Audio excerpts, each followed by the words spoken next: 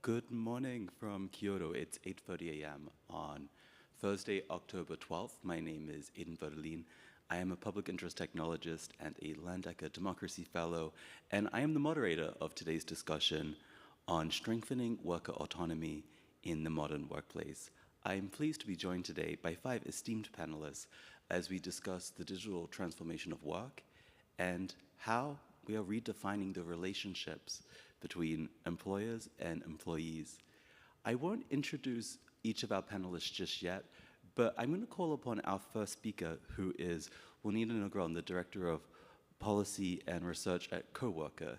And Juanita's been very instrumental in this space in providing terminology to describe a lot of what we are seeing when it comes to the evolutions in workplace surveillance and new ways of measuring productivity and other sort of forms of datafication that is happening in workplaces.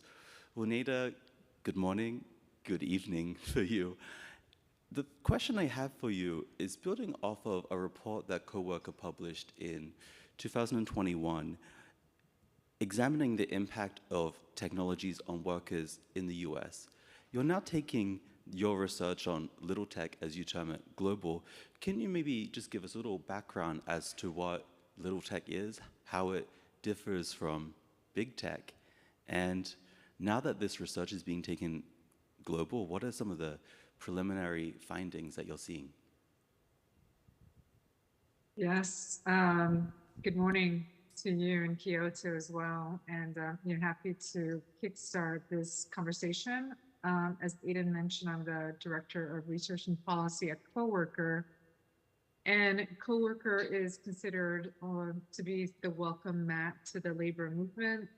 We really, a lot of the workers we engage with, because we're not a union, we're agnostic. So we get to talk to workers from every industry, everything from like the tech workers in the bigger tech companies to workers in retail, workers in manufacturing, workers in hospitality. And so through conversations with a broad set of workers across many industries, we started collecting, it was literally just a list of different apps, different vendors that different workers were sort of like coming to us about, like, oh, I have to download this app now, like Starbucks workers to um, track, to sign into work. And I'm not really sure what the privacy issues were. And so we really started collecting um, different products that we were hearing from different workers across different industries. And at the time, I was also in sort of the consumer privacy, big tech policy conversations. And obviously, those conversations were focused around sort of the five big tech companies. And they were, that play an outsized role in society, so not to be ignored. But it was five companies.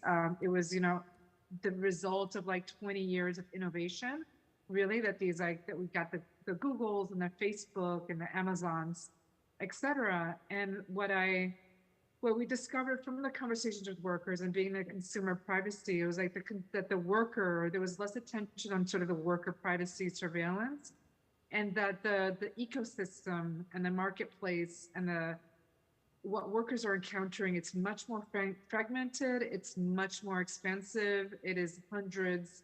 What became really like a short list of 10 apps and vendors became into hundreds. And we stopped researching, it was hundreds of different apps. Yes, there were some, Amazon has a lot of apps that they designed. So big tech was playing a role, but there was also a lot of startups, a lot of platforms, a lot of apps. And we wanted to quantify that by creating a database and just getting a sense of what the ecosystem looks like. And what um, when we began to, we used the word little tech because it was sort of ironic that it was like little, smaller tech, but it was actually thousands when you could visualize the five that dominate consumer privacy conversations with the thousands that dominate worker privacy conversations. And workers, because they're little, sometimes they're smaller vendors, um, unknown companies that just tailor to different sectors. They're not really known in workers. They don't have familiarity, so they were very confused, oftentimes, and very concerned. I should say more confused. Just concerned of like, what is this new technology? Who is this vendor? Are they trustworthy? How are they using my information, et cetera? And so out of that, out of quantifying sort of the ecosystem that workers and coining, trying to compete for airtime with the big tech world by calling it little tech, we really developed three hypotheses that contributed to sort of expanding this to like, what does a global um, little tech of workplace technologies look like for workers across different regions? And so the three hypotheses were that it was obviously it was an unregulated marketplace of different products and vendors, and so we wanted to see if different countries have these like vast ecosystems of different workplace technologies that are being integrated, and they're touching on every part of the labor process, and that's sort of really key because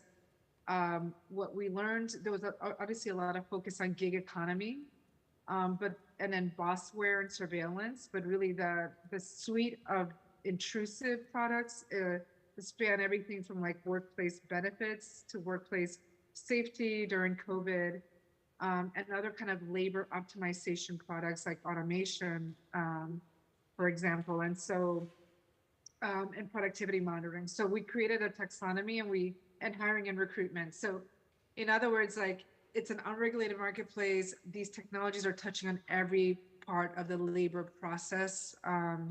Again, from hiring and recruitment to productivity monitoring, that includes surveillance to workplace benefits. Like it really has a lot of touch points in workers' lives. And then the third hypothesis that we wanted to see as we looked globally was that that this expensiveness is collecting a lot of sensitive data points on workers, and we saw that with the little tech in the U.S. There is all of these products that are at every step of the labor process are collecting an increasing amount of really sensitive data. When we look at a consumer privacy space, like we know we're just starting to come to grips with just how much is being collected, and workers, that ecosystem of awareness and like political education is not as strong, but we're starting to uncover just how many sensitive data points, and why is very we need to sort of focus on like the increasing amount of data points, again, that ranged from like biometric to sentiment analysis, to productivity monitoring, like the outputs, to like time attendance. Like what we are seeing now, which is problematic, is these data points are obviously in the wave of AI. They're either being used to train AI models, as we've seen in call center work. And so workers, their data is being collected, and everything from sentiment to biometric to productivity is being collected to train AI models in particular sectors without their awareness. It's being collected for surveillance. There's like traditional privacy issues there. And it's being used increasingly to make predictions, not about which workers won't be a cultural fit, which workers have risk of everything from organizing to stealing sensitive data. Like a lot of employers are really worried with sort of whistleblowing that's been going on, and data like industry secrets, et cetera, being released, that there's a lot of risk analysis that's happening. So there's a lot of predictive elements of like which workers are going to go rogue, which workers are at risk. And so again, the collection of sensitive data points with the sophistication of technology to make predictions that can affect workers without very limited recourse has been problematic. So those are three things that we went out to see, and we focused on our global research. Just to wrap up, was in Nigeria, Kenya, Colombia, and Brazil, and those we zeroed in on those countries because we were looking at sort of this next wave of tech innovation that it was like unleashed because of COVID. So these particular countries had received a large share of sort of venture capital money for tech innovation in the past 4 or 5 years. And so we sort of at the like countries at the global level, they were in the top 10. And so we wanted to see like, what does the innovation space look like? What are the types of technologies that are coming out? And what we're seeing is we are seeing that the ecosystem of products in the marketplace are mostly still dominated by gig economy, but there is an increasing amount of products and companies, not necessarily in those particular countries, but sometimes it's global north countries selling to global majority employers, and that are being sold to workers and sort of as kind of traditional business to fulfill business outcomes, to like process payroll, to everything from processing payroll to you know, timekeeping and some low tech things. But the data, again, it's not only the business function that we're looking at, but it's also the types of data that are being collected. Those have been sort of the same patterns that we saw in the US, just a lot of, and in these global majority countries, there is also no data or consumer privacy laws. So for workers, again, the awareness of what to do is a lot more limited. I don't know if I just stop there just to give other folks a chance to weigh in.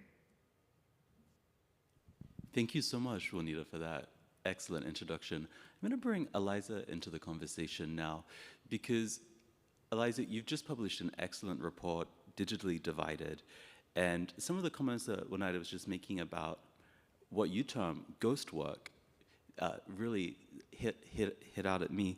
So perhaps, Eliza, you could comment on why Amnesty International has long been researching the intersection of technology and global inequality, but it is a bit newer for you to be investigating the intersection of labor rights and technology. What changed? What sparked the need for your Digitally Divided report?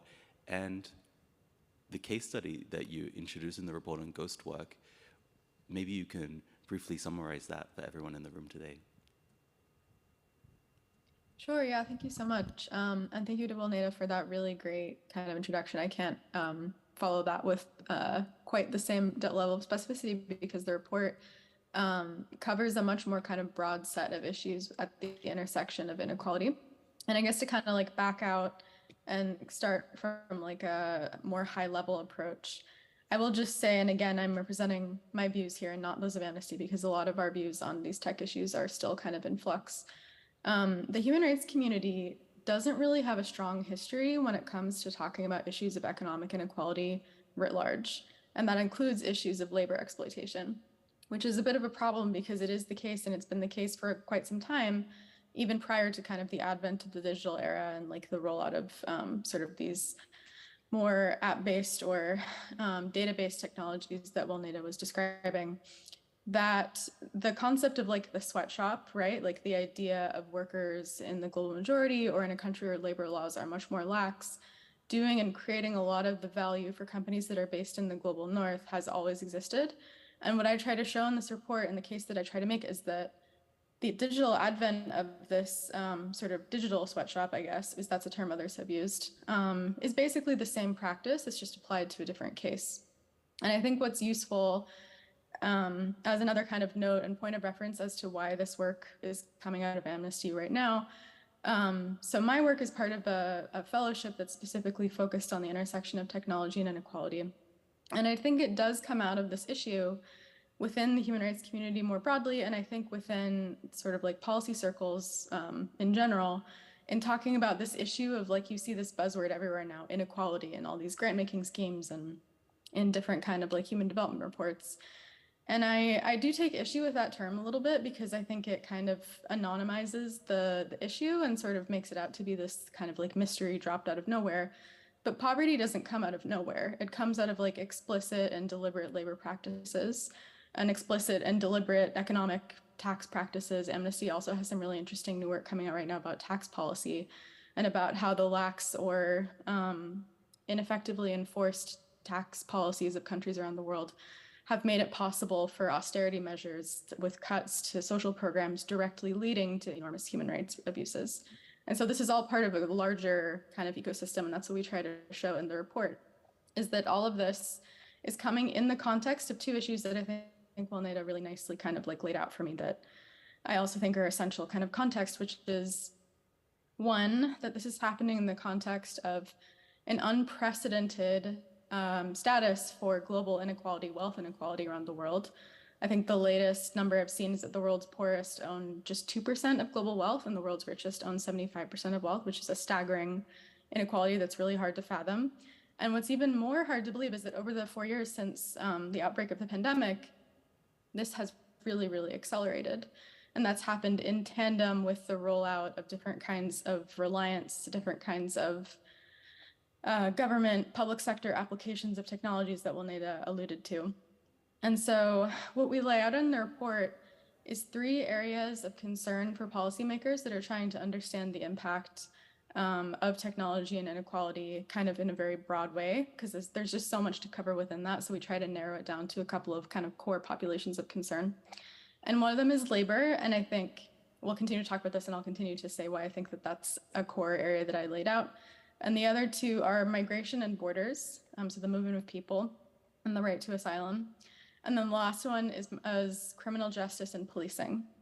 And I think the last thing I'll say before I finish, because this is a long answer to your question, is that part of the reason, and it's interesting that this work is coming at this moment, Amnesty Tech specifically has pre-existing work that focuses primarily on issues of surveillance, where we mean like spyware, different kinds of predictive policing, and then different issues around digitization and automated decision-making in the public sector.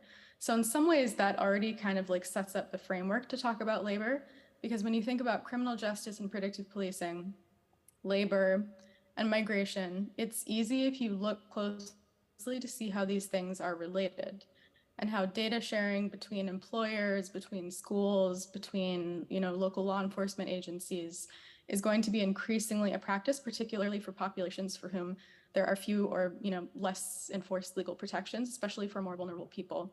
And so what I show, and this is just my last point, is that I think technology in some ways has become kind of like an accelerator and a facilitator of inequality, or it's become kind of like the helpful cover story for why we let inequality persist and become exacerbated. So that's a very long answer, but hopefully that's an introduction to the report, and I'm really happy to go into more detail and talk more about that. Thank you so much, Eliza. And I would love to go into a little more detail in the second half of our session. But for now, I'm going to bring in Eduardo Carrillo, who is the co-director of the Paraguayan nonprofit TEDIC. And Eduardo, maybe I can ask what your reaction is to what Eliza and Wilneda have just said. And also, I find the comment that you said, Eliza, that really struck me just then was, poverty doesn't come out of nowhere. It comes out of deliberate policy interventions. What do you think about that, Eduardo? And you have been doing research on the impact of algorithmic management on low-paid workers in Paraguay. Do you agree with Eliza's statement? And in the context of the low-paid workers in Paraguay that you have been researching in the transport and delivery space, how does that ring true? This is working? Yes. Well, thank you so much, Aiden, and great to connect with Eliza and with Neda.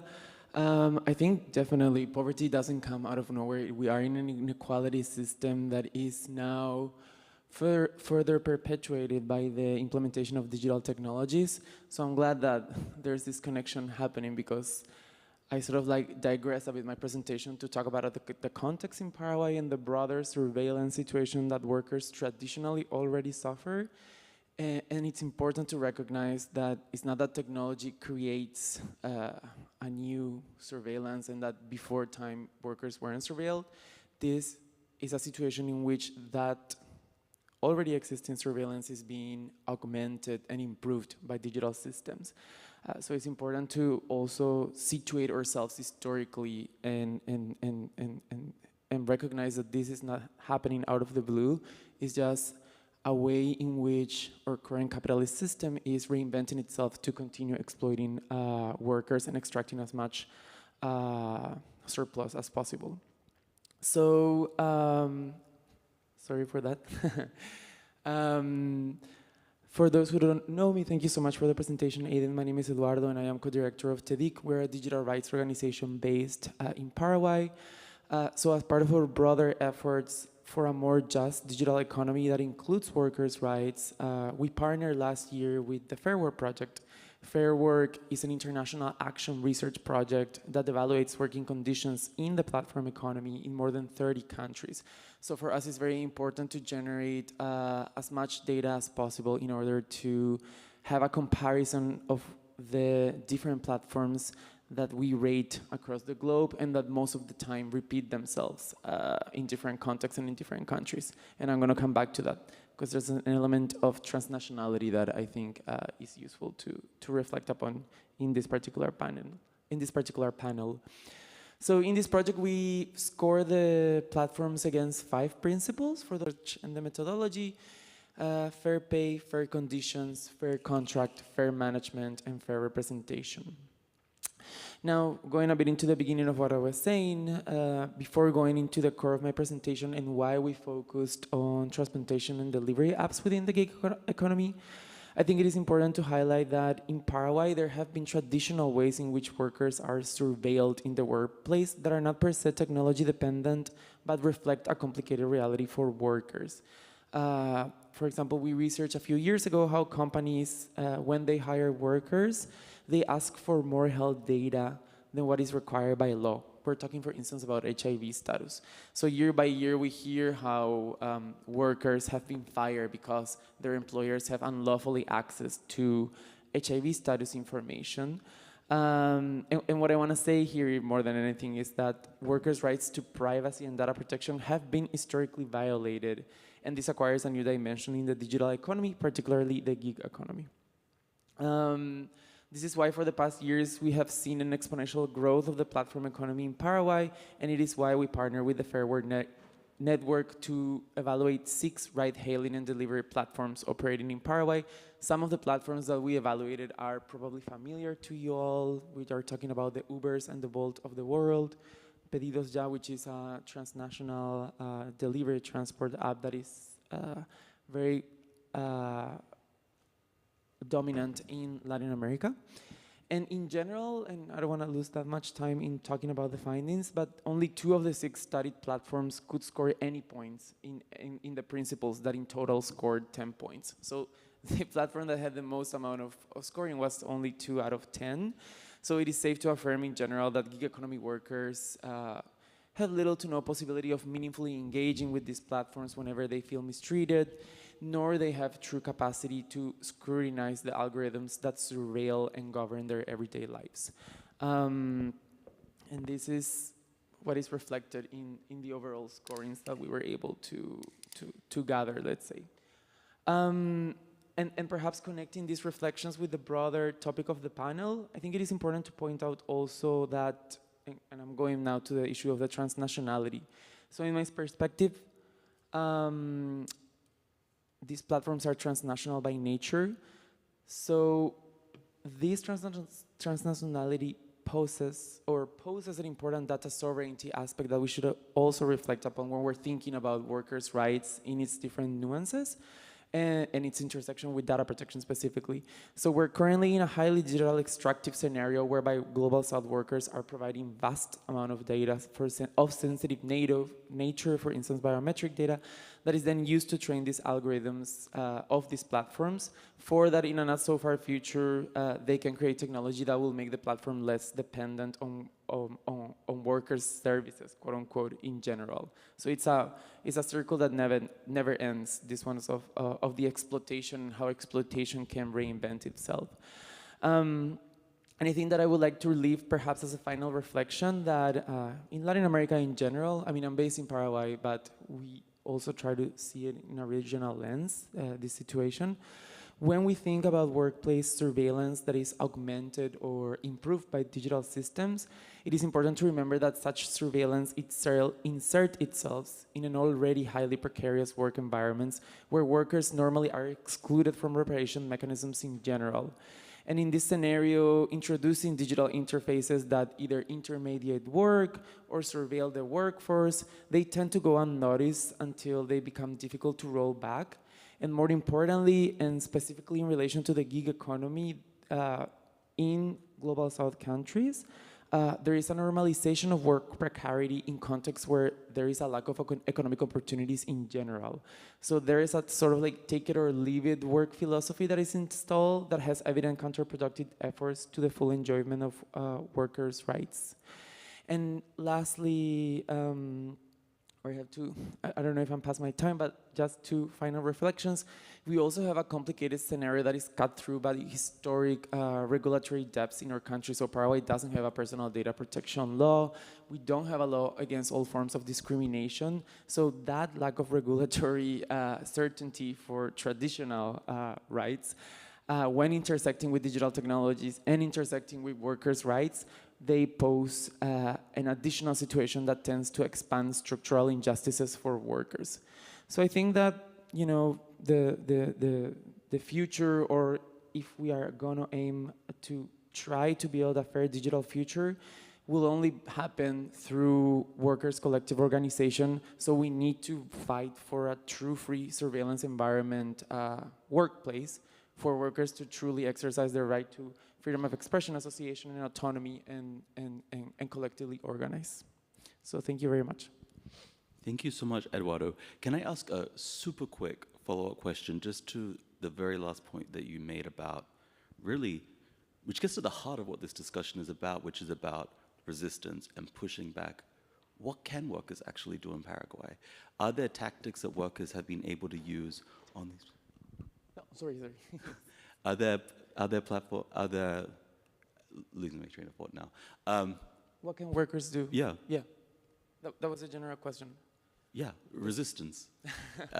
What does that look like in the Paraguayan context? Well, it's a complicated reality. I know I'm using a lot that that catchphrase, but the thing is that Paraguay, curiously or not so curiously, is one of the countries with the lowest unionization rate of Latin America. So that's already a lot in a context of precarity in general. The private sector workforce has less than 1% of an unionization rate. So traditional ways in which workers could organize, which is indeed being perhaps in a union, is not something that is very traditional in the country. And I think that there needs to be a shift in that understanding from workers, but it's a difficult cultural shift that is also associated with a lot of uncertainty, because most of the time workers, whenever they do try to organize in the country, they tend to be fired before they form the union.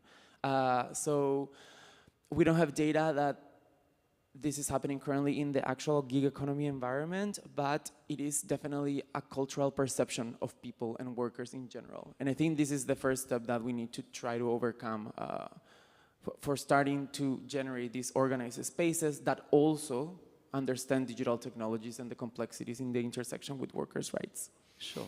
Thank you, Eduardo. And Rashi Saxena is a social innovation practitioner based in India.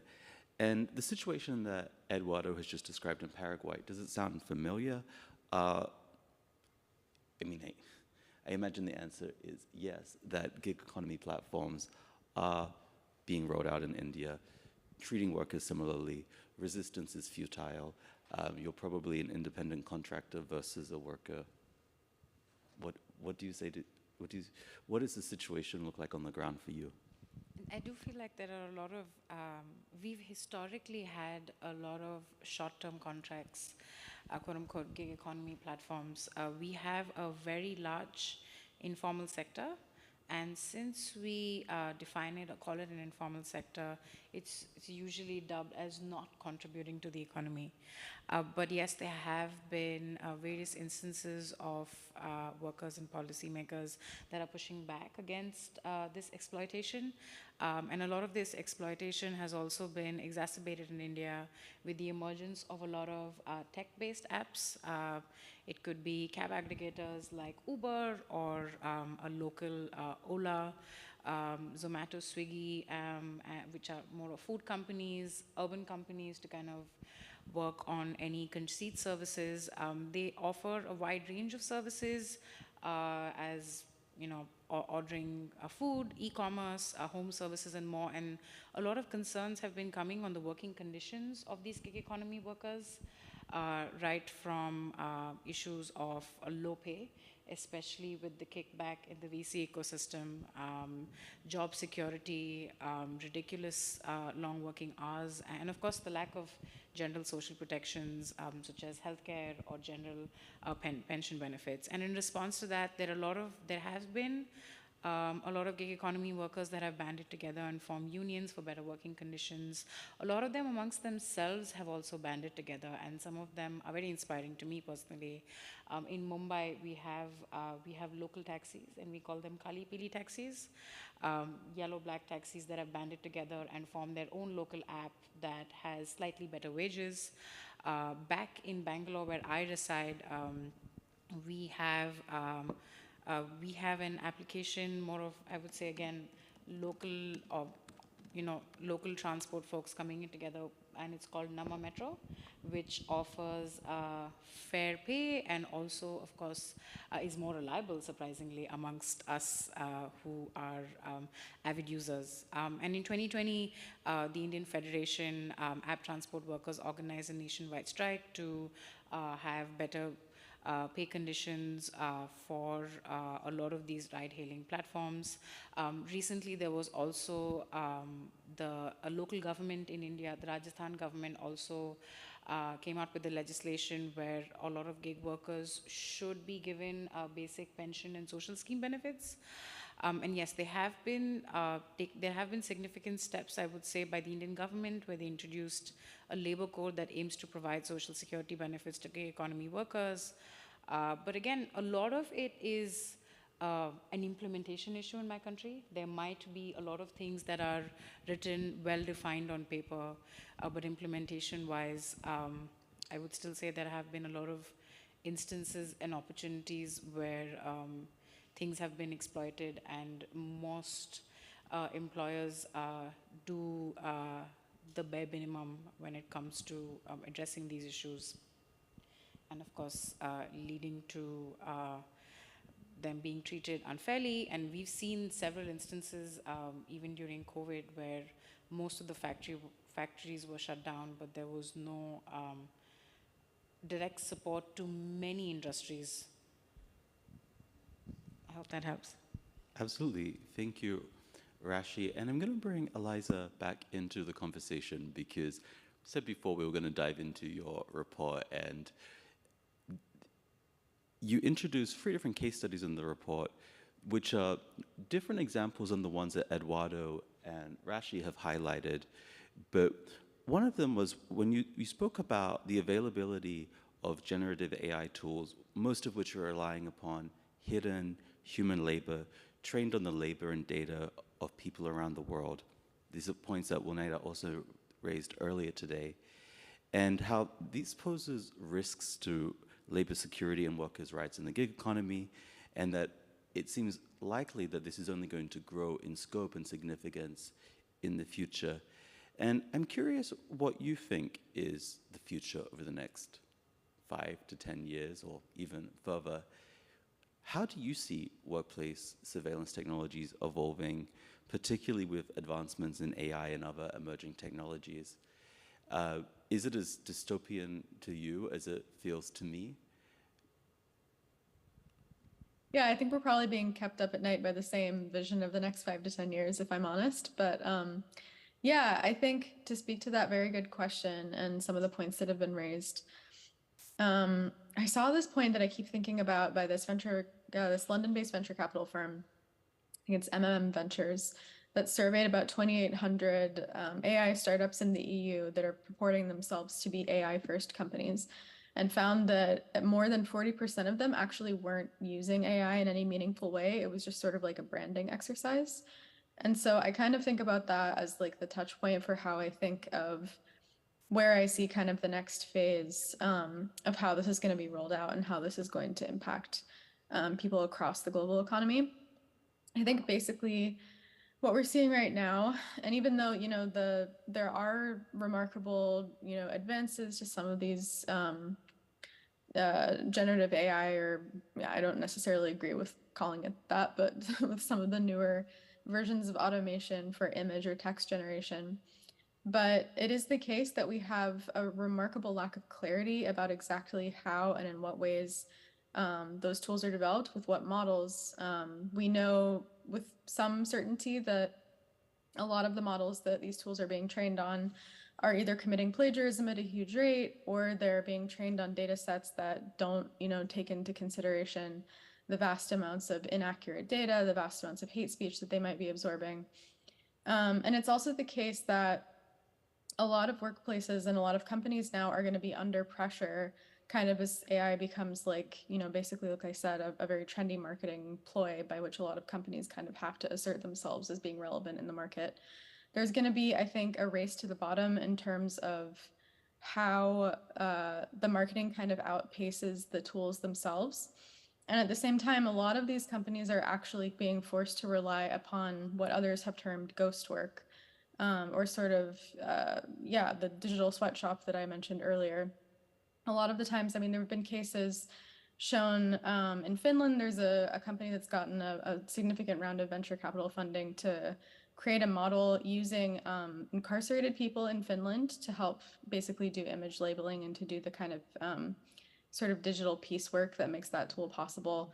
There have been cases of humanitarian instances or companies that sort of purport themselves to be assisting or helping refugees or asylum seekers that are using those populations, again, who are in a very precarious situation and don't have a lot of choices for work, using them as image labelers or sort of doing the digital piecework that's required to make these tools possible. And so my fear is that we're going to see like an increasingly bottomless need for not just for data, but for the capacity to basically do what AI purports to do, which does require, at least as of now, a tremendous amount of actual human labor, but that most companies sort of want to keep hidden. And so that's sort of something I think about as we think about the future and where policymakers should be putting their attention, is looking carefully to see where there are going to be populations of very precarious people who have very little, who are desperate, who have very little option for how they're going to make their living, and to look where and in what ways they might be kind of fed into the global supply chain of a lot of these companies and a lot of these technologies. And I think that's something I will watch with a little bit of fear, but I'll watch closely. Thank you. And can I ask a really basic follow-up question, which is, why do companies want to keep that labor hidden? Yeah, that's a good question. I mean, I think it's embarrassing to them. They don't want to have to admit that the tool that they developed isn't as advanced as they purport it to be. We saw this first, or one of the first cases that I saw that was sort of the most impactful was Meta, and we still don't know, again, because a lot of these tools and a lot of the evidence about them is kept very non-transparent.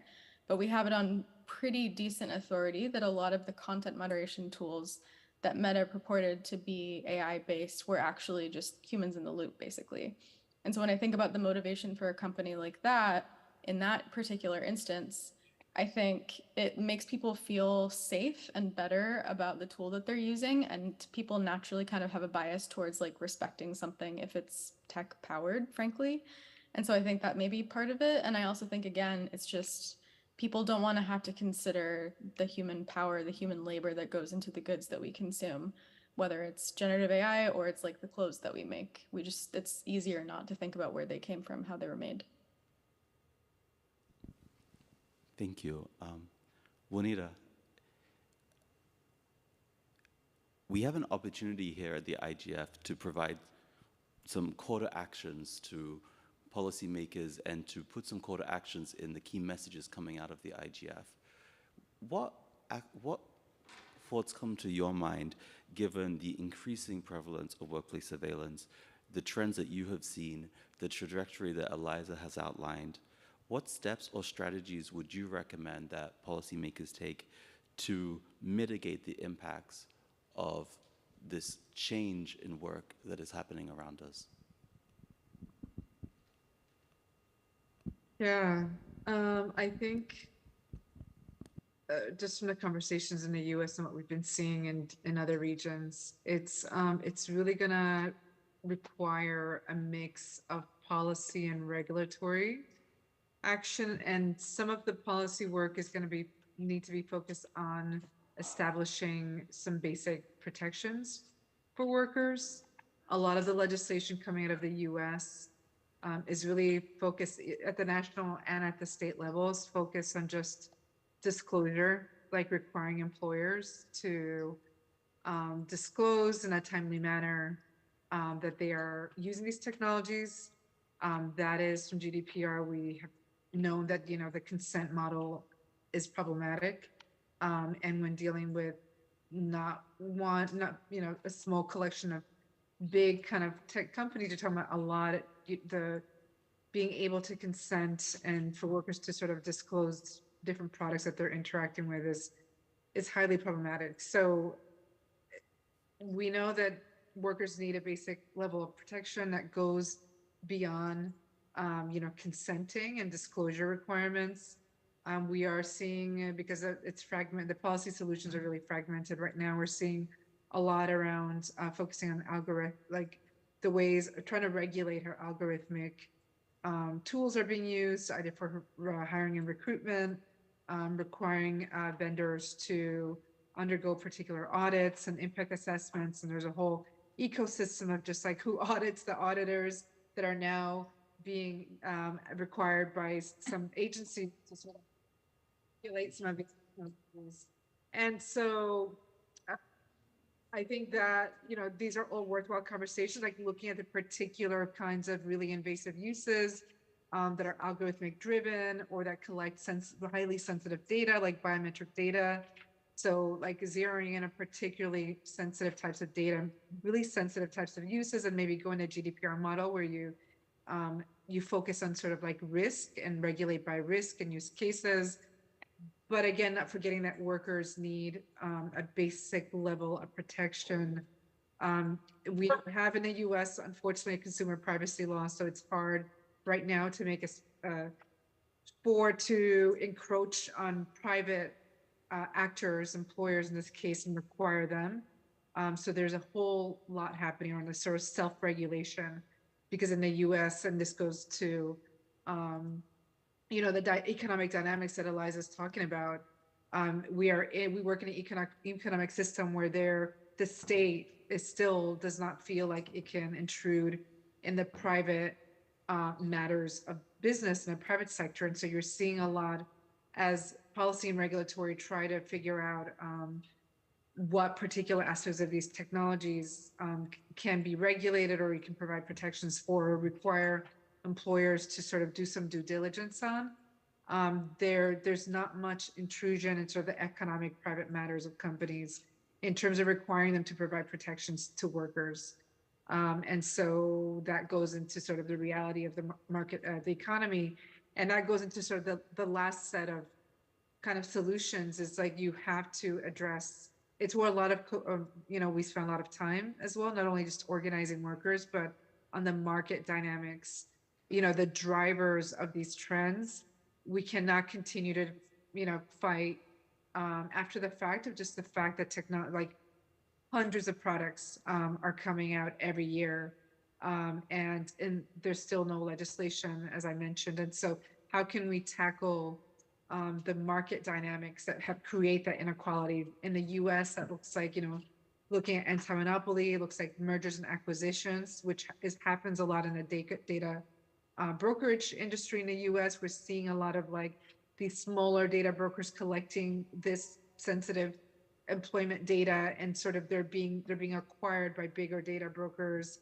And so can we use the power of mergers and acquisitions to kind of, lack of a better word, just try to like tone down that market dynamic.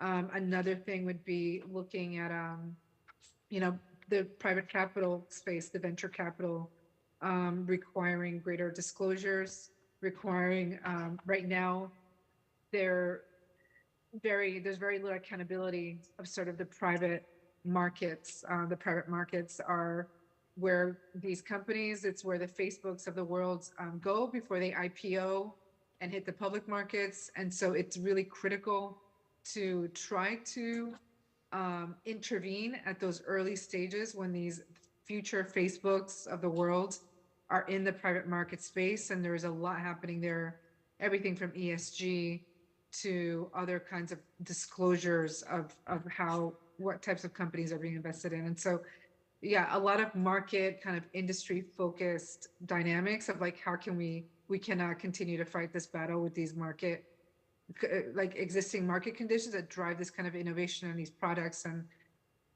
as a state sort of struggles to intervene, in addition to, again, to like all the policy and like multi-agency work that's needed to like regulate particular harmful technologies and provide some kind of protection for workers beyond, just disclosure and consent. So there's a lot of work to be done. And to what extent that there are spaces, to what Eduardo was saying, for us to strategize on, national, regional level, I think is really, it's really very much needed. So Thank you so much, Juanita. And Eduardo, I'd love for you to react to Juanita's comments just there around, do we need to tone down that market dynamic? Do we need greater disclosure when it comes to venture capital? And also, if I can throw in an extra point that I have heard others raise, which is around the argument that the value of worker data is arguably in its collective use by both workers and employers. And if we were to think about what that would look like if workers and or their representatives who advocate for their legitimate interests were to have collective rights to worker data, and I don't mean health data, for example, I mean different forms of data, whether that is around injury rates, other metrics. What might those rights look like? Would that be helpful? What do you think? What else should we be asking for? I think that I'll start from the last question and then connect with some of the points that Juanita and Elizabeth made that I think were quite interesting. I think that my worry in sort of like posing those very complex ways of governing a shared access of data in a public interest way, in benefit of workers, I mean. I feel that it's a bit difficult in Global South context where people are still learning how this ecosystem even works.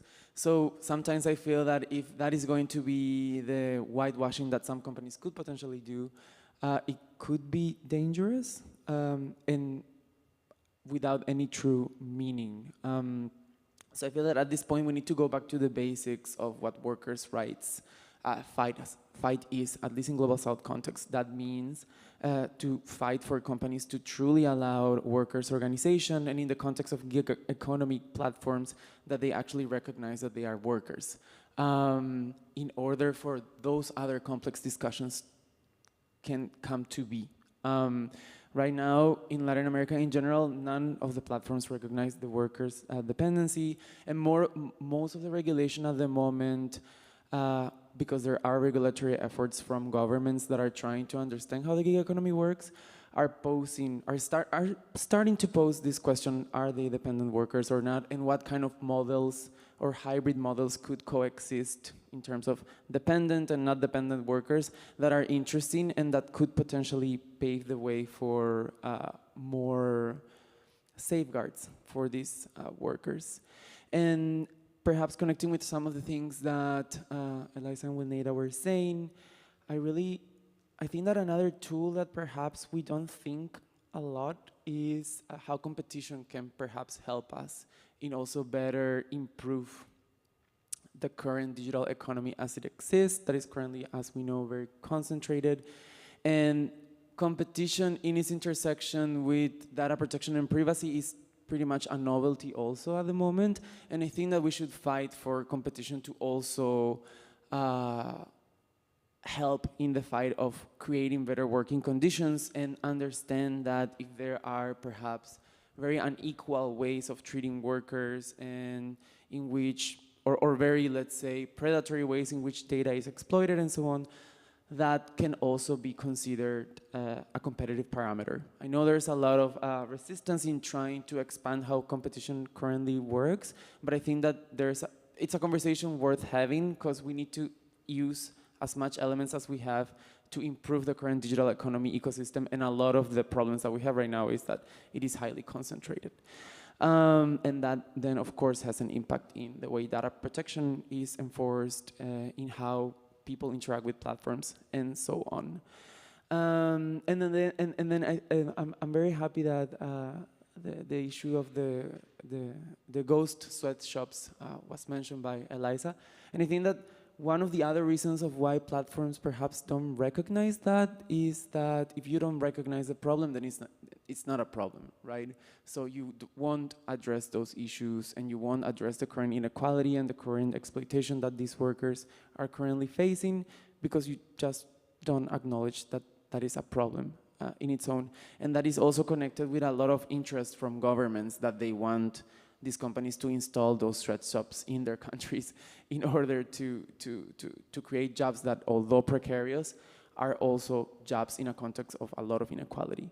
So I think that, lastly, also in terms of the future, that was sort of like a question that you asked me at the beginning. I think that a lot of the future and what other things workers could also do is related to platform cooperativism.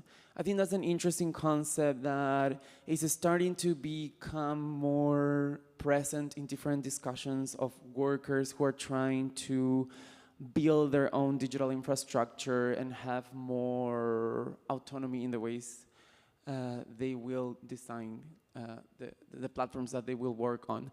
But I think that those discussions have to be highly supported by national governments that should invest in those kinds of programs and allow this kind of exploration to happen in order to build other sorts of business models that are more cooperative and just in their roots. So yeah, thank you. Eduardo, thank you. And Rashi, Saxana, I'll bring you back into the conversation. Of course, you have the opportunity to respond to Eduardo's comments as well as the comments from Eliza and Juanita.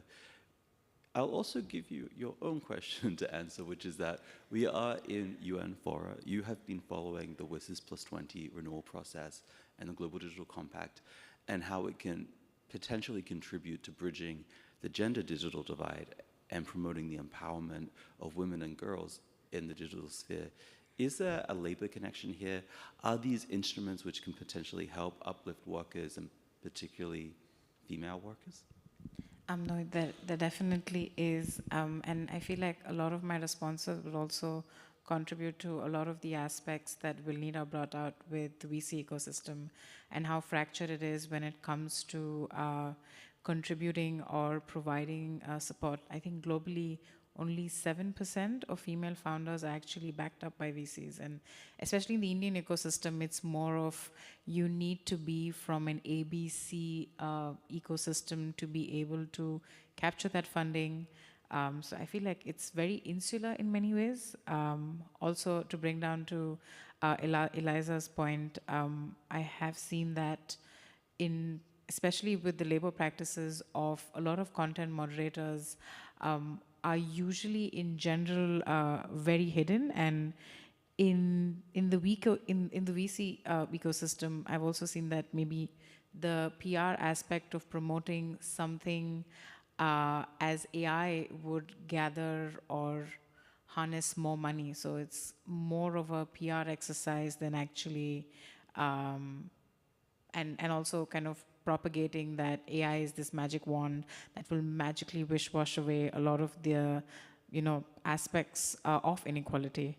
But talking about the WSIS 20 renewal process and the Global Digital Compact, I do feel like it has the potential to significantly bring in the gender digital divide, one with helping identifying the barriers that prevent women from accessing digital technologies. In India, most of the local households have, or the device is shared among an entire family.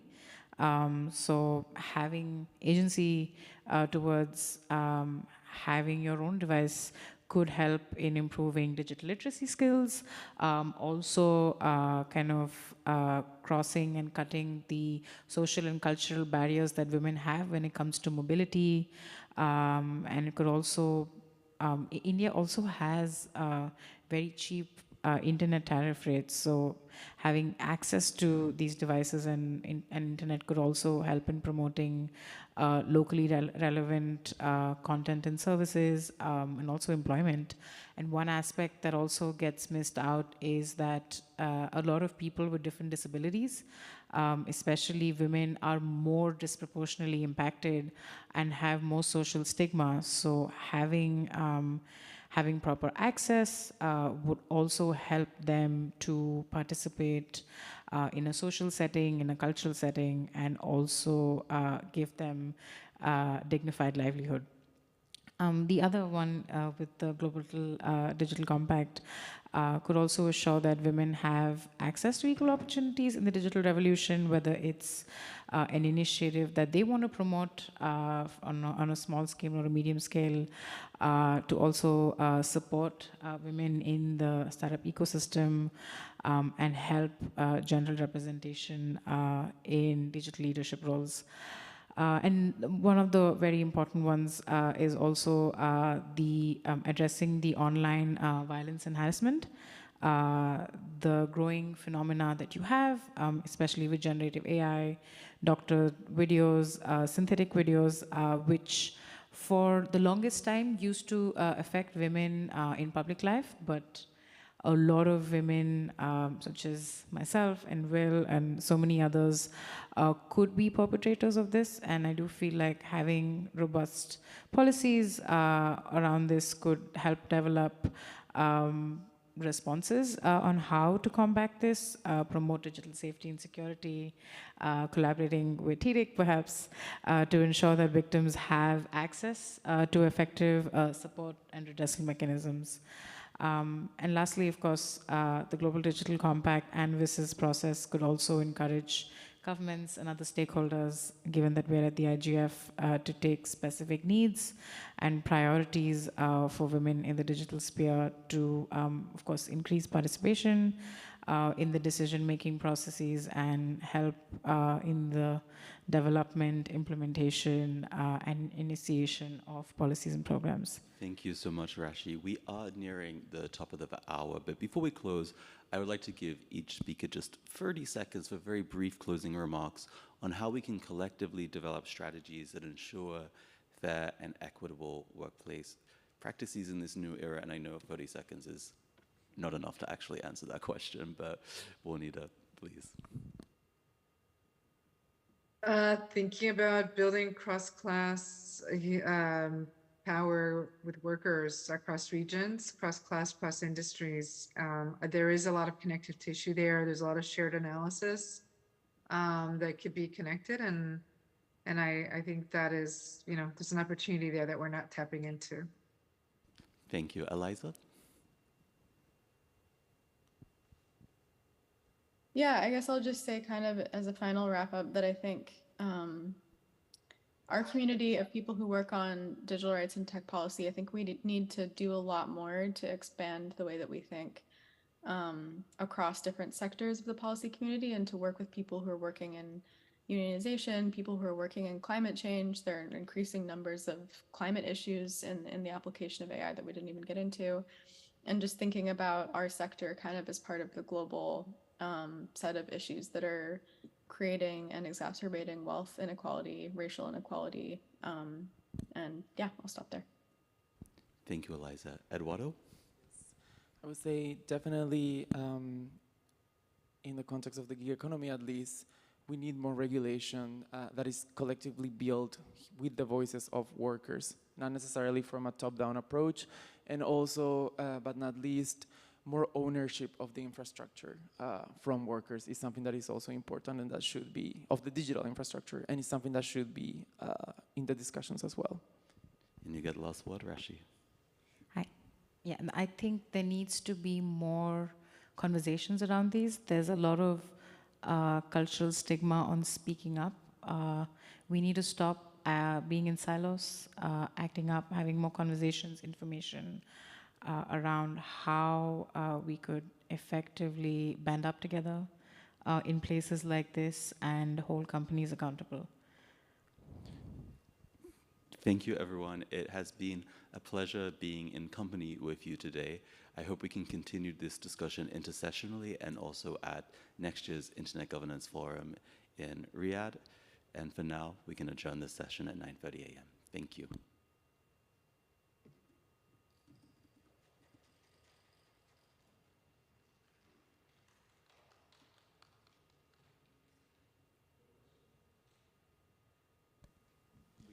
We're actually out of time. It's an hour long. We can take questions now if you want. Yeah.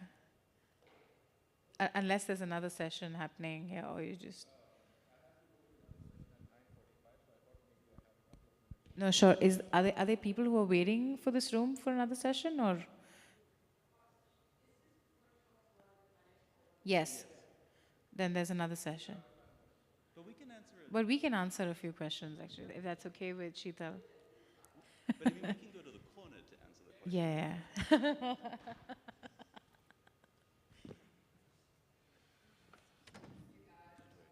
Thank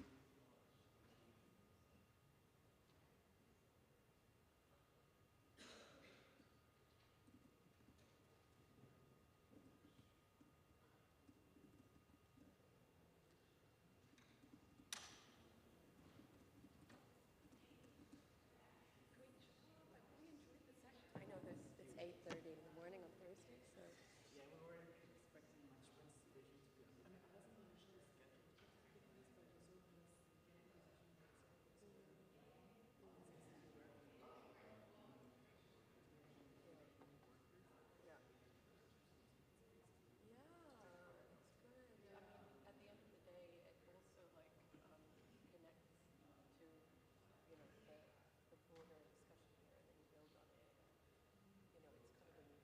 The IGF, so you have to start somewhere.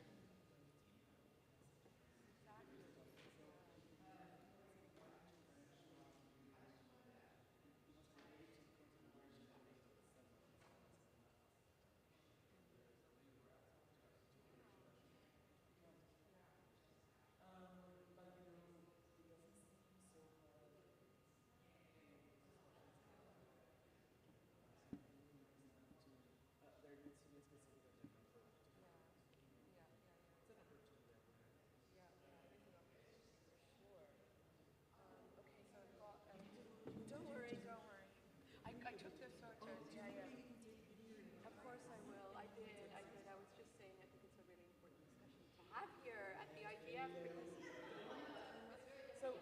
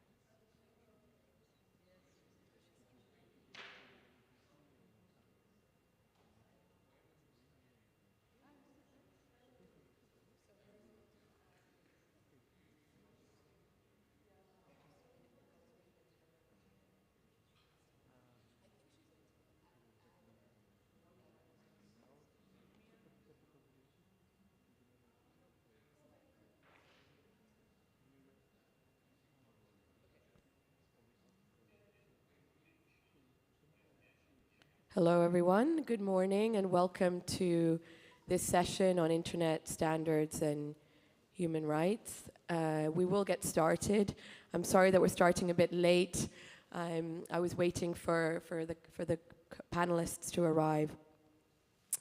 A very warm welcome to you if you're joining us online as well. My name is Sheetal Kumar, and I co-lead Global Partners Digital's engagement in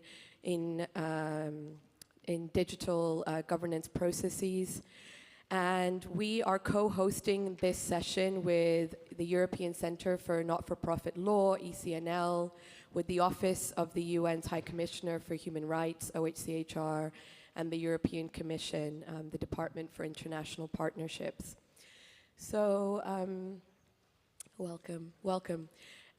We have just started. Again, welcome to everyone here in the room and online. Just to give a bit of a context, at GPD, we are a human rights organization working to embed human rights in the governance of digital technologies, which includes not only, of course, regulation and policy frameworks, but also technical standards. And I think internet standards are perhaps one of the areas of internet governance, or part of the internet that may feel invisible for many, but actually, and unless perhaps you're working on them, they're fundamentally shaping, of course, our lives and the exercise of our human rights in the digital age as we become even more dependent on the internet and on digital technologies.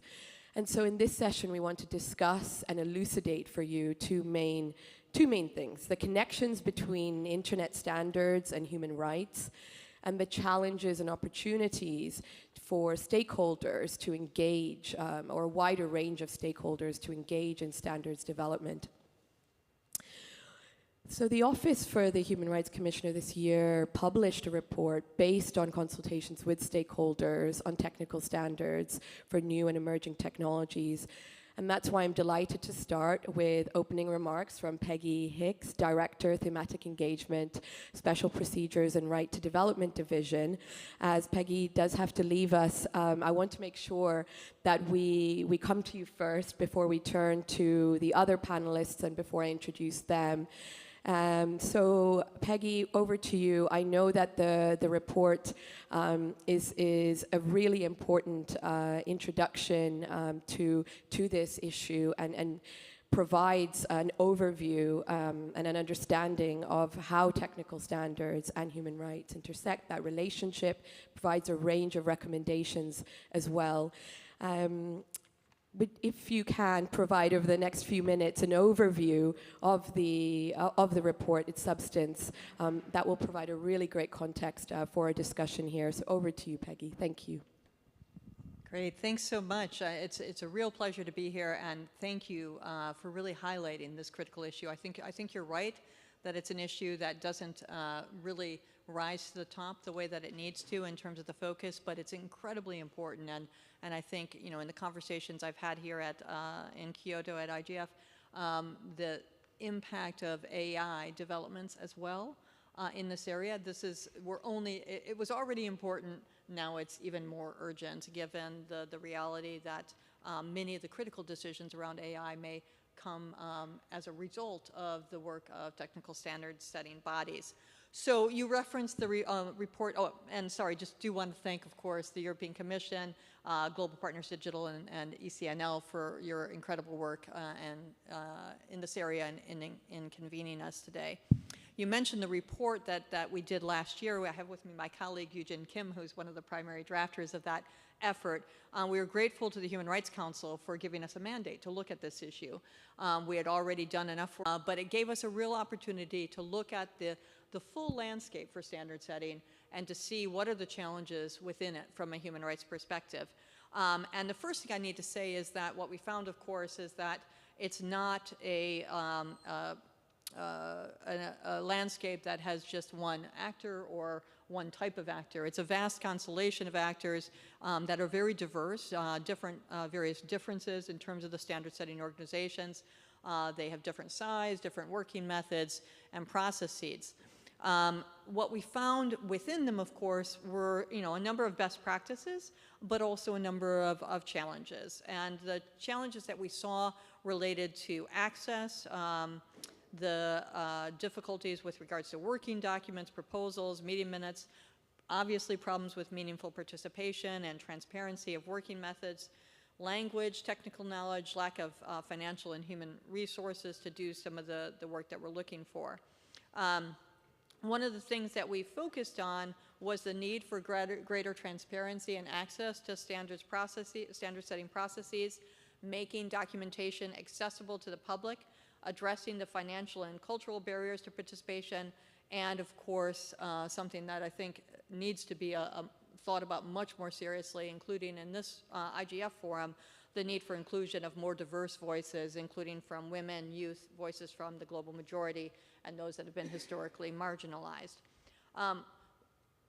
When we look at the landscape that I've just described, as I said, one of the key things is that we need to recognize that there can't be a one-size-fits-all approach, that the standard-setting bodies themselves are at different places, and we need to sort of look at how to move things forward for the different standard-setting bodies. But it's an urgent endeavor, as I said. What we're trying to think about is really sort of a two-flank approach. The first flank is to really look at each standard-setting body, work with them to see what are some of the best practices, what are the barriers to access in their own institutions, and work with them to put in place policies that are going to make it more easier to bring in human rights expertise in a variety of ways, including, of course, civil society engagement, as I just said, but also from the academic community and others.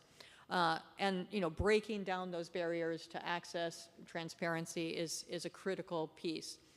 The second piece, of course, though, we want the doors to be open, but even when the doors are open, there are still real obstacles to civil society and academia being able to engage effectively in these bodies.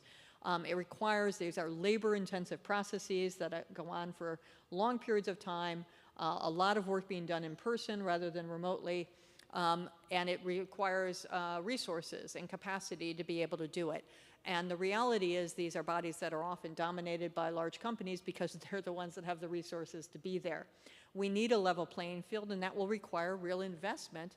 If we think that civil society and academia have important voices within these fora, then we need to find a way to resource it and make it happen as well. So we're talking about what would it take, what types of funders might be able to better support civil society and academic engagement and standard setting processes, and we're going to need that piece to be put in place as well. The good news is I think there's a real appetite from the standard setting bodies that we've talked to. They want to move forward on this. They understand that their credibility and effectiveness depends on better engagement with the communities that are affected by digital technologies. So we think there's room to move on these issues, but to just leave everybody with the thought that it's an urgent endeavor and one that we need to take action on now. Thanks very much. Thanks, Peggy. That was great. And I think we're going to unpack a lot of that this morning. So just to quote from your report, one line, which I think speaks to some of what you said: technical standards reflect the interests, values, and concerns of those participating in their elaboration. And so, of course, as these standards undergird the technologies and the internet as it evolves, and thus the rights of those who use them, it is really important, as you said, to ensure that the engagement in them is diverse. So I want to come next to our first panelist, who is Nathan Pasqualini, who is a researcher at Data Privacy Brazil and is sitting on my left here. Because you have done research on exactly this question, engagement in internet governance bodies, and thank you, Peggy, for joining us. I know you had to leave. You have to leave. Thank you so much for making the time. So Nathan, this report that you have worked on provides real data and insights into the actual engagement in internet governance bodies and standard setting. Really interested to hear now, if you can keep it to 3 minutes, that would be great, the top level insights from your research. Thank you. Hello, everyone. As Chital said, I'm working with Data Privacy Brazil, which is a non-profit civil society organization that deals with the promotion with the digital rights through a social justice lenses.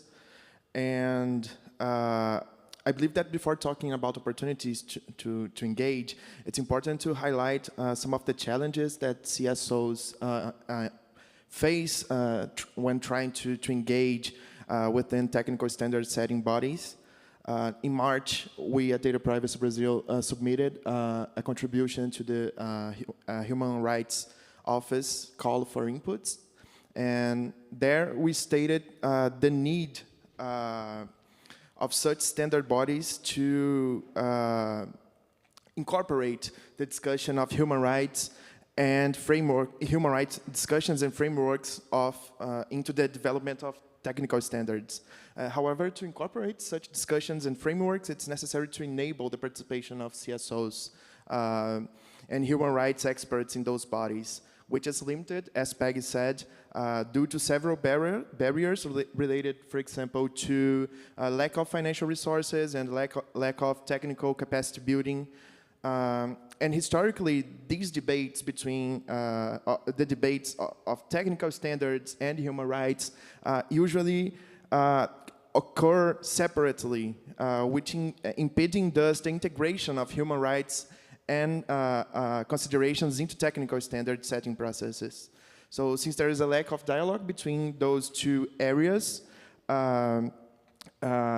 we need to advocate for a multi-stakeholder approach so that it would help to improve the dialogue between standard setting bodies, standard setting processes, and human rights. And this understanding also appeared in this study that you mentioned and that we conducted on Data Privacy Brazil. We designed this study with representatives from Global Southern organizations, and we're launching this report today. The document will be available very soon. And the study is called Voices from the Global South, Perspectives on International Engagements and Digital Rights. And it was supported by the National Endowment for Democracy and sheds light specifically on the active involvement of a carefully selected group of activists from the Global South within international organizations. And going forward to the end, I promise I'm finishing. And in terms of opportunities of engagement, in this report, we were able to identify that despite the challenges and barriers in general that CSOs face to engage with international standard setting bodies, the processes that take place inside the UN, especially the IGF, are still key spaces. Especially because the IGF is the only entirely open and multi-stakeholder space, which, despite not making binding decision, it's conducive to creating capacity building and for technical community actors to bring their discussions to be debated with an open and fruitful space within the scope between human rights and probably and maybe standard setting processes. So thank you, Chital. Okay, I will get this right at some point. Is this on? Yes. So thank you, Nathan. I think what you've said also reflects a lot of what the OHCHR report outlined, but it's very important to have that understanding from civil society as well on the ground, trying to engage in these spaces. And I encourage everyone to look at that report that's just been launched. So I'm now going to come over to Eva Ignatushenko, who is Head of Digital Standards and Internet Governance at the UK's Department for Science, Innovation and Technology. Eva, the UK has a strategy on standards engagement. How are you engaging on this topic of technical standards, internet standards, and human rights? And what do you think needs to be done to address the challenges we've heard, but also take advantage of the appetite and the interest in ensuring more diversity in this space? Thank you. Oh, this is actually already on. There you go. And thank you to Global Partners Digital for setting up this session. That is really important. And as you say, UK government is really committed to this agenda. And thank you for everybody who made it out this morning. I'm going to talk a little bit about the UK approach to this and then leave you with 3 thoughts, which hopefully will spark a bit of discussion later as well. UK government, and I feel like I'm repeating myself, but maybe for some of you this is new, has a really long track record of engaging in technical standards internationally. Within that, supporting the multi-stakeholder and industry-led system as it is, ensuring there's integrity and promoting human rights. So this is not new for us, but we're very aware of the challenges. And within that, I think the inclusion in the development of standards is not an easy task. And we think particularly also in the deployment process of standards, sometimes you see issues. But we have made a huge amount of progress over the last few years. I always like to think I made standards sexy for UK government, and I stand by that. And we've also embedded it in the G7 agreements. In 2021, the G7 for the first time adopted an agreement and partnership on digital technical standards, which has a lot of human rights relevant commitments of looking at internet protocols in particular, looking at inclusion, looking at standards that have wider societal impact and how the G7 can engage in that and support the community. And as we already heard from OHCHR, SDOs are aware, standards bodies are aware, and they know it's not a straightforward task, but there's more that we need to do despite the fact that standards bodies have woken up to the challenge. And especially from our perspective, it's not always in the development of the standard. It often comes to the implementation, the deployment of the standard where human rights play a role and where human rights abuses might happen. And you can think of a standard like facial recognition that is really important to protect privacy and when might unlock your phone with that, but can equally be used by other regimes for mass surveillance. I want to leave you now with 3 thoughts because I'm conscious of time. First one is that we're not starting with a blank sheet of paper. One of the issues that OHCHR had when looking at this problem is there isn't really any guidelines on human rights and technical standards. However, we do have the UN principles on business and human rights, and they give good requirements and good baseline for businesses to consider human rights in their engagement in standards bodies and in the development of standards. And we should be building on those. Secondly, we really need a meaningful, and I do emphasize that word, meaningful way for human rights experts to engage. It's a 2-way street. Human rights experts need to start paying attention and start educating themselves. But importantly, also standards bodies need to become more open to them. The UK is doing a lot to engage civil society in particular, but also industry experts and coordinate with them on standards, including in the multi-stakeholder advisory group on internet governance in the UK, but also informal networks on organizations like ETSI, ITU, IETF. I'm sorry, I'm not spelling them out. What happens with standards bodies is you spell it out and it's still, you're not no wiser, so I'm just going to leave it there. And the last thought I want to leave you with, maybe a bit more provocative, is I really see AI, and I'm sure you've not heard anything about AI during this IGF, as an enabler of this discussion, because for the first time what we're seeing is that there's a real recognition that ethics are a key part of what goes into developing technical standards in a new technology, and we hope that that could bring some lessons learned for the future for other technologies. I'll leave it to you there. Thanks, Eva. That was really really useful, I believe, and I'm excited to pick up some of those points in the open discussion and also invite you all to start thinking about your questions or how you'd like to engage once we've heard from our next 2 speakers. And the next speaker is online, so I hope we can connect to Vanessa Copetti-Cravo, who is joining us online.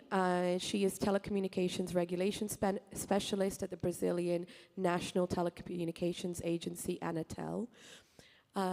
Vanessa, are you able to unmute yourself and join us on the... Okay, yes. There, we see you there. Excellent. I'm glad it's working well, and all the standards are ensuring we can connect with you and hear what you have to say and to share about the experience of Anatel in engaging in standards organizations, but also in engaging a wide range of stakeholders in these discussions. Over to you. So thank you very much, and good morning, good afternoon, good evening to all. So I think it's important to highlight that Anatel has the legal mandate in Brazil to represent the country in the international telecommunications organizations, and perhaps my experience that is most relevant to the session is the fact that I engage in the ITU, the International Telecommunications Agency, for now more than 14 years. So I think it's a pleasure to have this conversation. And this is very relevant. And in fact, as we have heard today, this matter become relevant every day that goes by. And why is that? Is because our world and our lives have changed profoundly with all these technologies, and they will continue to do so. We just heard about AI. And they will continue to evolve, they will continue to disrupt. And there is a chase for leadership in these new and emerging technologies. And they also have turned the standardization processes the subject of our into new geopolitical battlefields. And this also exacerbates, highlight the disparities in the participation of in the process in the fora. It's not surprised that the Global South lags behind in participation in these processes, something also that was highlighted in the report of the Office of United Nations High Commissioner for Human Rights on this matter, and one of the challenges that Peggy has mentioned before. So at the same time that we recognize the unique representation, we also recognize that the processes define several different aspects of how we live, communicate, interact, and no matter where or how you live. So we recognize that, but that the different voices are not being considered in shaping their own lives, something also that Chital has mentioned in the opening remarks. So of course, that through the history, we have seen examples that standards that didn't take into consideration human rights. And one well-known example is the seatbelt that was designed to save men's life, but not women's life. So the fact is that now standards have a completely different roles in our societies. We live in an interdependent, connected, digital society, which lies upon technical standards. And we cannot wait until we discover that these standards are not designed for everyone and they can jeopardize women, for example, and other vulnerable groups to take some action. So having said that, I think there is an agreement that the role of standards had completely changed, and they demand a change on how we look and we consider these processes in these organizations. So the real challenge is how to integrate the discussions within the framework and processes of standardization. And Peggy also have highlighted quite a few challenges that we need to address. And so Brazil has some reflections on this point, and we have participated in discussions within the ITU framework about this. And we see this as, of course, an opportunity for the improving of the working methods. And of course, we also take into consideration the challenges. But I think one very important thing is how to better integrate human rights perspective into the already existing processes. So we believe that this discussion should be embedded in the cycles of the work of standardization. And for example, when we are talking about ITUT, we are talking of discussing these issues within the telecommunication standardization sector. So this is something very important. And I think also something that we have seen is that we already seen some movement in this regard within ITU. And so I think this is for the international perspective. that we are trying, we're looking forward to follow how this is going to evolve within ITU and of course engage in this matter. And when we look into nationally, what we have done in Brazil is we have set a framework, a structure to try to have a plural participation to ITU and other international organizations that Anatel represent Brazil in. So this is an open, a plural organization, and we try to foster the discussion. But of course, even nationally, we consider this as a challenge because it's really difficult to engage. We try to engage academia, for example, for the last session of the security lead group that address standardizations within ITU. We even were able to engage academia in this discussion. So it was the first time that we had a delegation that involved academia for this discussion. So we have seen this improvement as well. But it's not easy because all the challenges, they also apply nationally, even if we are trying to engage nationally to build consensus to take this forward.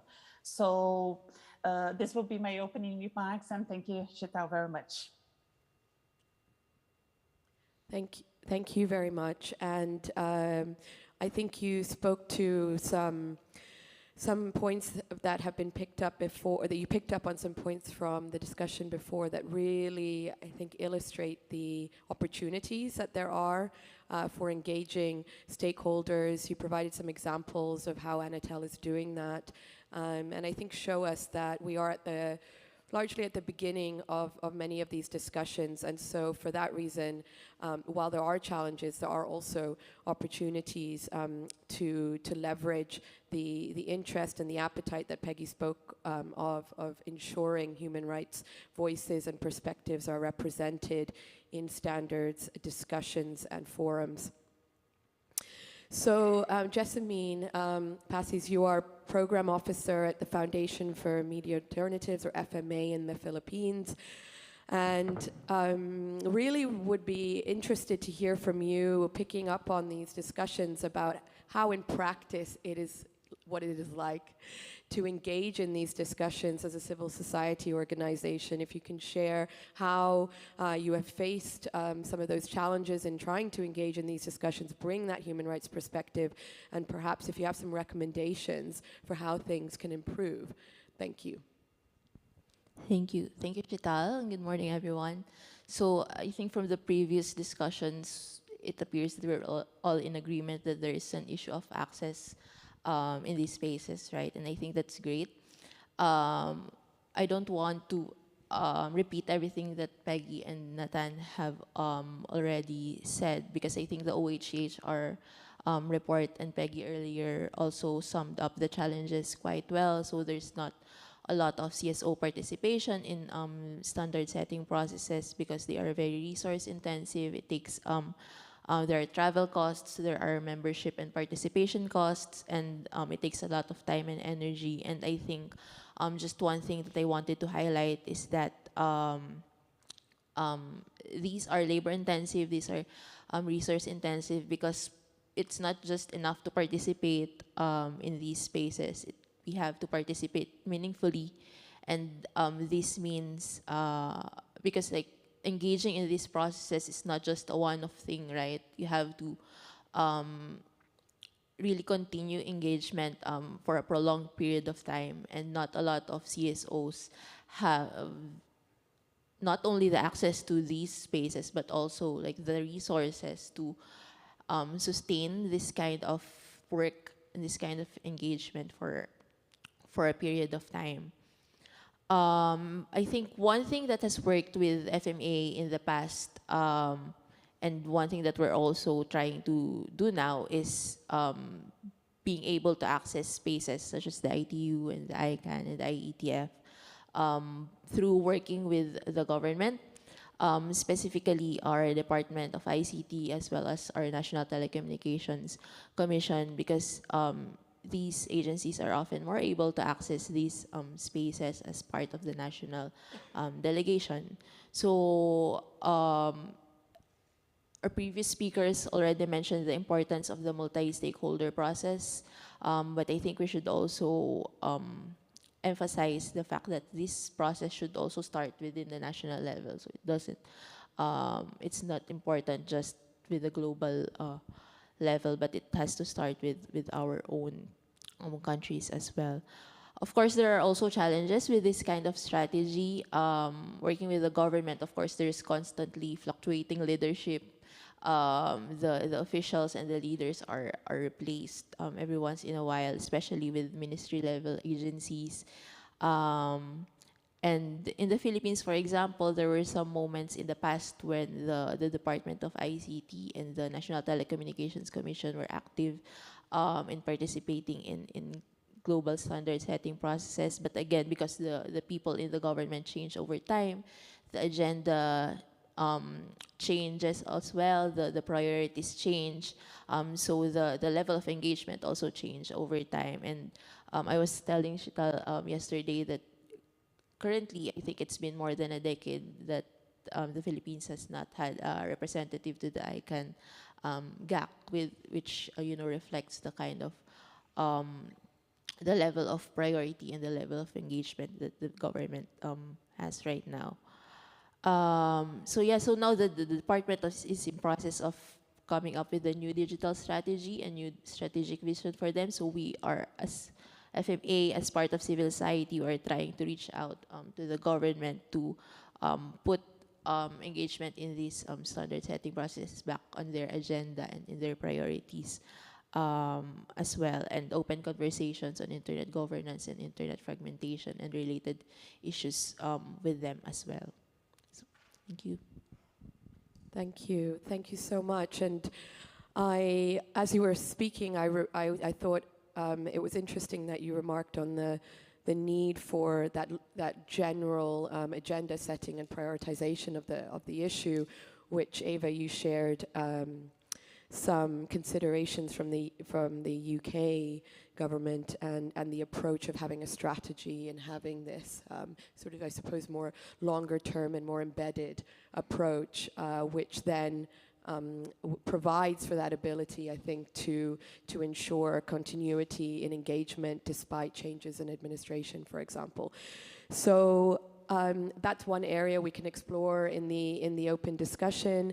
But as I mentioned, we are co-organizing this session with the European Commission and in the Department for International Partnerships in particular. So I wanted to check if any representative wanted to come in at this point and reflect. Yes, please.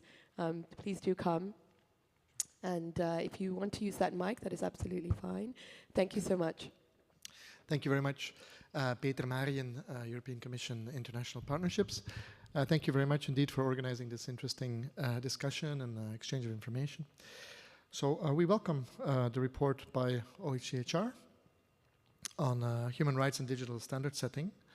And it describes well how some proposals for technical standards can actually turn into standards which undermine the usage of internet in a way that respects the rights as we see them reflected in the fundamental charters, for example, the UN Charter on Human Rights. So, as you all know, there have been standards proposed in the past, which, in our opinion, can also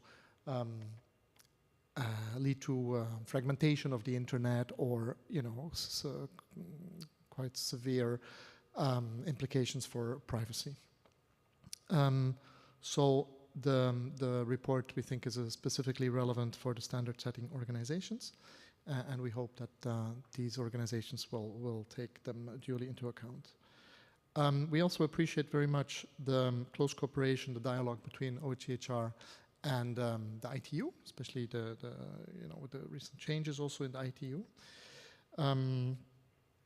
Now, of course, it's important that these high-level, I would say, commitments, exchanges that have taken place, but also the recommendations that have been made in the report, that these, of course, trickle down into the actual work at the technical level, working groups, and hopefully, indeed, that other stakeholders, as has been mentioned here, will gradually be able to be involved even more in these sometimes technical and difficult environments, difficult access, as was explained by the speakers. So on our side, we are happy at the European Commission to contribute to this process, to this reinforcement of the links between the human rights and standard settings. And we're actually happy to announce a new cooperation on this field between the Commission and OHCHR. And also later today, we will be announcing this in another session. Maybe I'd like to finish just with a question.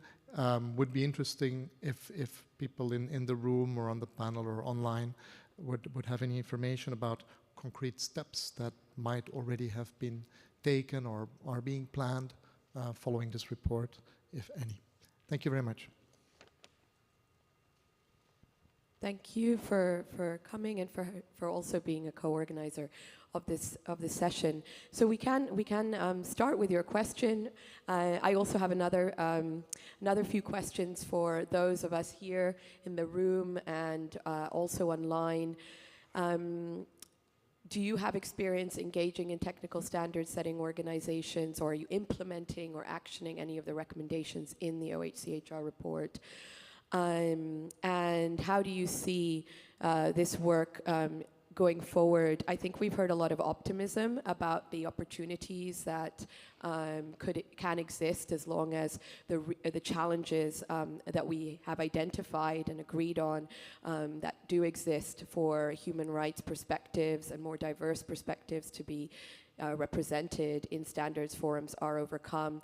So do you have further recommendations or ideas for how to overcome those? I think, as I said, we identified the challenges and there are recommendations in the report, but are there any other recommendations that you may have based on your experience? So that is how we will start the open discussion, because we've got about 15 minutes to hear from you all. The way that Okay, I already see some hands. I'd like to do this is to see whether there are hands. I've seen one. I've seen two. And then I'll take those two questions first and see whether panelists want to respond. And I'll also keep an eye on the online moderator and whether there's anything there. But please do feel free to respond to what the panelists have said as well, or just bring your own perspectives to the discussion. So we'll start with a question or reflection here. Please introduce yourself and then ask your question or share your reflection. Thank you. Yeah, this is on. Good. Good morning. My name is Andrew Campling. I run a public policy consultancy and certainly get involved with internet standards, mainly around the IGF. And from that, I'd reflect that sort of new internet standards and changing to existing ones absolutely have significant implications for public policy. However, diversity in the standards bodies is a major problem on pretty much every axis. So, for example, in the IGF, it's about 10% female. It's equally underrepresented on sort of geographic axes, ethnicity, age. I could go on. You get the you get the right understanding. Part of the problem is certainly within the IGF, it's not a multi-stakeholder process. So it's purely led by the sort of technical community. Now that might seem reasonable, but that means that a very narrow point of view is represented by those that do engage in the development of standards. And those few CSOs that are involved are often supported by funding by tech companies themselves, represent a pretty narrow segment of civil society.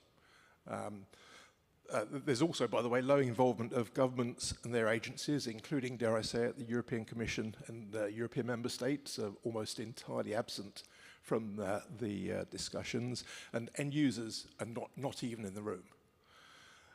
And because of that lack of diversity, and therefore lack of diversity of thought, that leads to problems with the culture of the community, and also affects the quality of the standards and the type of standards that are actually produced. So we will get better outcomes if we have a more diverse community sort of working on the problems. So in my view, we need to fix this problem if we're going to make the internet better. And we've got to find a way to integrate multi-stakeholders into the standards process. And I would suggest one way of doing that is to measure the diversity of the different standards bodies and publish the stats regularly to hold them to account to do better. So I'll leave that thought with you, but if anyone wants to discuss it after this, happy to do so. Thank you. And if we have anyone here who is doing some of that work, please feel free to share your work, your research. Nathan already shared some of that research that is being done, and it'll be interesting to hear from others as well. Thanks, Andrew, for that contribution. We have two here. Please go ahead. Thank you. My name is Ignacio Castro, and I'm a lecturer in Queen Mary University of London, and I also chair a research group at the IRTF on analyzing standardization processes, in particular ITF and W3C. And what I wanted to say is pretty much related to what the last colleague has said, and the guy from the colleague from the European Commission and one of the other speakers. It's, the question is how are we gonna resolve the conundrum of the fact that technical standards are complex, they are technical, and that's unavoidable. And we can be aspirational and we can desire things to be in one way or the other, but we cannot avoid the fact that at the end of the day, these things are quite complicated. And I can actually tell you that from my research, it's getting even more complicated. A draft now takes about 3 years since the first draft until it's published. It involves more areas, it involves more people, more countries, and more companies. All this makes things more complicated. Monitoring this is difficult, even if you know about the technical complexities. Many of the internet standard bodies are open, they are very open, but open doesn't mean accessible. Accessible is only for those who understand, have the time and the energy, as one of the colleagues has said. And this is something that is quite difficult to challenge. And even though I pretty much agree with what everyone has said, I haven't heard anything that helps to walk towards a solution. So I'm sorry, I don't have a good answer. And I think that the work that we are doing in providing analysis is helpful, because as I said, these bodies are open, but they are not accessible. They are not accessible because they are complicated, and doing research in this direction, I think it can help. But I think it also takes an effort from other communities that want to engage, that acknowledging the fact that they might not have the technical background is necessary. They are not going to be able to engage with technical people otherwise, and technical people also needs probably to walk a little bit towards the other side, but the space in the middle is quite wide. And I would really be looking forward to hear how people think that this space can be a bridge. Thank you. Okay, thank you for that. I think that work is beginning. It started in some spaces, and there are some examples. For example, at the IETF, the Human Rights Protocol Considerations Group has been starting that work. And in the OHCHR report, there are recommendations, for example, that standards organizations put in place adequate human rights due diligence processes. And there are frameworks to support that. I think, Eva, you pointed out how the UN guiding principles on business and human rights can also be used as a framework. So those are just some of my reflections, but very keen to hear from panelists in terms of responding to how can we do this better, even if we are just starting out. So Vittorio, you, and then if there's anyone else who wants to come in, please do. But after you, I will come to the panelists who want to respond to those questions, including from Ignacio, and the what do we do and how do we do it question. Thank you. Yeah, thank you. I'm Vittorio Bertola from Open Exchange. And first I want to support the two previous comments. I already said a lot of what I wanted to say.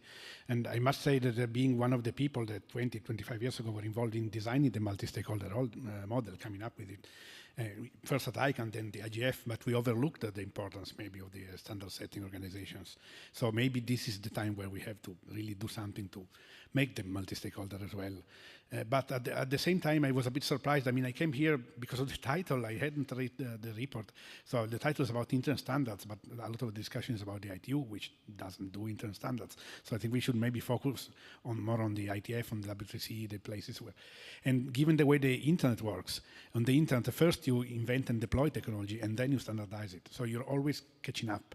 And this is not going to change. So there is the need for an additional effort to be there even before things get to the standardization phase of the process.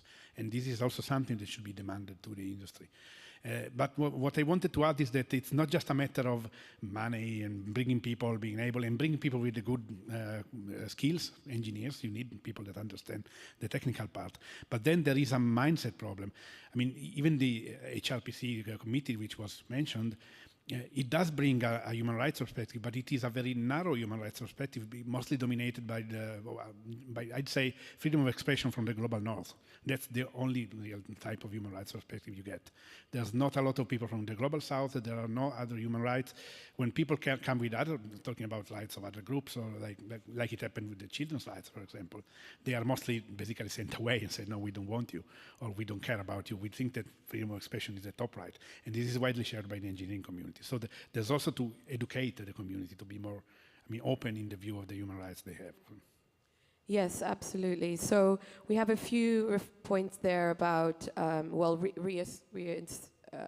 enforcing the issue on diversity, suggesting more research is done, a question about the challenge of complexity, how do we deal with that? And some also reflections at the end there, I think to the point, again, that diversity is an issue and resourcing is a challenge. How do we make those connections happen between the human rights community, making that more diverse as well, ensuring that the human rights perspectives are also diverse. So lots of questions about how do we actually change this situation relating to the challenges. Nathan, Ava, Jess, or indeed Vanessa online, do you have any responses to those? Can I go? Please do. Sorry. So thank you very much. I think the previous comment was quite interesting. I'm very aware that we have all this discussion about what ITU does or does not regarding its mandate on related to the internet. So I'm not going to get into this conversation. Otherwise, you're gonna need some hours to address this issue. That's not the point. But the fact is, if and the report is on this, and all this digital technology, it's much broader, and all this emerging and new technologies, they are shaping our lives. And if you go to the standardization sector of ITU and you take a look of the discussions they're having and the items of study, there is going to produce recommendations and standards. You're going to see that much of discussions applied also to ITU. So there is no wrong role for ITU in this discussion. But I just want to make one comment. When we are comparing standard organizations, usually one of the biggest criticisms is regarding openness. And I think the previous three comments were right on the spot. To say that a standardization organization is open doesn't mean that people can really engage on that. And you're going to have a multi-stakeholder discussion and a multi-stakeholder standard processes, and a process that is going to have all the voices heard, they take it to consideration. I think this is quite important that we have very clear in our minds. And this is something that always appears when we are having this conversation. So I think one useful exercise would be also to map all the standard organizations, because they have different scopes and different levels of openness and different level of participation, and to map how this discussion of the integration, the need to embed human rights into their processes is being held, because we have organizations that are purely market-led organizations, and we have others with different kind of stakeholders. So I think this could be a useful exercise for us. Thank you. Hello. Yes, that's working. Thanks so much, Vanessa, and also for that recommendation for perhaps bringing more clarity and understanding to what is already happening in standards organizations. And I wanted to turn to Ava, because I know that you wanted to respond perhaps to the questions around what we do. and also Vint. Would you like to answer? Oh, I'm sorry. I don't. I didn't see that. Please do take the mic there, or I can hand you this one. Oh, you have one there. Great.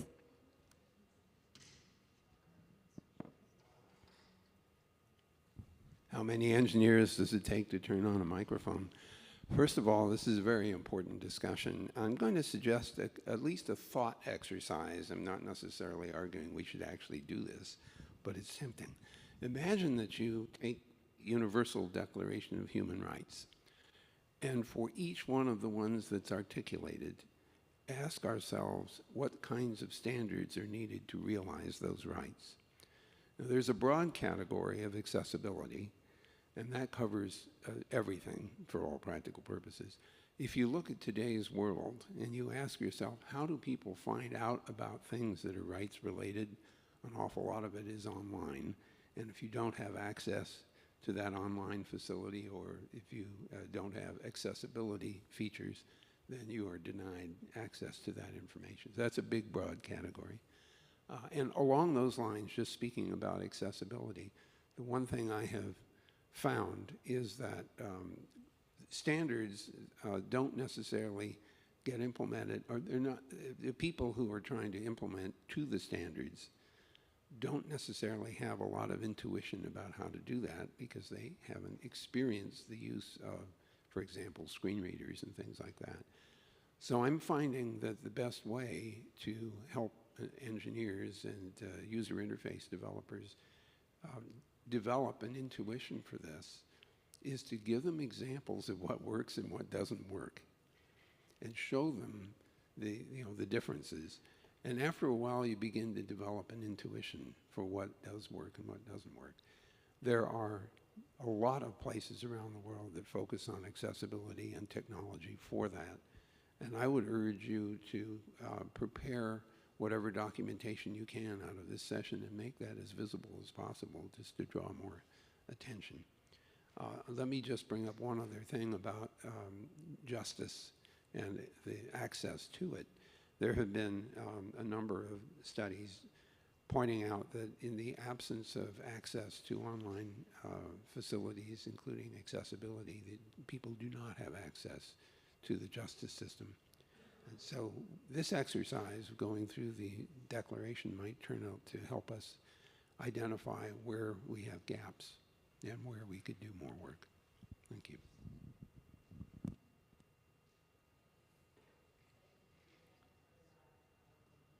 For that very helpful suggestions for what can be done to advance the understanding of different communities.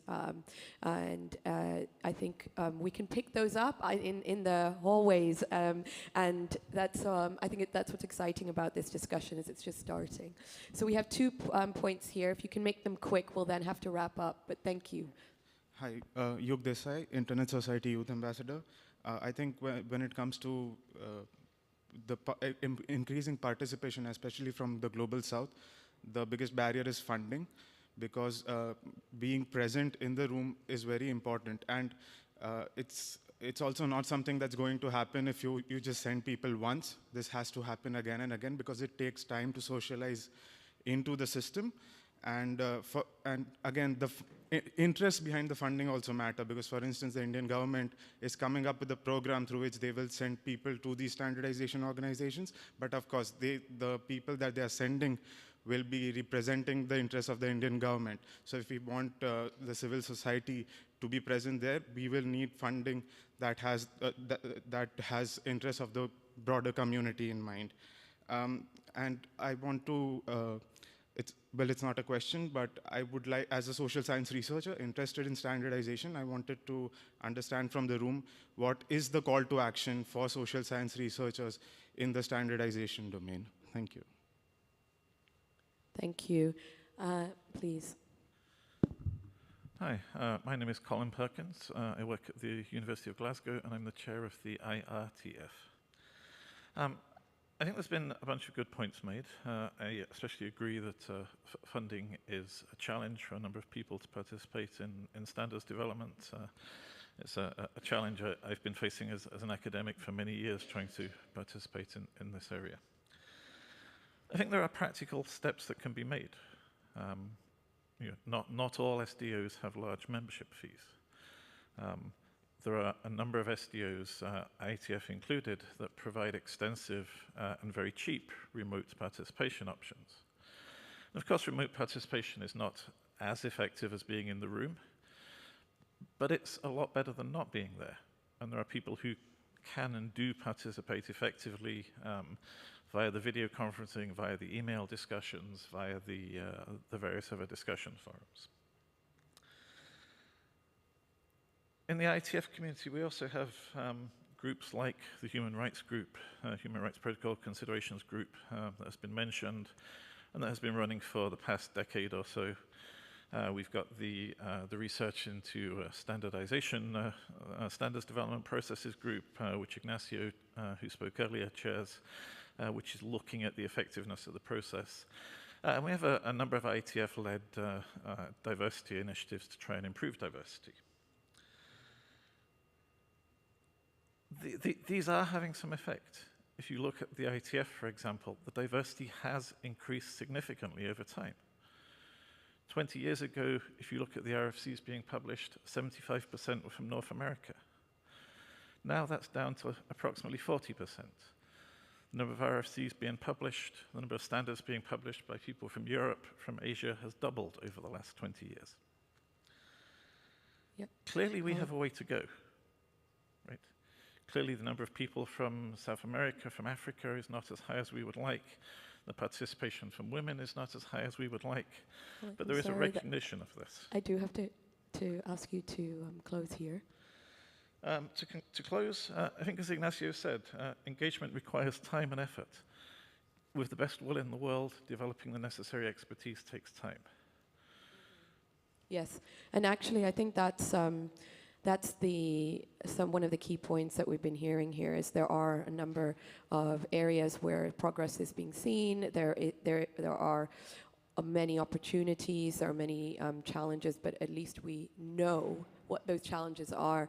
And there, as a colleague from the European Commission also said, there are efforts to start implementing the recommendations from the report already underway.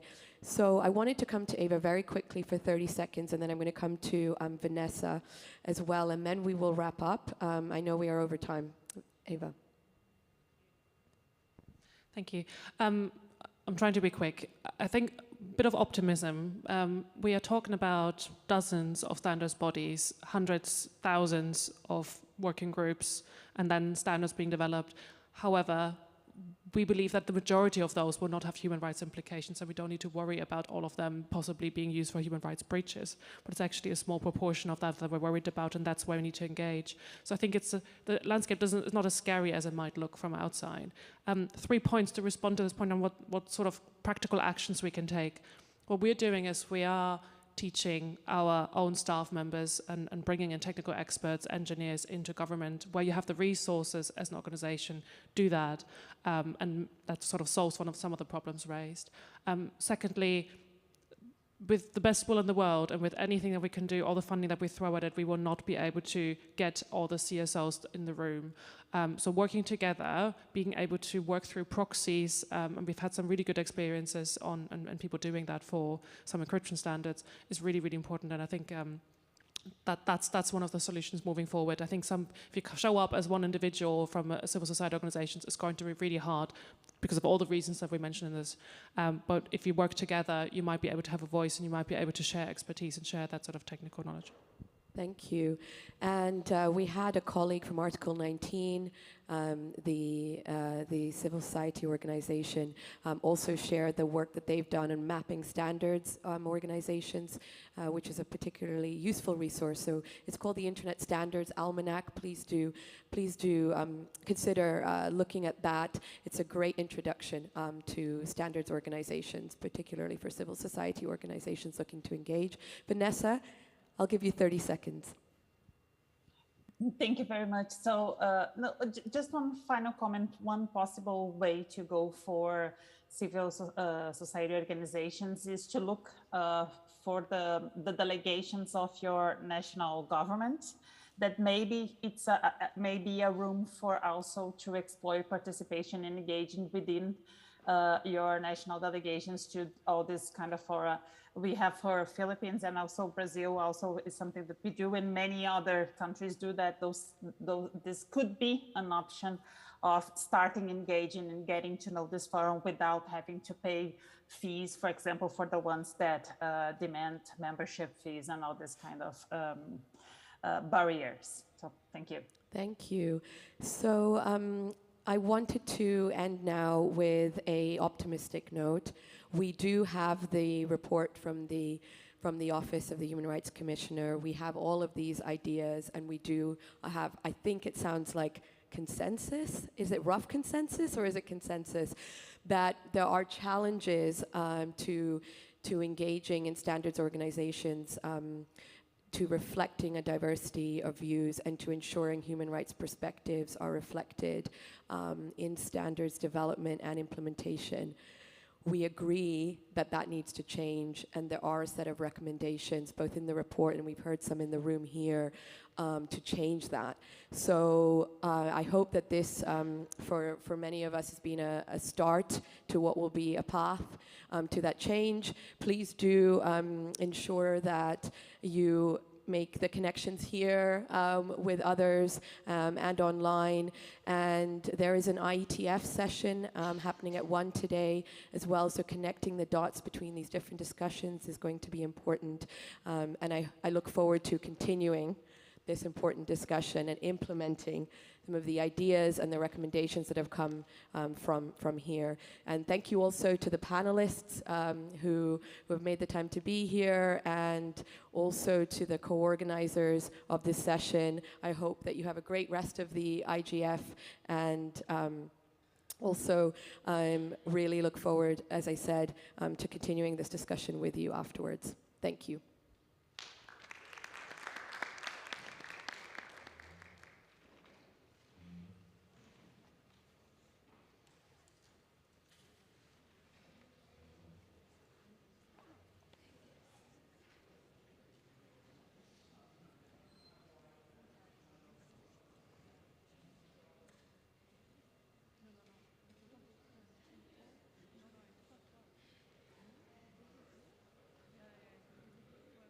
Hello, is it Peter? Yes. Hello. Hi. Hi, Andrew.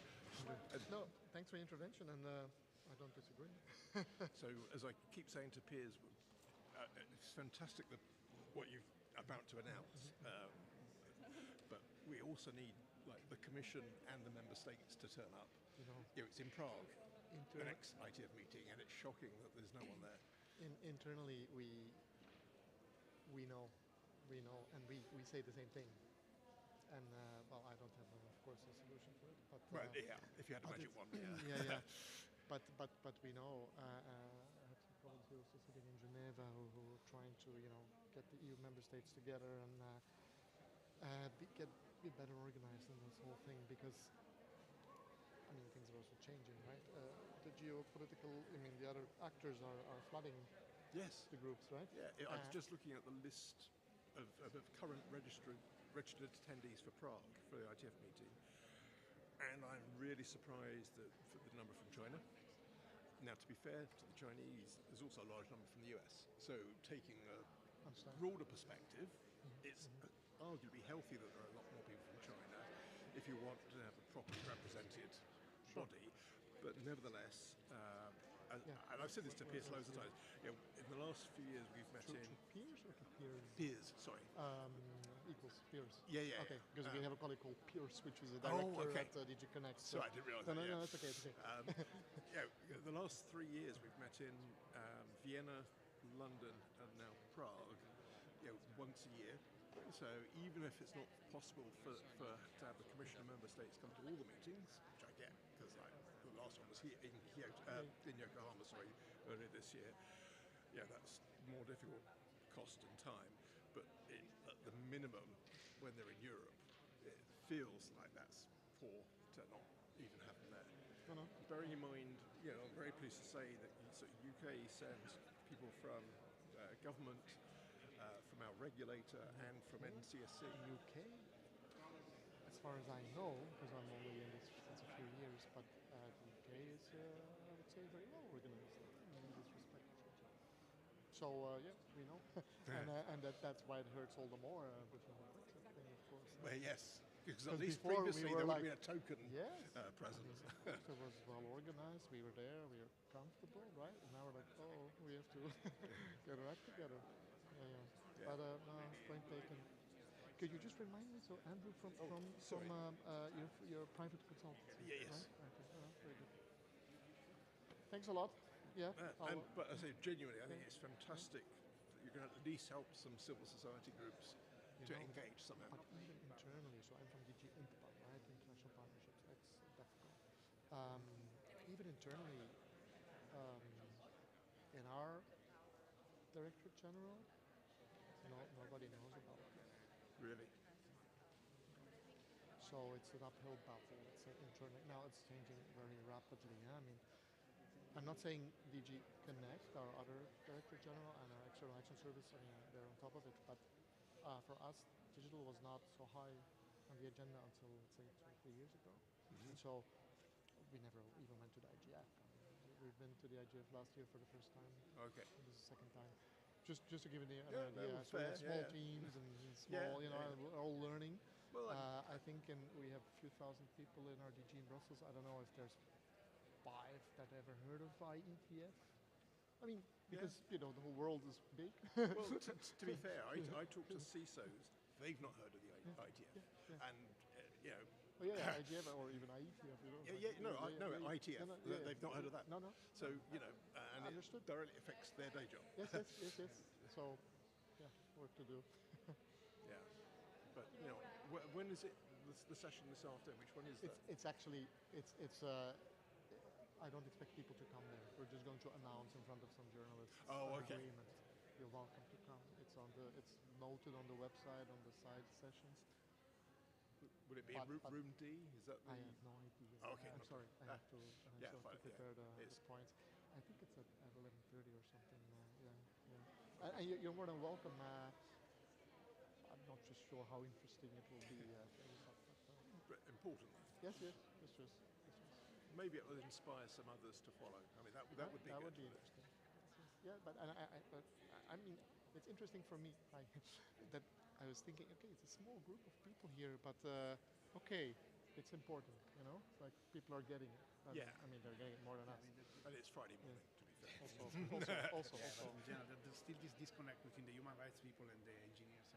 But even in my organization, even people high up are like, what are you working on? Standards of human rights and standards and digital.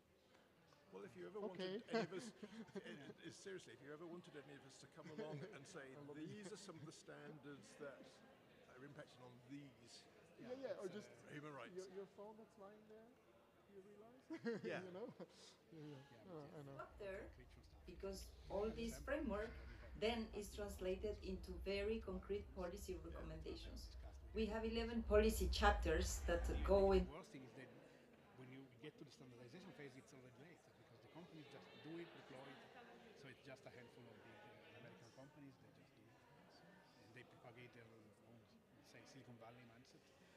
This is the thing, you're putting the finger on what was said here. It is actually very complicated. I mean, people, you need somebody to understand this whole ecosystem to be able to do something meaningful. I think what Dennis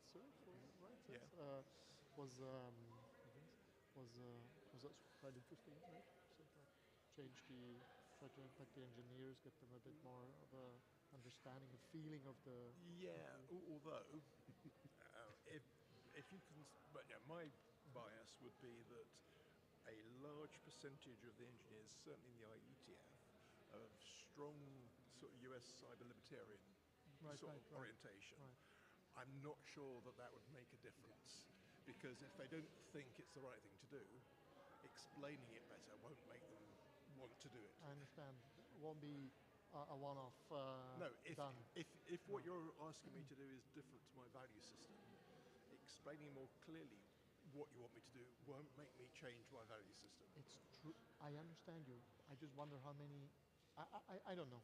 The thing is that. Let me give you an example. When I one of my first engagements with the IGF community, I raised something which I thought was very uncontroversial, which was the idea of we need to use the sort of DNS blocking to stop malware. I thought that's an uncontroversial statement. And I was told by one of the community members that's censorship, and we should not do that. I had the same argument yesterday. Somebody Oh, told fantastic. Me, the EU whatever asked us to censor, to block this. Okay, let's define censorship. But these are good. These are important discussions, right? And they're very alive now. Huh? They're very alive. No, the problem especially is whole misinformation. But when you've got an happening, unbalanced, undiverse community, the problem is, the solution is to have a more diverse community, because giving examples won't make the community more diverse. No, and also it's easy if you're in your rich, bubble. Yes, which we are arguably. Yeah? Here we are having coffee, discussing rights. So nice. It's different if you're in the middle of nowhere, being arrested in the middle of the night because you posted something. Yeah, exactly. And so hi there, Siva.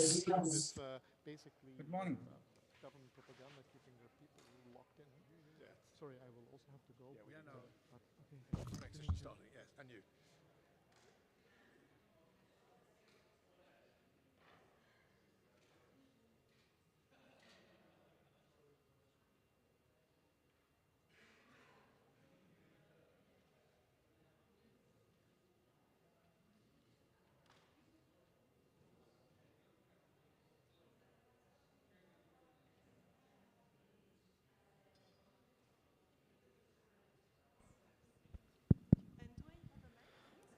Hello, Siva. How are? Can you hear us? Can you test unmute your mic and test your?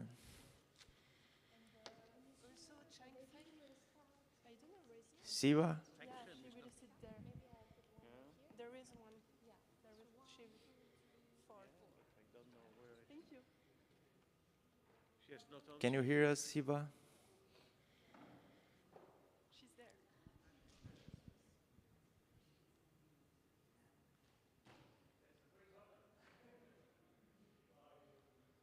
He's not. He's not. Siva, can you hear us? No.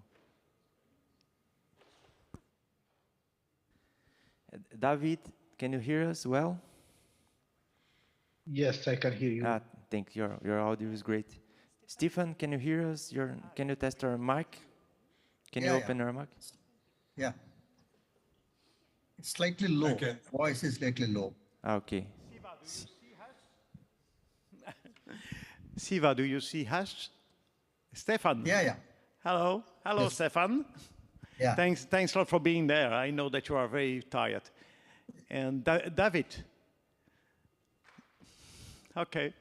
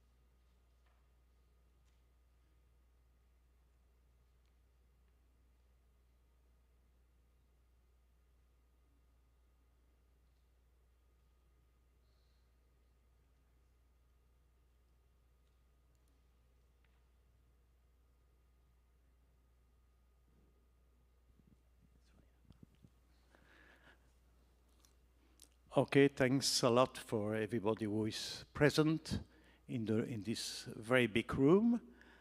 Thanks also for the remote audience. It is quite clear that you have the floor too during the question and answer, and we hope that you will intervene. So perhaps just to start, as you know, UNESCO has taken a certain number of initiatives, and we must underline the importance of this initiative as regard AI ethics regulation. And you know that they have published in November 2022 a recommendation on AI ethics, and definitely more recently, perhaps you have seen that, they have published a report about the application of the recommendation to ChatGPT. And that's why it is an honor for us to host Gabriela Ramos. Gabriela Ramos is definitely very well known.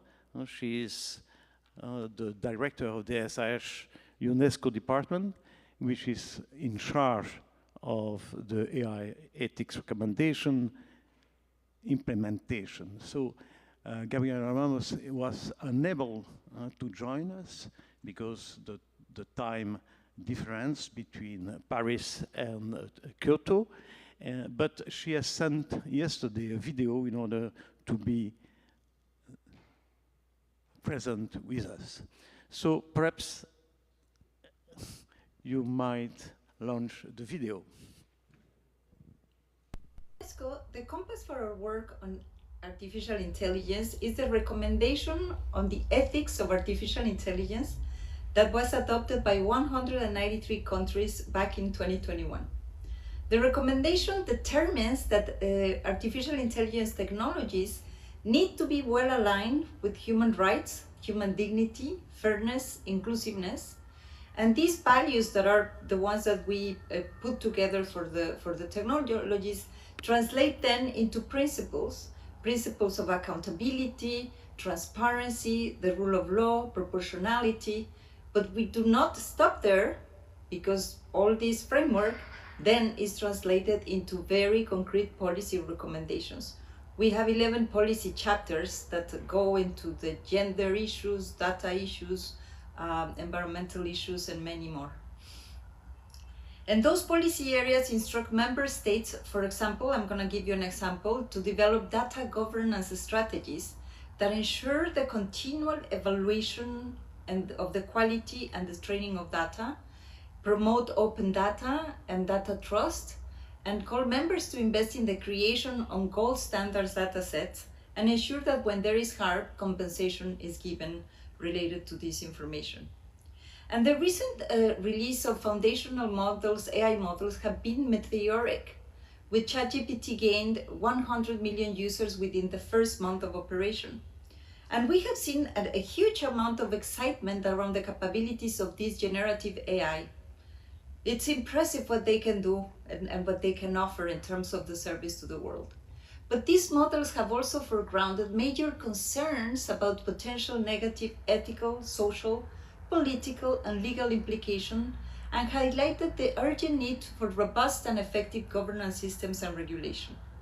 We have conducted our own analysis of generative AI models through the lens of the recommendation, and found that a range of ethical concerns related to fairness and non-discrimination, reliability, misinformation, privacy, data protection, the labor market, and many, many more, with this accelerated pace of issues that we already have identified before.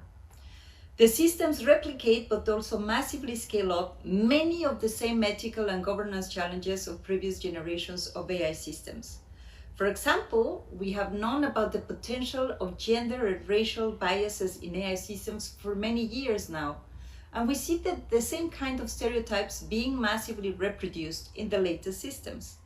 For example, narratives generated by GP3 were shown to reinforce gender stereotypes, depicting female characters as less powerful and defining them by their physical appearance and family roles. And just last week, a researcher at Oxford Johns Hopkins found that it was impossible for Midjourney, a commonly used AI image generation tool, to produce a picture of Black doctor treating white children. Whatever variation of the prompt used, the system will only produce a picture of a white doctor treating Black children. But there are also new and pressing challenges. For example, around issues of authorship and intellectual property rights, as the platform does not quote these sources and lack transparency on how it works.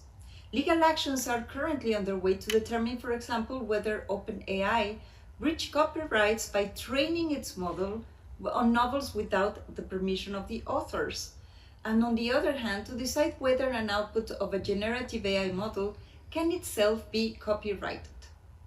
This is another area where the incredible concentration of economic and now cultural power in the hands of a small group of companies and the small, of course, group of countries need to be addressed in a determined manner to make it more inclusive and more representative of the very diverse world in which we live.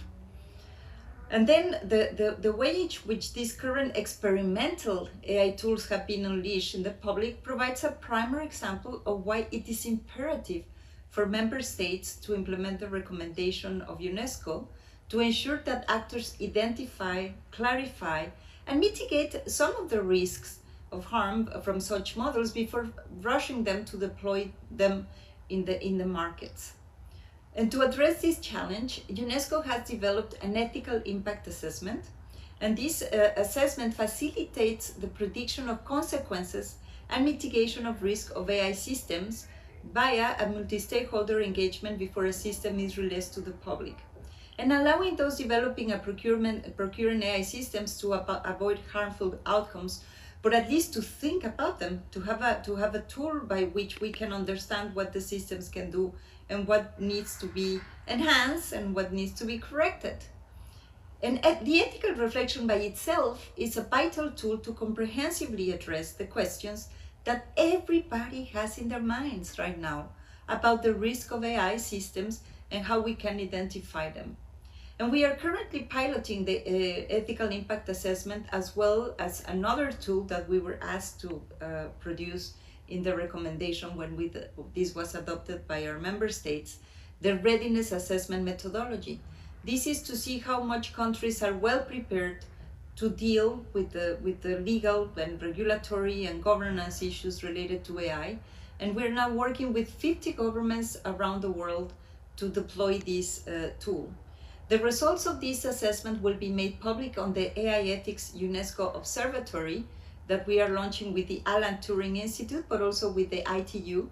And this is going to be an online platform to share information and good practices of implementation efforts across the globe, while creating an interactive space for people working on this domain to collaborate and actually to raise awareness, to understand better, to look at what works and what doesn't.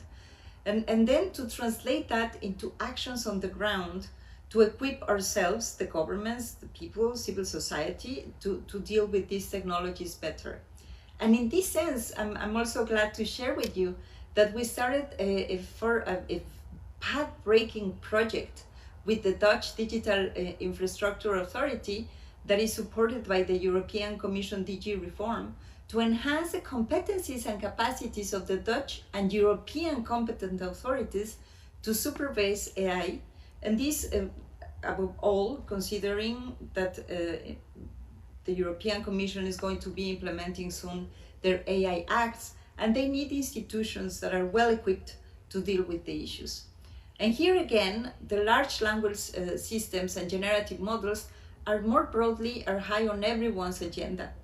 And the detailed data and analysis from these projects will form the empirical basis for our development of a model governance framework, bringing together the different elements of an ethical AI ecosystem to help guide governments in developing robust governance systems aligned with the recommendation. We will present this framework at the Global Forum on the Ethics of Artificial Intelligence that is going to take place in Slovenia in the spring of 2024, and I'm looking forward to see you all there to continue learning together and to continue building together the capacities to deal with these technologies. Thank you very much. Thanks, Gabriela, for this marvelous introduction. I think this introduction will help us to fix exactly the scope of our discussion. And as you have seen, there are a lot of challenges raised by the AI generative system. Just a first question, perhaps it would be quite interesting to see among the person present who has already used AI generative system, like ChatGPT, like I did BERT, like Ernie, like Coco, that's a Korean generative system, who has already used the generative system. Raise the hand. Oh, you see, I thought everybody has already used it. You remember in November 22, Sam Altman, OpenAI CEO, put into the market for the general public certain ChatGPT services. Perhaps it is quite interesting to remember that 3 years before, Sam Altman said that ChatGPT must be reserved for professional users only because it was too dangerous for large public. He has modified his mind. It's his business, that's normal, but perhaps it's quite interesting to recall it. This initiative was a full success, 1 million users, less than 5 days after the launching. Since this moment, we assist to a multiplication of applications supported by what we call foundation models, like the Google BART, ChatGPT, definitively, the Baidu Ernie, the Korean Co-GPT, the Meta Open Pre-trained Transformer, and other.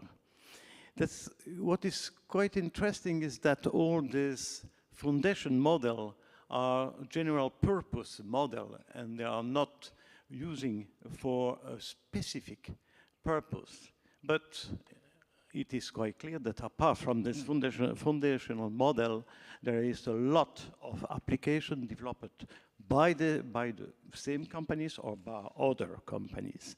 And now we are using this application. For instance, my students are used ChatGPT for preparing their hand-study memory, definitively. And it is quite clear that if you feel alone, please find with companion chatbots like Replica, Chai, and others, which understand you like your best friend or friendin. If as company you need to develop a marketing strategy, it is very easy to use Jasper as an application for finding the right slogan and definitively the right logo. If you are work seekers, you want to write. If you want to write a successful letter of motivation, please use a generative AI application.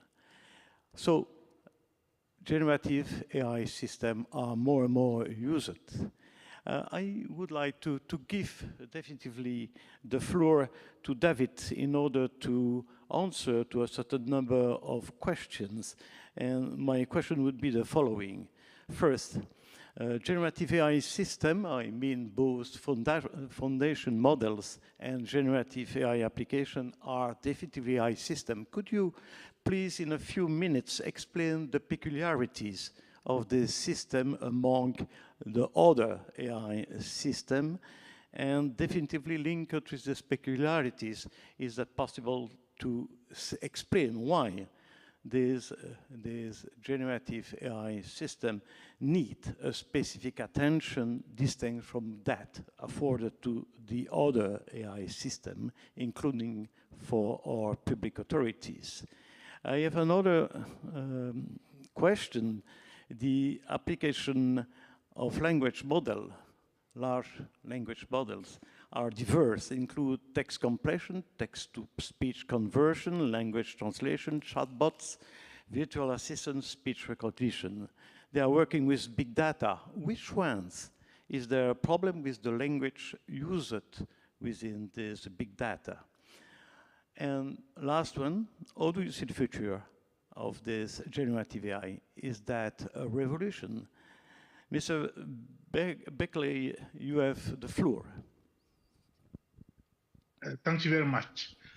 So generative AIs are advanced artificial intelligence systems designed to generate human-like content, including text, images, and even multimedia. You have probably heard and I'm sure used applications such as ChatGPT that answers to your questions almost as if there is a human being at the other side, at the other end of the line. There are also applications that change photos into artwork, translate people's speech into another language in real time. For example, you have heard probably the news recently, the Secretary General of the UN speaking in a language that he doesn't speak. So there are so many applications that generative AIs have already shown us. These models are built on large-scale neural networks, such as GPT, and are trained on vast data sets to learn the patterns and structures of human language and other forms of data. The key peculiarity of the systems lies in their ability to generate coherent and contextually relevant content on their own, based on input they receive. Unlike search engines, for example, that we have been using for quite some time now, and that provide useful responses, but that are often not in the form that you would expect from a response from a human being. Generative AI responses are very much like what you would expect from another human interlocutor. This has, of course, numerous benefits, since the output of generative AI applications can be used almost directly by humans, unlike what you would get from search engines that require human interpretation, filtering, formatting, and often rewriting. But it also brings, as it has been already said by the previous speakers, many challenges that public authorities will have to deal with. One significant aspect that requires specific attention is the potential for biases and ethical concerns with the generated content. These models learn, as it has been said, from diverse and sometimes biased data sets, reflecting societal prejudices present in the training data. Consequently, the output of these models may inadvertently perpetuate or amplify existing biases, such as race biases, raise concerns about fairness, and the reinforcement of harmful stereotypes. Already, the use of AI systems in law enforcement raised so much concern that some authorities banned the use of AI, at least for the time being. Another important consideration is the misuse of generative AI for malicious purposes, such as the creation of deepfake content that are indistinguishable from real content. In particular, the technology's ability to mimic human-like communication poses risks to the integrity of information and has implications for issues like misinformation, fake news, and online manipulations. An aspect that I believe should also be a concern is that it renders many societal tools obsolete. For example, as a former teacher myself, I'm concerned by how generative AI affects education. Learning, at least as we understand it today, requires personal work from the learner that needs to be further evaluated by an instructor. Generative AI can now provide an answer to the learner immediately and without effort. And the answer is so much indistinguishable from what a human being would give that it is almost impossible for the instructor to know whether the student has given the answer or it is generated by AI. This will have a major and negative impact on the quality of education and create major frictions within schools and universities. Generative AI can also render many jobs obsolete, probably more than any technology in the past. There is almost no industry that has at least a few of its jobs replaced by generative AI. Generative AI can do the work of computer programmers, content creators, legal assistants, teachers, artists, financial advisors, and so forth. This can create a major havoc in societies like we are currently seeing in the movie industry in the US, where writers are on strike in most part for fear of losing their jobs to AI. So public authorities need to pay attention to these systems for several reasons. First, there is a need for regulatory frameworks to address ethical concerns, as it has been said by the keynote speaker, and mitigate potential misuse of generative AI. Second, public authorities play a crucial role in ensuring transparency and accountability in the development and deployment of these models, and I'm very happy that there are already discussions at UNESCO around this. Third, there is a growing need for public policy that addresses the impact of generative AI on various sectors, including jobs, privacy, intellectual property, and cybersecurity. In general, the peculiarities of generative AI and its massive impact on our societies demand specific attention from public authorities to establish ethical guidelines, ensure transparency, and address the broader societal implications of these powerful technologies. I don't think we can stop AI's progress, but I also do not believe that we should let it develop without setting any boundaries. To your other questions on language models, there are many language models like GPT-3, and they are indeed applied across various tasks in different applications such as text completion, text-to-speech conversion, language translation, etc. These language models, especially large ones like GPT-3, are trained on vast data sets of human language using language use coming from a broad range of texts from internet, books, articles, and various sources. Of course, these sources are not representative of the whole world, and they have biases and so on. So there are some concerns.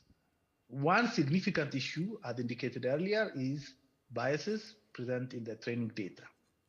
If the training data contains biases or unrepresented samples, the model can inadvertently produce biased outputs, reinforcing existing societal prejudice, raising many ethical questions. There are also concerns about potential misuse of these models for generating deceptive or harmful content. We have already seen how social media can create chaos in our societies by spreading misinformation. I come from a country that has been hardly affected by this misinformation. And I'm very afraid of what can happen with AI. Many people have difficulty to distinguish between the truth and the fake, since they trust what they see in writing. Generative AI is taking this problem to a new high with deepfake, where it is possible to make anyone say anything, blurring even more further the line between the truth and the false. This will have an impact on our societies that might be catastrophic if not mitigated well in advance. So for the future of generative AI, despite the many dangers of the generative AI, I believe that there are immense opportunities ahead. I believe that we can expect the development of even more powerful and sophisticated generative models. Moreover, future generative AI models may be fine-tuned to specific industries or domains, allowing for more specialized applications, such as in healthcare, finance, law, and more.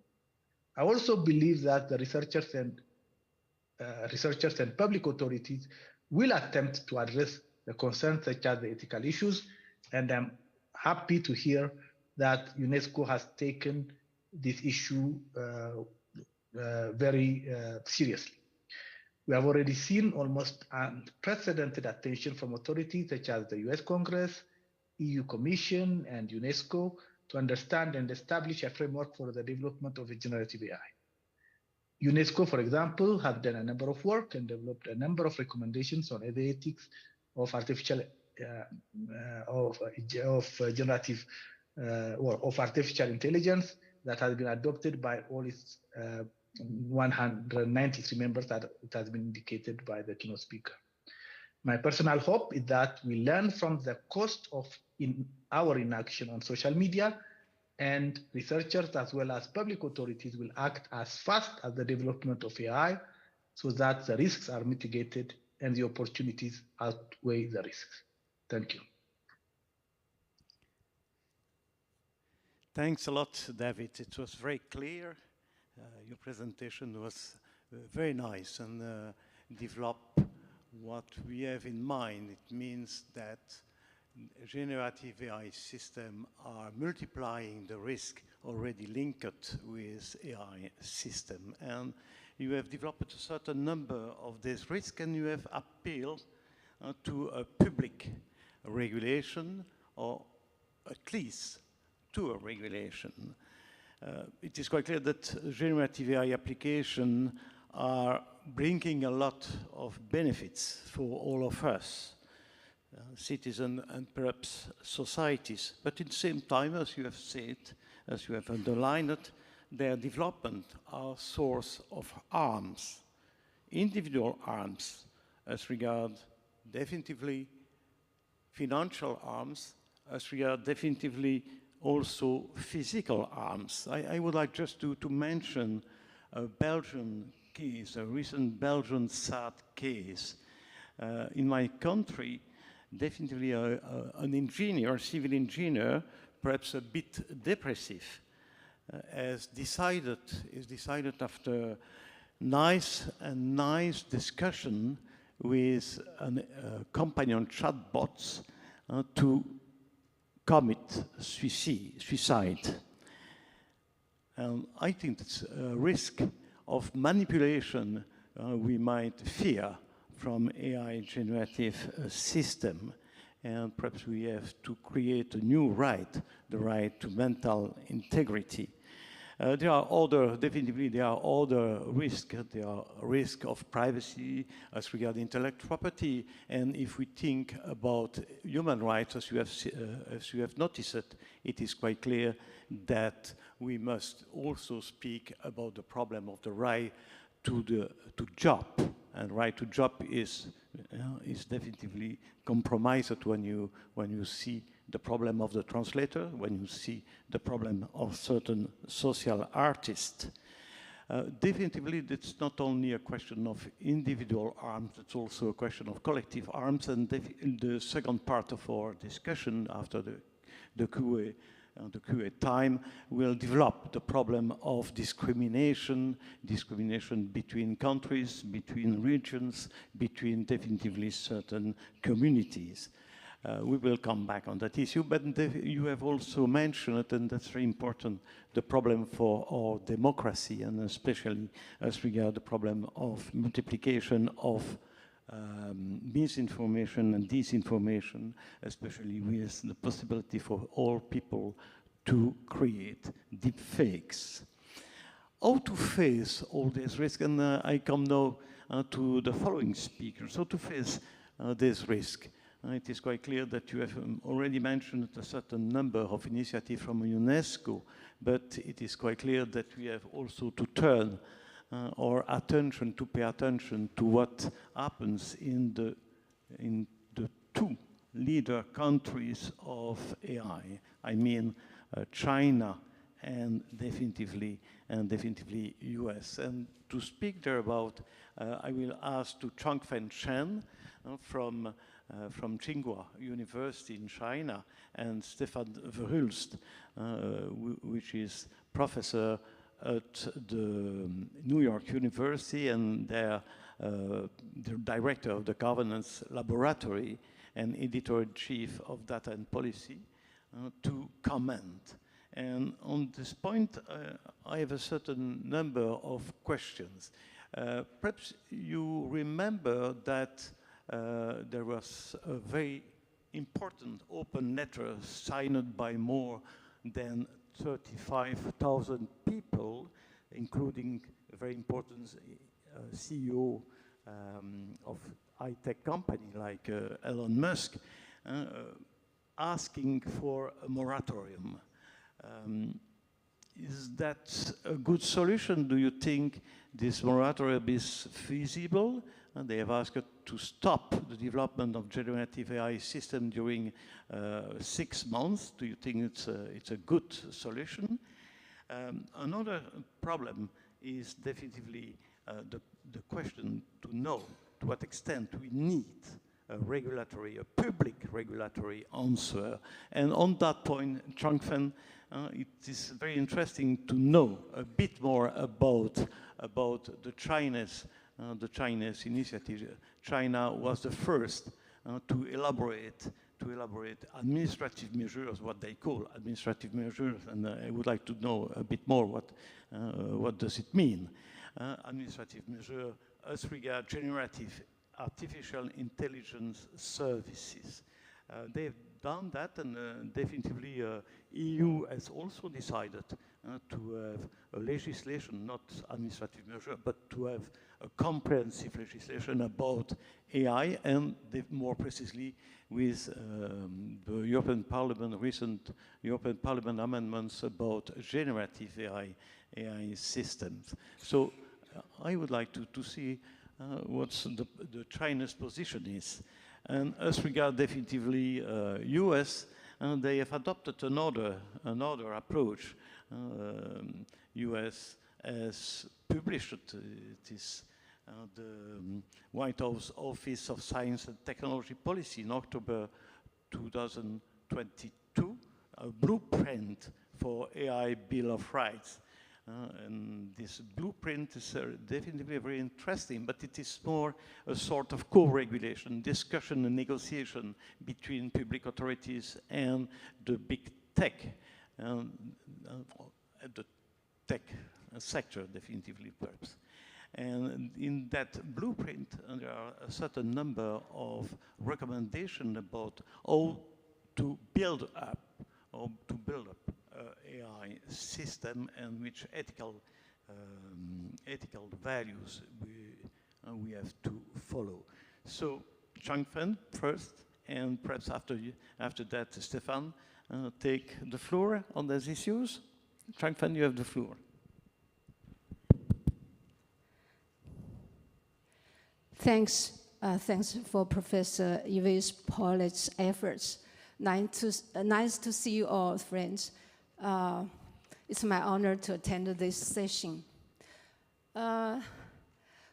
Before discussing the question, I would like to mention a concept, a concept about culture lag. Culture lag is a term coined by sociologist William Alban to describe the delayed adjustment of non-material culture to changes in material culture in the 1920s. It refers to the phenomena where changes in material culture, such as technology tools, occur more rapidly than changes in non-material culture, such as beliefs, values, norms, including regulation. I think culture lag is describing the situation when generative AI appears. We are excited, and meanwhile, we are panicked. The capabilities of these new technologies break through the scope of traditional legal regulations. So first, I just said we need a regulation for generative AI. It is a powerful technology with the potential to be used for good or for harm. But generative artificial intelligence is still developing, and even the scientists and the engineers who create it cannot fully explain and predict its future. Therefore, we need to regulate it prudently rather than nip it in the cradle through regulation. So it's the reason because after I introduce some policies and regulations, I can't judge something. So I just speak these kind of things first. And at the beginning of a new thing, we need to be more inclusive and have the wisdom to calmly deal with the mistakes it causes. That only shows human civilization and self-confidence. So the question is moratorium on generative AI would be a temporary ban on the development and the use of this technology.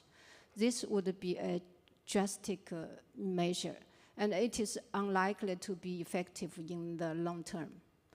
Generative AI is a powerful technology with the potential to be used for good, and it would be unwise to stifle its development entirely. And then I think a global regulatory model for generative AI would be ideal, but it will take time to develop and implement.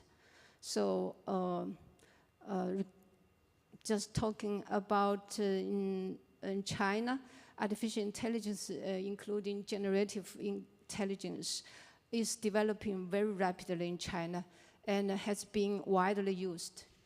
Generative AI applications from Baidu, from ByteDance, from iFlyTech, and other companies are installed on my mobile phone and laptop while using GPT, Bard, and Bing at the same time.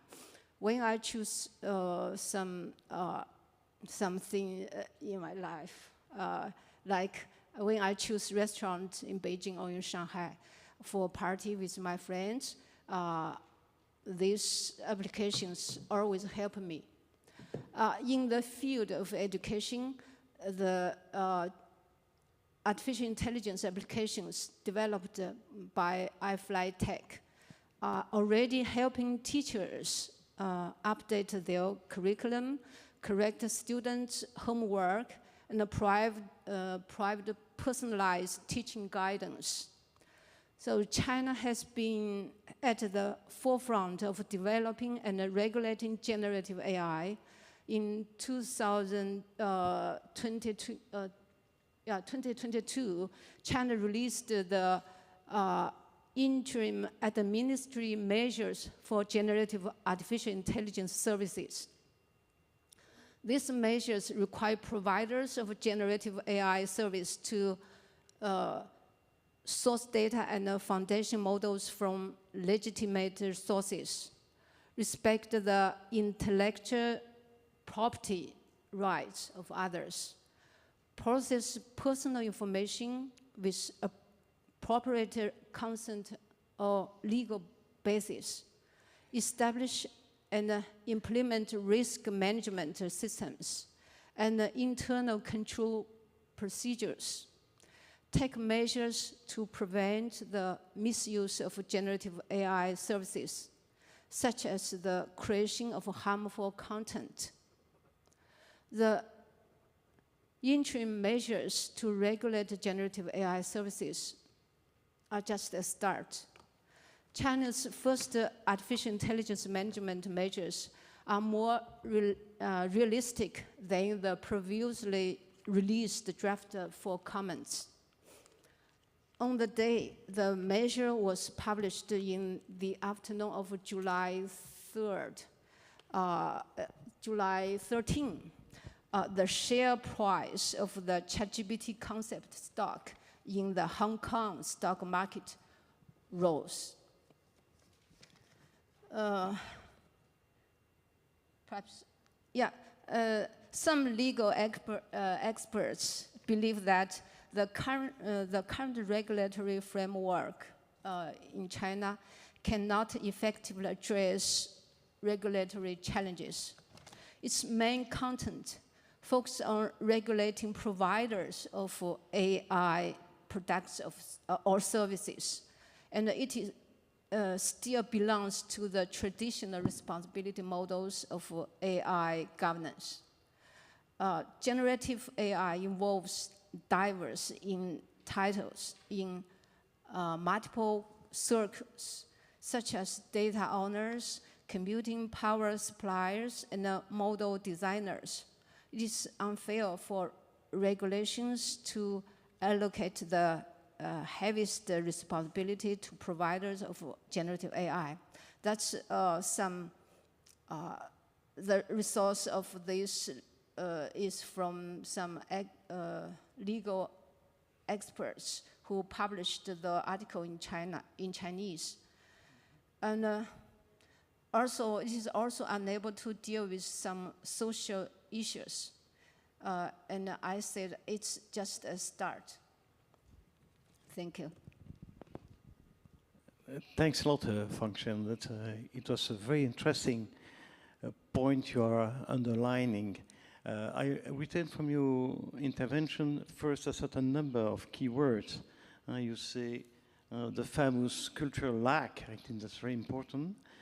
You call for what you call a prudent regulation, not to go too fast, and definitely you ask for what you call an inclusive procedure in order to have the participation of all stakeholders. As regards the content of the administrative measure China has taken, it is quite proximate with what EU regulation is proposing. I've seen that you are quite, you pay attention to the intellectual property questions, you pay attention to the privacy question. I was very surprised because it's very important in your regulation, and definitely you propose for solving the risk to have internal risk assessment, which must definitively identify the risk, not only individual risk, but also societal risk, and definitively which is proposing a certain number of mitigation of this risk. So I am quite comfortable with this approach, because this approach is quite proximate of the EU regulation.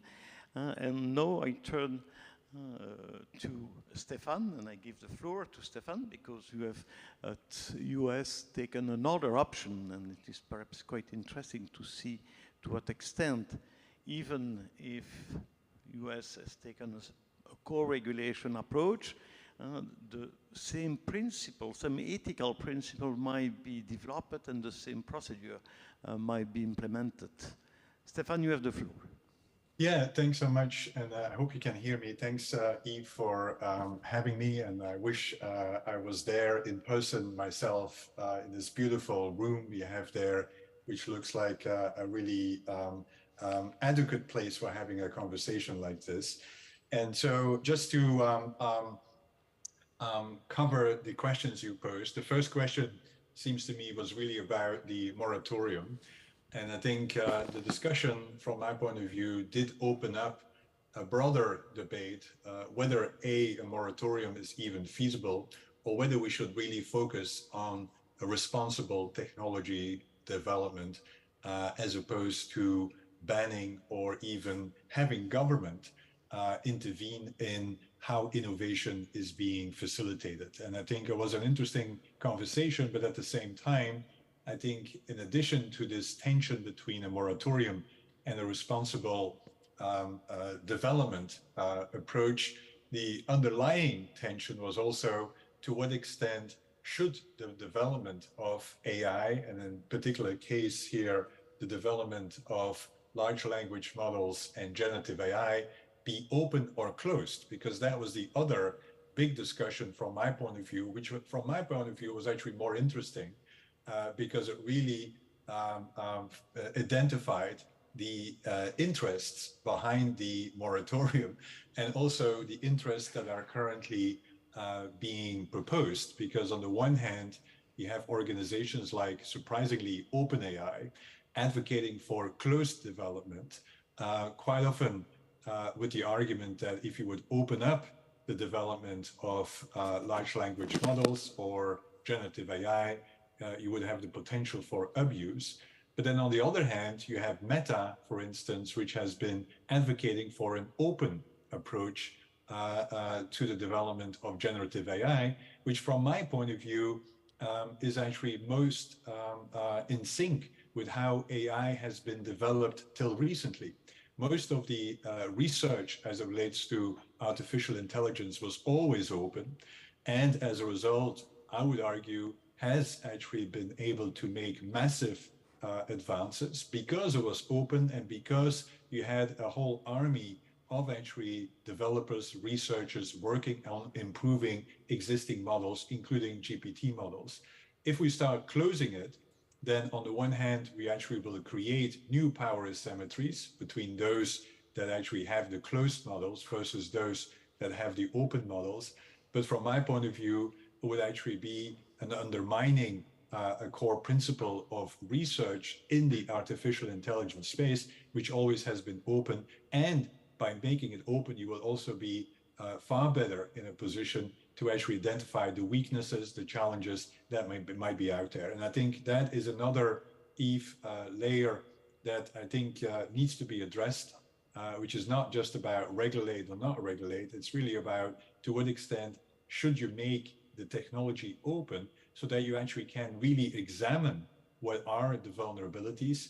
And of course, the argument here is that if you make it open, others will use it. But that does not, from my point of view, validate a closed approach, because a closed approach, from my point of view, will actually solidify the current power asymmetries that you have in the market that actually, from my point of view, are equally challenging and important to be addressed than just potential abuse of the technology itself. So that's as it relates to the first question, Eve, which is, anyway, a more kind of sophisticated, we need a more sophisticated way to have a conversation about a moratorium. It's really about how do we actually develop technology in a responsible way.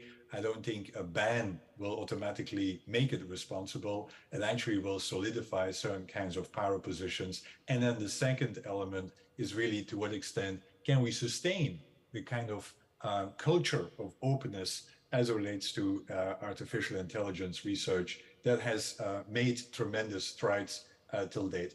Now, of course, you asked what's the approach from the US as it relates to AI, and then specifically as it relates to generative AI. And as always, it's more complicated than just one approach. And I think there are multiple approaches currently being tested out. And from my point of view, I would just touch on kind of 6 approaches that we can see within a US context. And indeed, Eve, as you rightly said, many of the approaches might be somewhat or feel like they are different, but many of the principles that underpin those approaches are actually very much in sync with, for instance, the UNESCO recommendations, and also very much in sync with emerging other principles, such as the ones that have been advocated within Europe as a result of the AI Act as well. It also, before I delve deeper in, it also suffices, and it is perhaps important to state that the US is again a member of UNESCO, and that also provides a new opportunity to actually bring the US within the conversations as it relates to the implementation of the UNESCO recommendations, which, as you know, was the US was absent till recently. And I think having the US again being a member provides an opportunity to also perhaps create more approaches that are in sync also at the international level as well. Now, the 6 approaches, the one approach that already was mentioned by Eve is more kind of a rights-based approach, right? And indeed, OSTP has tried to convene kind of a multi-stakeholder approach in order to develop this kind of Bill of Rights, which was really an effort to set out a set of principles, a set of rights that need to be enshrined in a voluntary way. Because indeed, Yves, as you rightly said, this is not about kind of hard regulation. This is more kind of co-design of some kinds of frameworks that subsequently will need to be implemented in some kind of a self-regulatory, voluntary kind of way. But the Bill of Rights was interesting because it did specify a set of principles and a set of areas of concern, such as, for instance, the need to really focus on safety and effectiveness of the systems that are being provided, focusing on algorithmic discrimination, focusing on privacy. And of course, as you know, the US does not have a national privacy legislation, but I think the Bill of Rights was important to emphasize the need for perhaps a more national cross-sectoral approach as it relates to privacy in order to deal with also AI, but also issues of notice and explainability, which again is not unique to the US, but is coming up everywhere. And then of course also the need to think about human alternatives as opposed to automated alternatives in actually making decisions. And so these were kind of the areas that the Bill of Rights addressed, and subsequently also provided the framework for additional commitments. Because I think that's the second big element that what has happened within the US is that the White House, through, for instance, the Bill of Rights, but also through other means, have been able to engage all the large tech companies in making commitments for responsible development of AI, which includes commitments to test their systems to what extent they are aligned with an assessment tool that interestingly was developed in a collective manner during DEFCON 31, which in itself was kind of an interesting exercise, because here where they tried to tap into the collective intelligence of expertise in order to come up with actually a framework that then subsequently was recommended by the White House to be the framework to assess. Yves, you want to intervene? Just a remark, perhaps it would be needed to conclude in 1 or 2 minutes, because we have a lot of other discussion. I know. So yeah, and I can go on the wall here. The other element, and I will briefly emphasize some aspects. The other element is, of course, that we also have seen the creation of methodologies to assess risk, similar to what has happened in Europe. I think NIST, or the National Institute of Standards and Technology, developed its risk assessment framework, where it really tries to define what is trustworthiness and how do we know whether systems are trustworthy. And I think it's definitely a worthwhile exercise to look into it. And then the other element, which is always important, is not only regulation, but quite often the shadow of regulation, given the fact that we are relying on self-regulation. And so what has happened is that Senator Schumer, who leads the Senate, ultimately has held a set of hearings. And as you know, hearings is actually a very valuable tool in actually regulation, because it does provide for oversight and it does provide for a discussion. Last thing I will say, Yves, and then I will shut up, is that while all this has happened, and while a lot of this is actually co-regulation, in most cases self-regulation, what we have seen happening is that the states in the US have actually become far more active than the federal agencies in regulating, which refers again, Yves, to my other area of interest in AI governance, which is of course AI localism. And what we have seen is that states and cities have actually been really active in AI governance in the US. There are about 200 bills at the moment being proposed at the state level, and multiple cities have started legislating AI as well. And I think that's also worth noting at the international level, that states and cities are actually in the forefront of coming up with frameworks and legislation. And I'm going to stop here. Definitely, thanks, Stefan. I think your proposal to complexify the discussion, notably as regard the question of the open AI, is definitely a very interesting thing. And I think we have to come back during the question and answer time. Another question, nice, I think is that you said that you have repeated the same ethical values than the ethical values asserted by China, and I think we have a sort of common agreement about the fact that ethical values are fixed by the UNESCO in a very clear way, and that we might accept that. So I don't think there is really a problem as regards ethical values. The problem is more how to enforce these ethical values.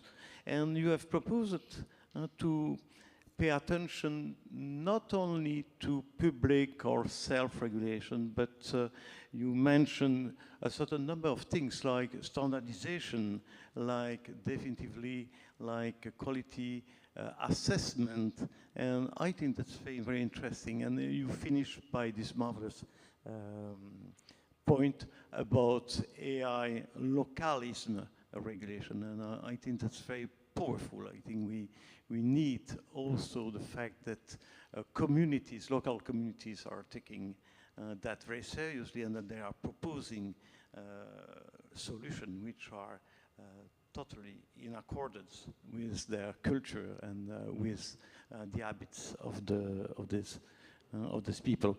Okay, so now we have a question and answer discussion.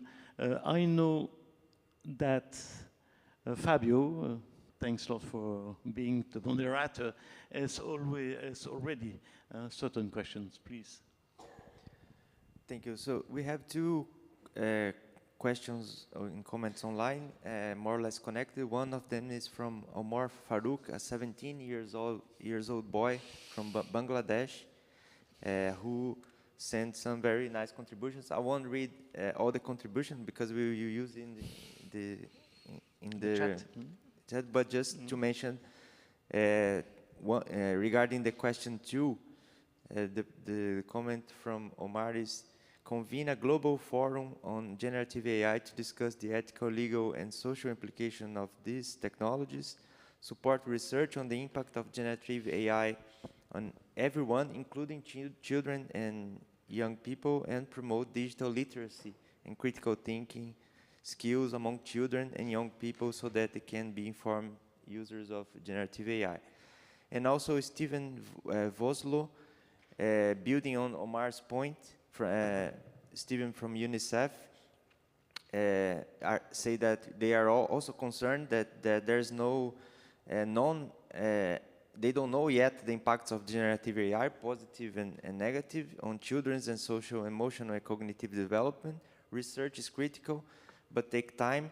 So how is the best way to navigate the reality that the tools are out in the public, and we need to protect and empower children today?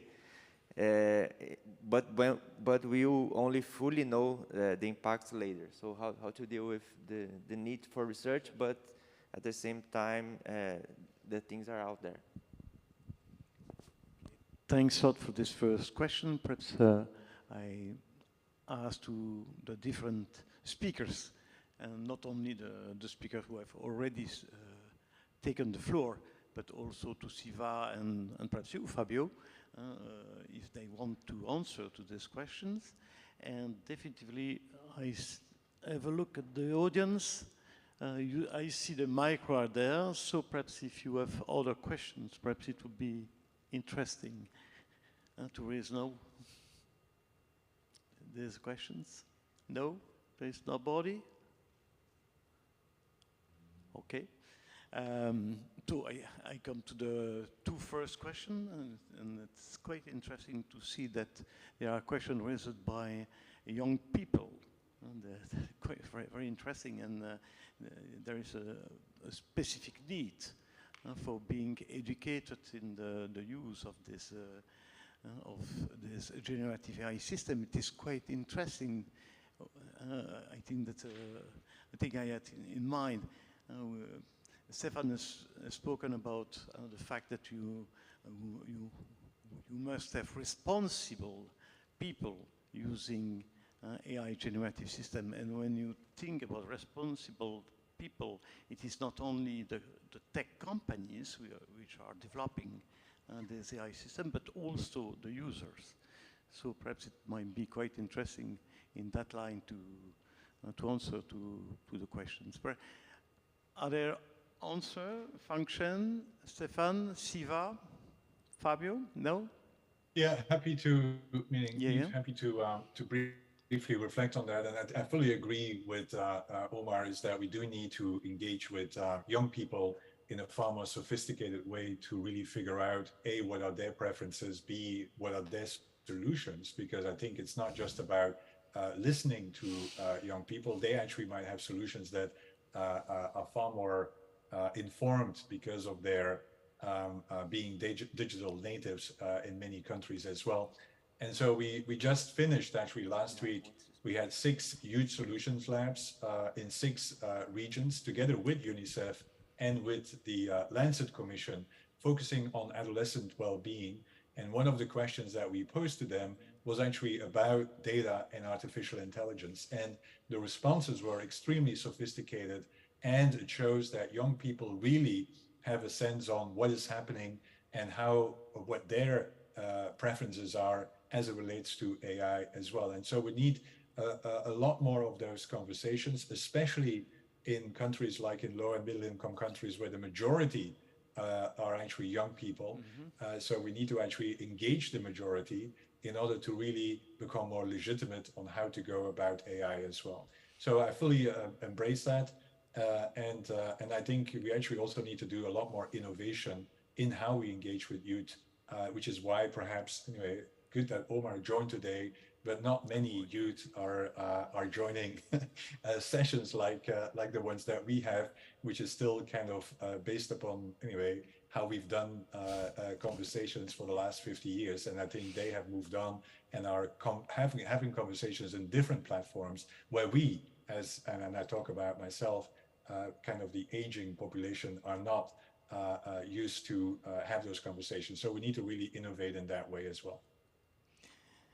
Thanks, Stefan. I think function is anything to say, something to say. Oh, yes. I think generative artificial intelligence is conducive to educate young people, and it creates a view of rights.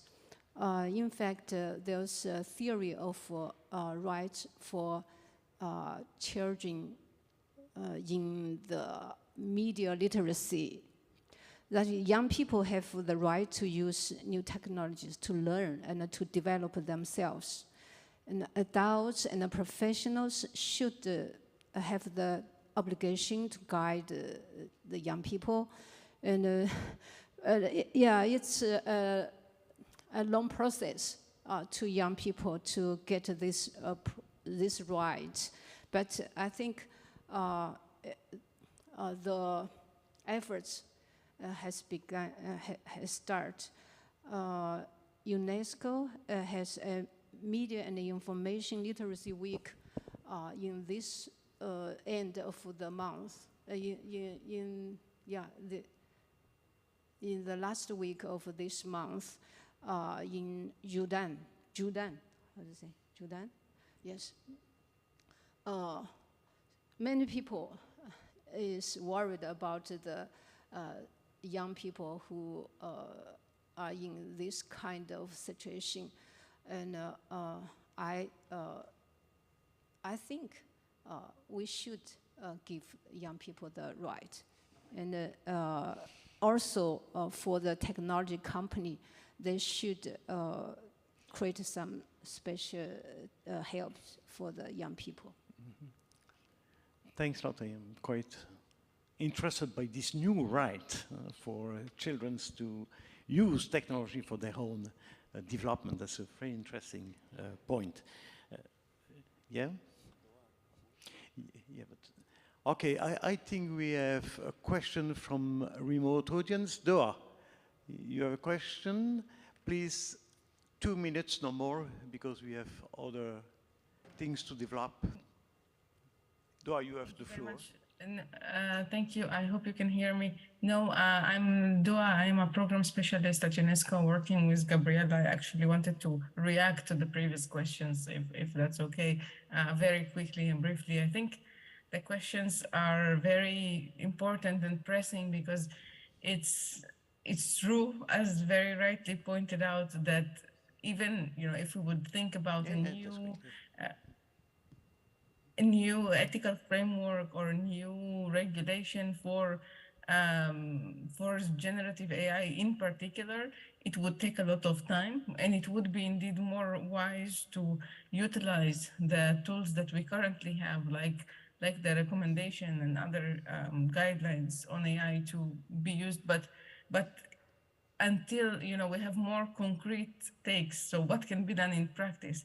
I think it's important to also go back to the essentials of awareness raising. Most people that I know and especially I think young people, it's very tempting to use those models, right? Because it shortens a lot our time, our efforts, but not too many are actually aware of the risks that are rightly pointed out by all the panelists. Usually, only if people would try to use generative models, to ask questions that you already kind of know the answer in advance, you would see the pitfalls, you would see the challenges, the inaccuracy, the references to sources that are made up and things like that.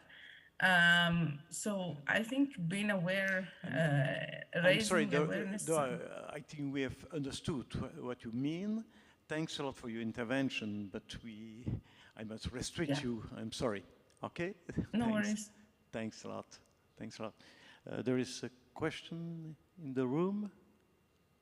Yeah, 2 questions on the. Yeah, thank you very much. As a child rights researcher from Germany, I appreciate really that we have questions about the rights and the interests of young persons in this room. But for me, it's not just a question of the responsible usage of young persons of AI. It's a question of the responsible usage of us all. And much more important for me is that it's also a question of a responsible coding and designing. And I'm wondering if this could be evaluated in a process of self-regulation, or if it's not necessary to have a kind of official institution to give a permission if such an AI technology should be come into force or are distributed to us all. So maybe I'm not familiar with the proposed bills and laws, but maybe we can hear something about that. Is it the right way to self-regulate it by the private sector, these responsible technologies, or do we have an maybe official institution to give a kind of certificate or permission to roll it out? Thanks. Thanks a lot for your question. It is quite clear that we have already a certain labeling institution, and your question might refer to the use of the standardization process as a solution for a responsible AI which must follow the standards. The problem is that there is not a lot as regards the AI generative system of standards, and the company must work on that issue very actively. Okay, there is another question, I think. Thank you. I'm Tapani Tatvainen from Electronic Frontier Finland, and it seems to me that we are already talking about the past. The AI systems are no longer the purview of big tech companies only. When you can run a large language model on your own laptop, and the cat, or let's say the llama, is already out of the bag in that respect, basically everybody is not only AI actor in the sense that the UNESCO document, but effectively will be developer as well. And I predict this will happen in about 2 years. It will be easy to develop your own AI models without serious technical expertise. Everybody can be doing that. And you cannot regulate everybody. You can't, okay, it would be nice if all developers would be responsible, as it were, but if everybody's a developer, I can't see how you can make everybody responsible. Maybe someone can. I'd be happy about that. Okay. But I don't see how that works. So think about the implications of people, all people, criminals, young people, anybody, developing AI models for themselves to do whatever they want them to do, not just using the existing things developed by someone we can regulate. So what can be regulated is the question. You can regulate commercial usage, official usage, the data perhaps that can be used, but the development, no, I don't think you can. Thank you. Thanks a lot for your statement. I am afraid we have to go to the second part of our session and to give the floor to Fabio and Siva. Siva is present remotely. And I have two questions. A recent OECD report on large language model has clearly demonstrated in the poor performance of these tools in many languages other than predominant language in AI system like English or Chinese. Notwithstanding the effort of certain states to establish big data in their own language. I mean, for instance, the Finland has taken a certain number of measures to develop data repository in Finnish language. More important is the fact that the generative AI systems are promoting cultural inference. How do you see a solution to that discrimination denunciated by the UNESCO recommendation?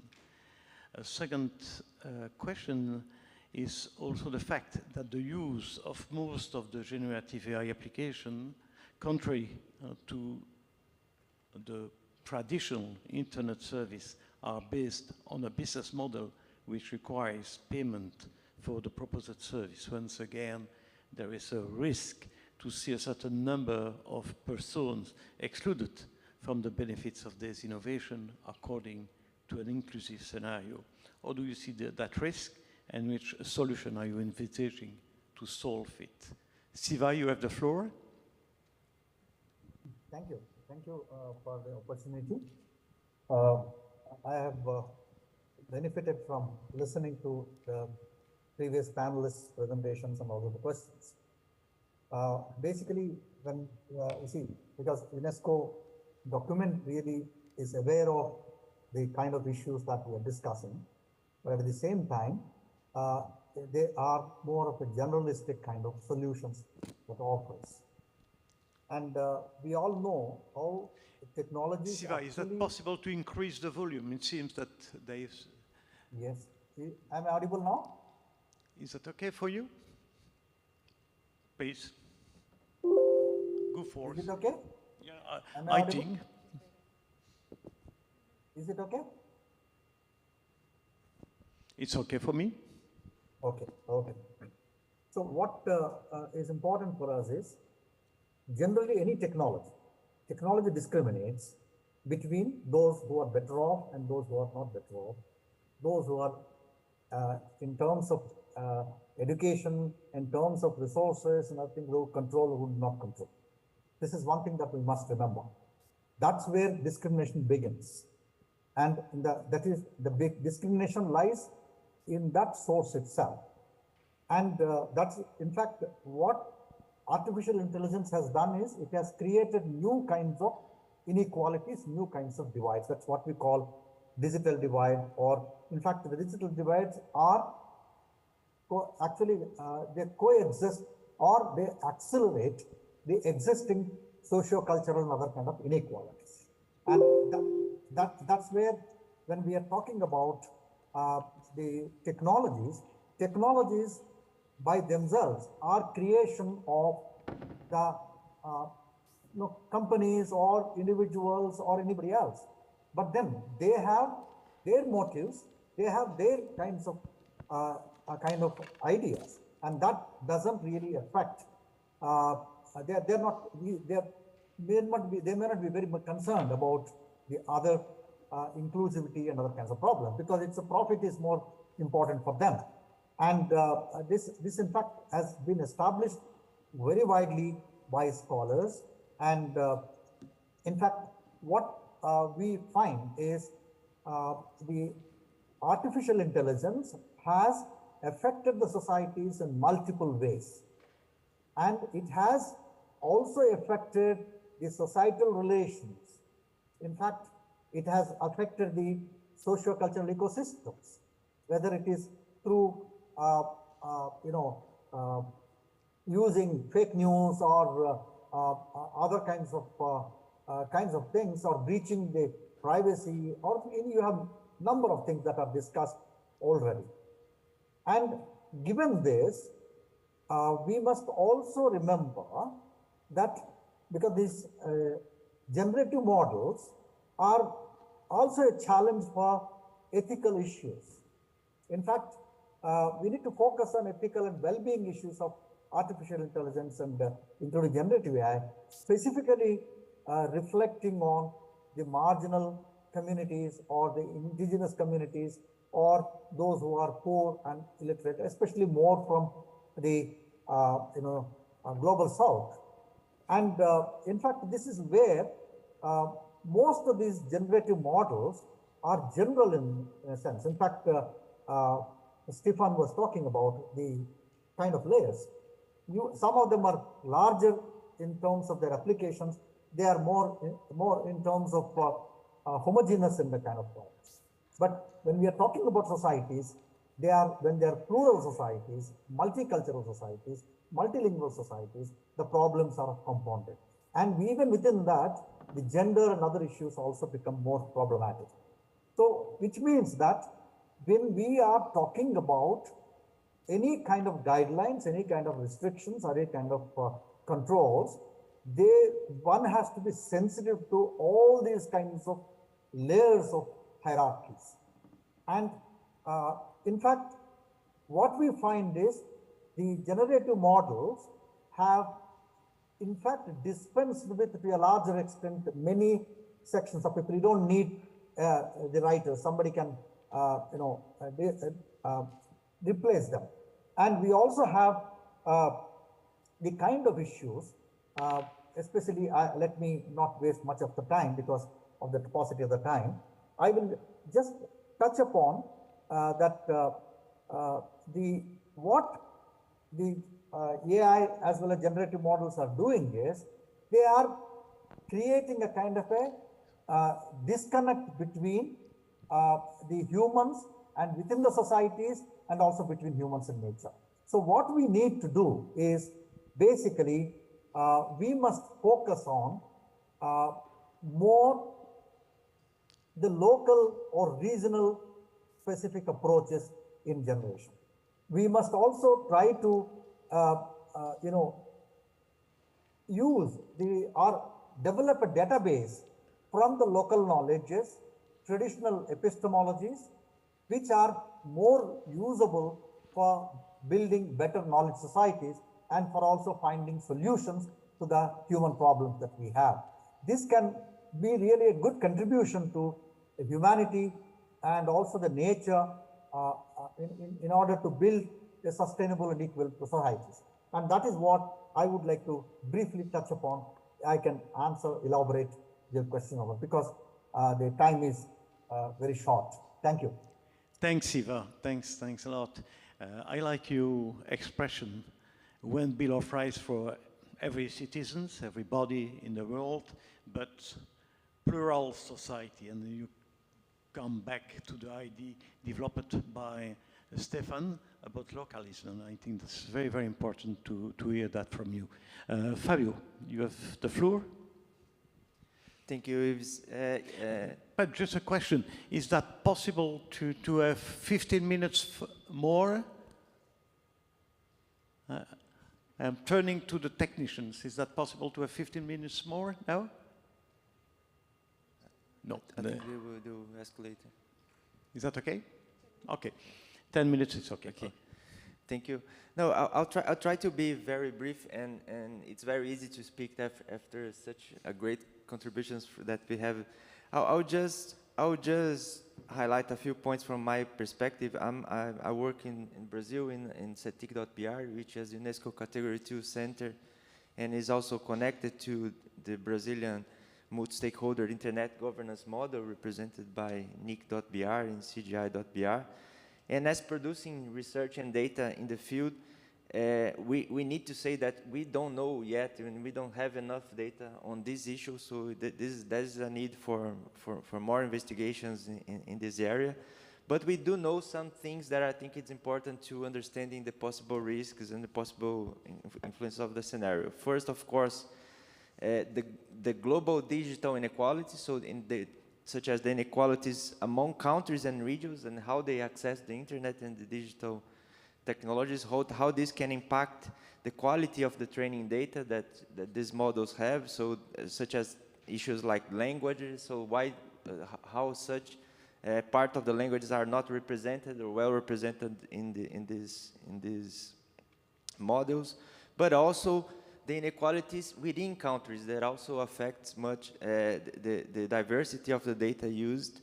So in the case of Brazil, we know that there are persistent patterns of inequalities, digital inequalities connected to race and gender, rural versus urban population, income, level of education, age, and so on.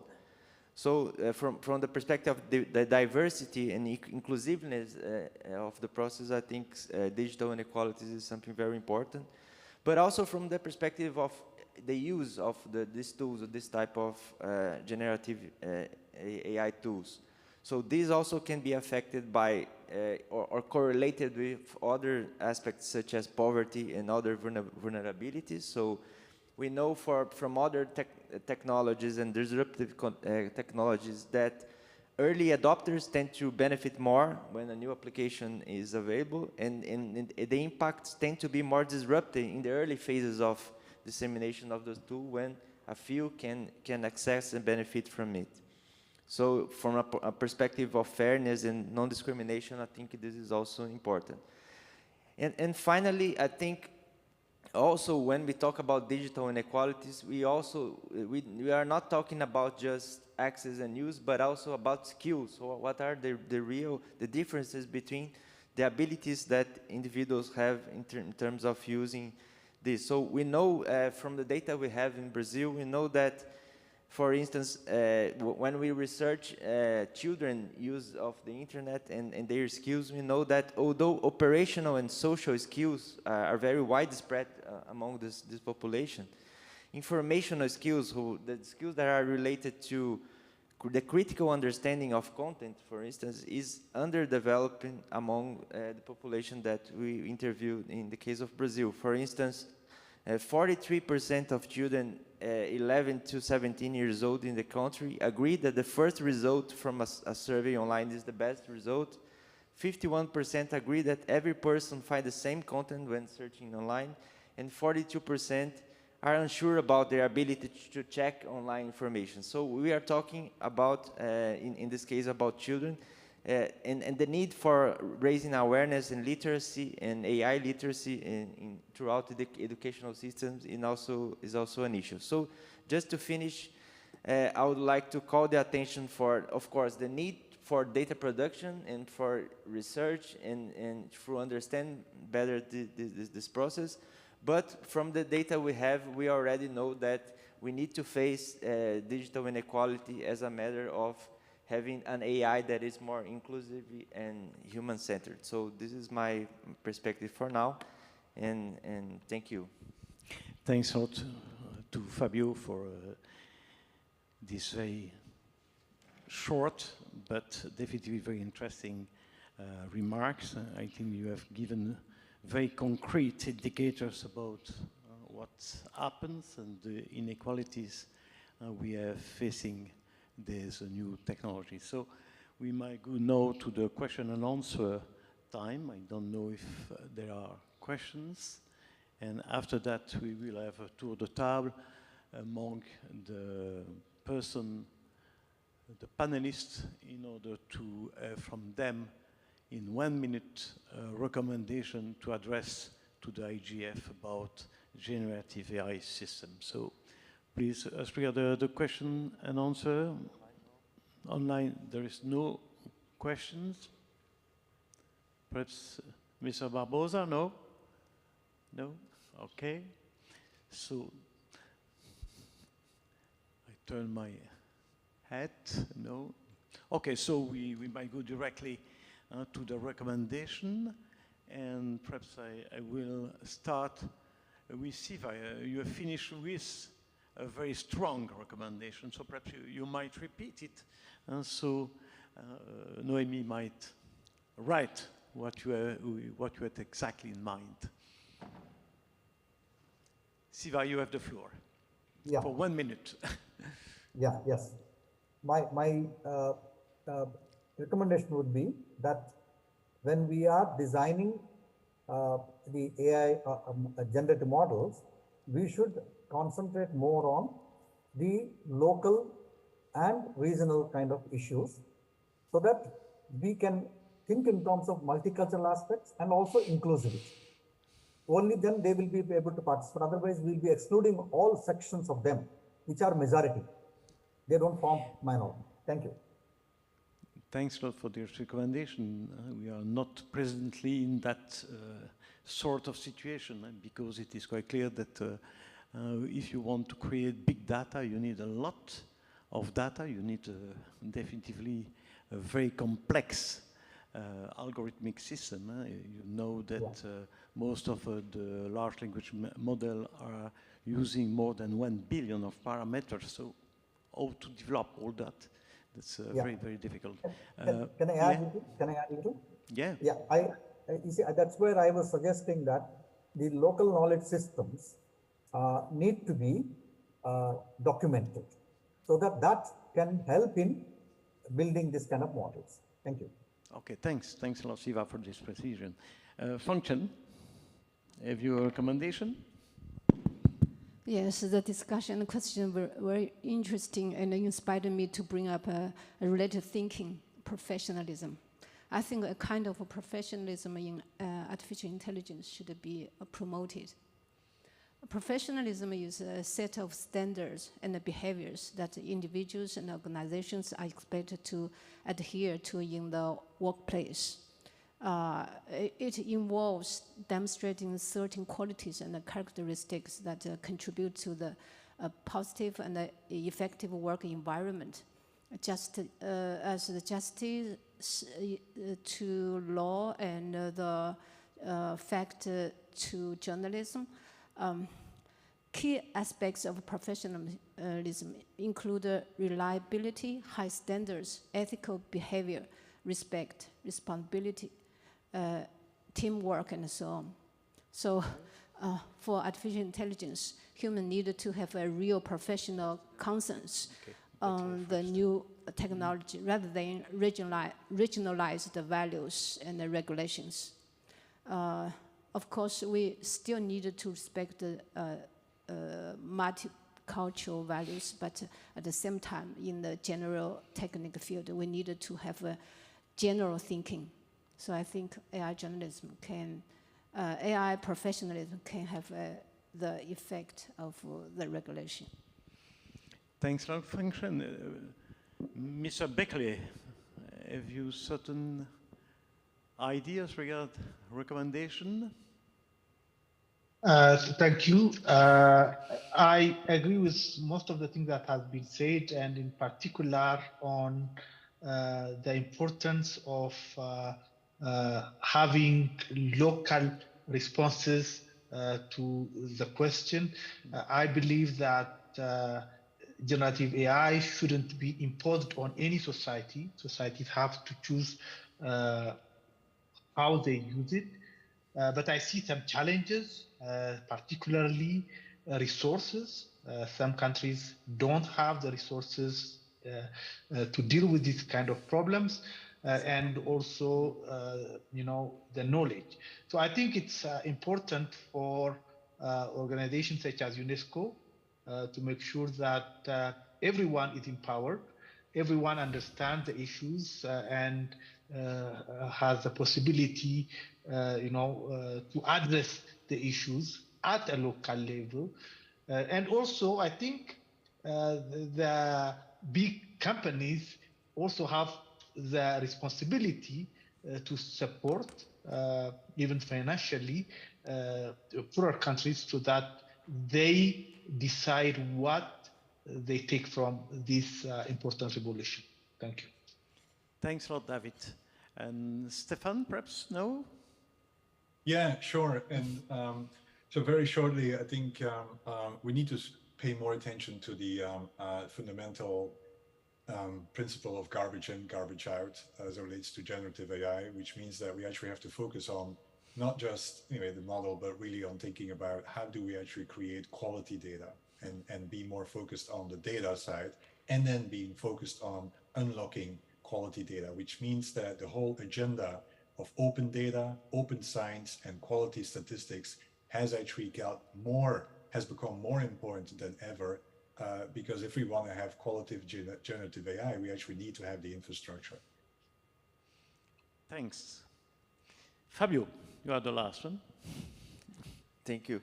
No, just to highlight also the need for monitoring and evaluation. I think we have to foster both international frameworks. There is the Rome X indicators from UNESCO. There is the OECD Observatory on AI. I think those tools can be very useful for nationally and international create ways of fostering research, monitoring, and understanding the impacts of those tools that are already emerging. Thanks, Fabio. I think it was a marvelous transition to you, Maria-Elsa. Maria-Elsa, thanks a lot for joining us. I know that it is very, very, very early in the morning, and definitely thanks a lot for being with us. Maria-Elsa, you are the director of the IFAP program, so perhaps a few words. You have heard the expectation of a certain number of persons from UNESCO, so perhaps you have the floor. Thank you very much, Yves. And hello, everyone. I'm really pleased that I can join you, even if it's for only part of this very important Internet Governance Forum session on generative AI. Unfortunately, I had a previous commitment. But in my capacity as the Secretary of the UNESCO Information for All program, let me first warmly congratulate Yves and the IFAP Working Group on Information Ethics, which is the convener of this fascinating discussion on generative AI. And this is a new technology which holds profound implications for our societies. It's crucial that we examine the impacts that it has through the lens of both ethics and human rights. IFAP is an intergovernmental program that supports member states in fostering inclusive knowledge societies. And our mission is fostering universal access to information and knowledge for sustainable development. Information ethics is, of course, among our top priorities, and IFAP has recently endorsed a new strategic plan for the period for 2023-2029 that emphasizes the implications of digital technologies, including AI, to our right to access to information. And one of the areas of work that we have is to build capacities for and convene reflections on ethical, legal, and human rights issues that arise out of frontier technologies. And this session, this marvelous session, is an example of the excellent contributions being made by the IFAP working group dedicated to this topic.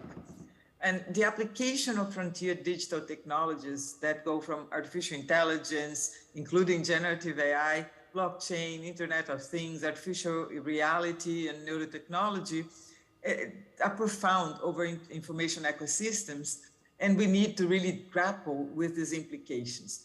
And so what IFAP does is support and encourage a series of actions. For example, we work on promoting research into these implications to the inclusive, equitable, and knowledge societies, raising awareness of the sustainable development opportunities that these technologies bring, but also of the risks and the mechanisms to address these risks, including their impacts, for example, on privacy, on the environment, and so on and so forth.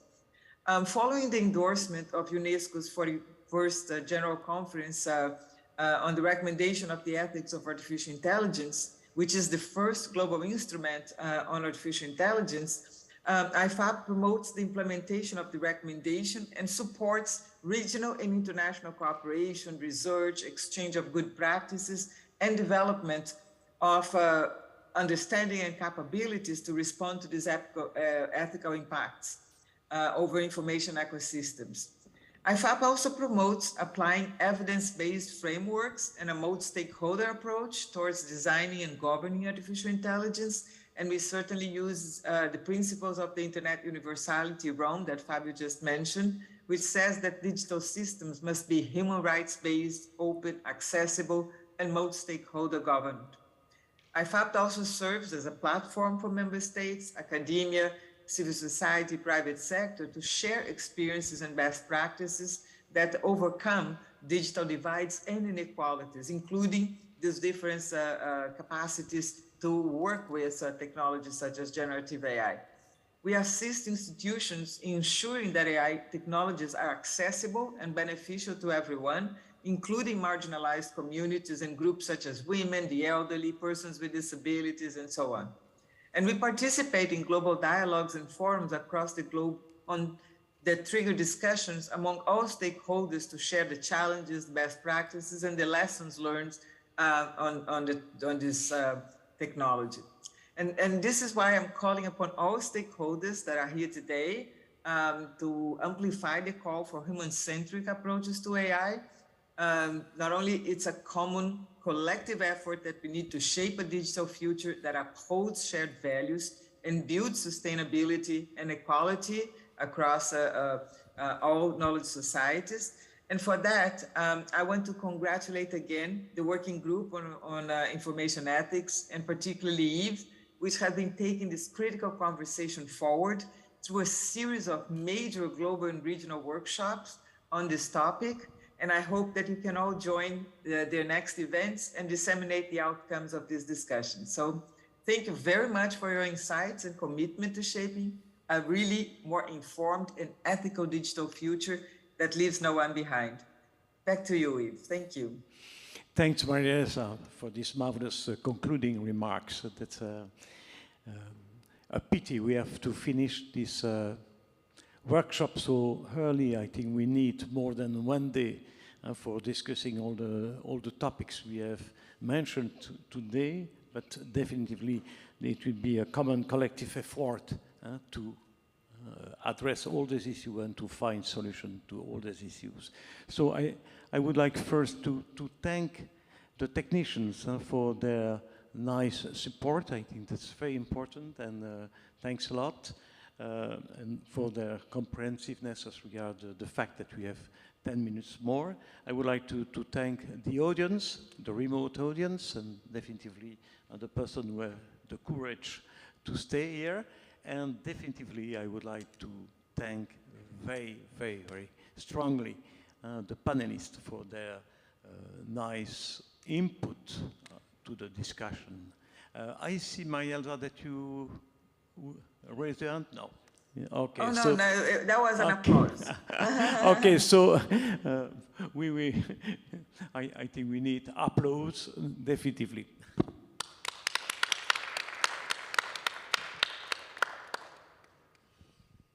Okay, thanks.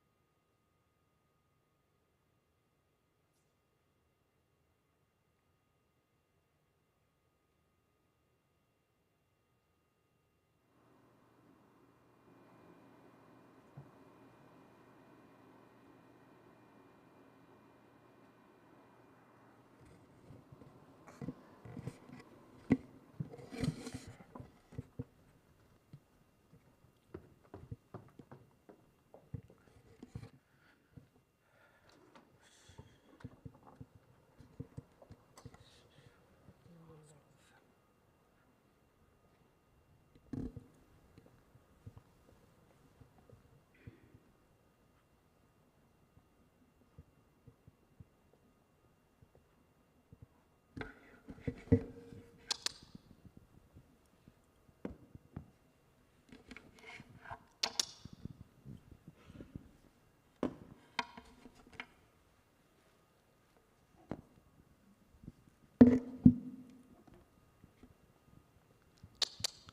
2.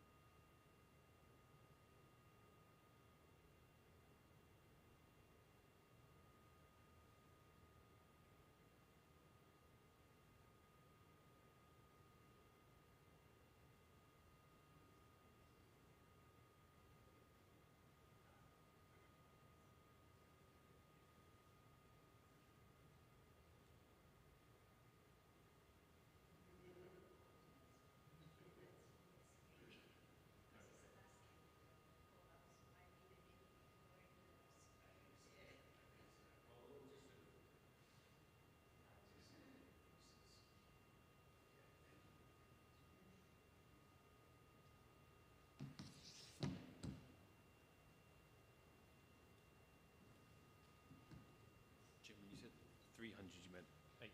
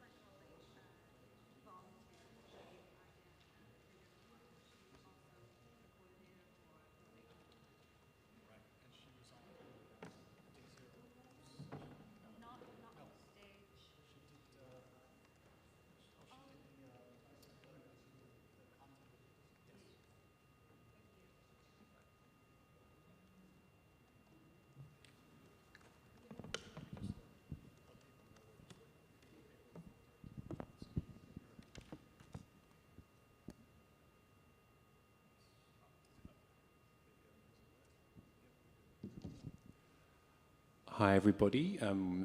This is the session after lunch, and we're quite far away from lunch physically, so we're just waiting for a few more people to walk into the room. So we'll wait another minute or two and then get started. Thanks.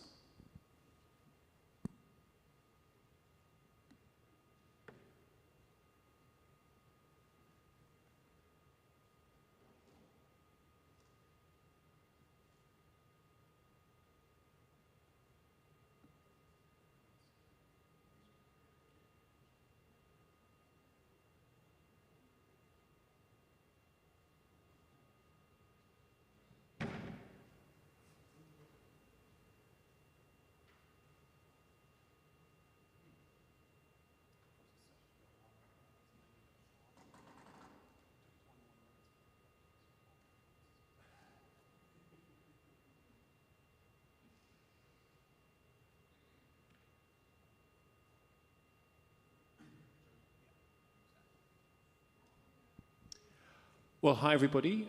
My name's Charles Bradley. I work at ADAPT, a tech policy and human rights consultancy based in London. Very excited to be here on the last day of this IGF.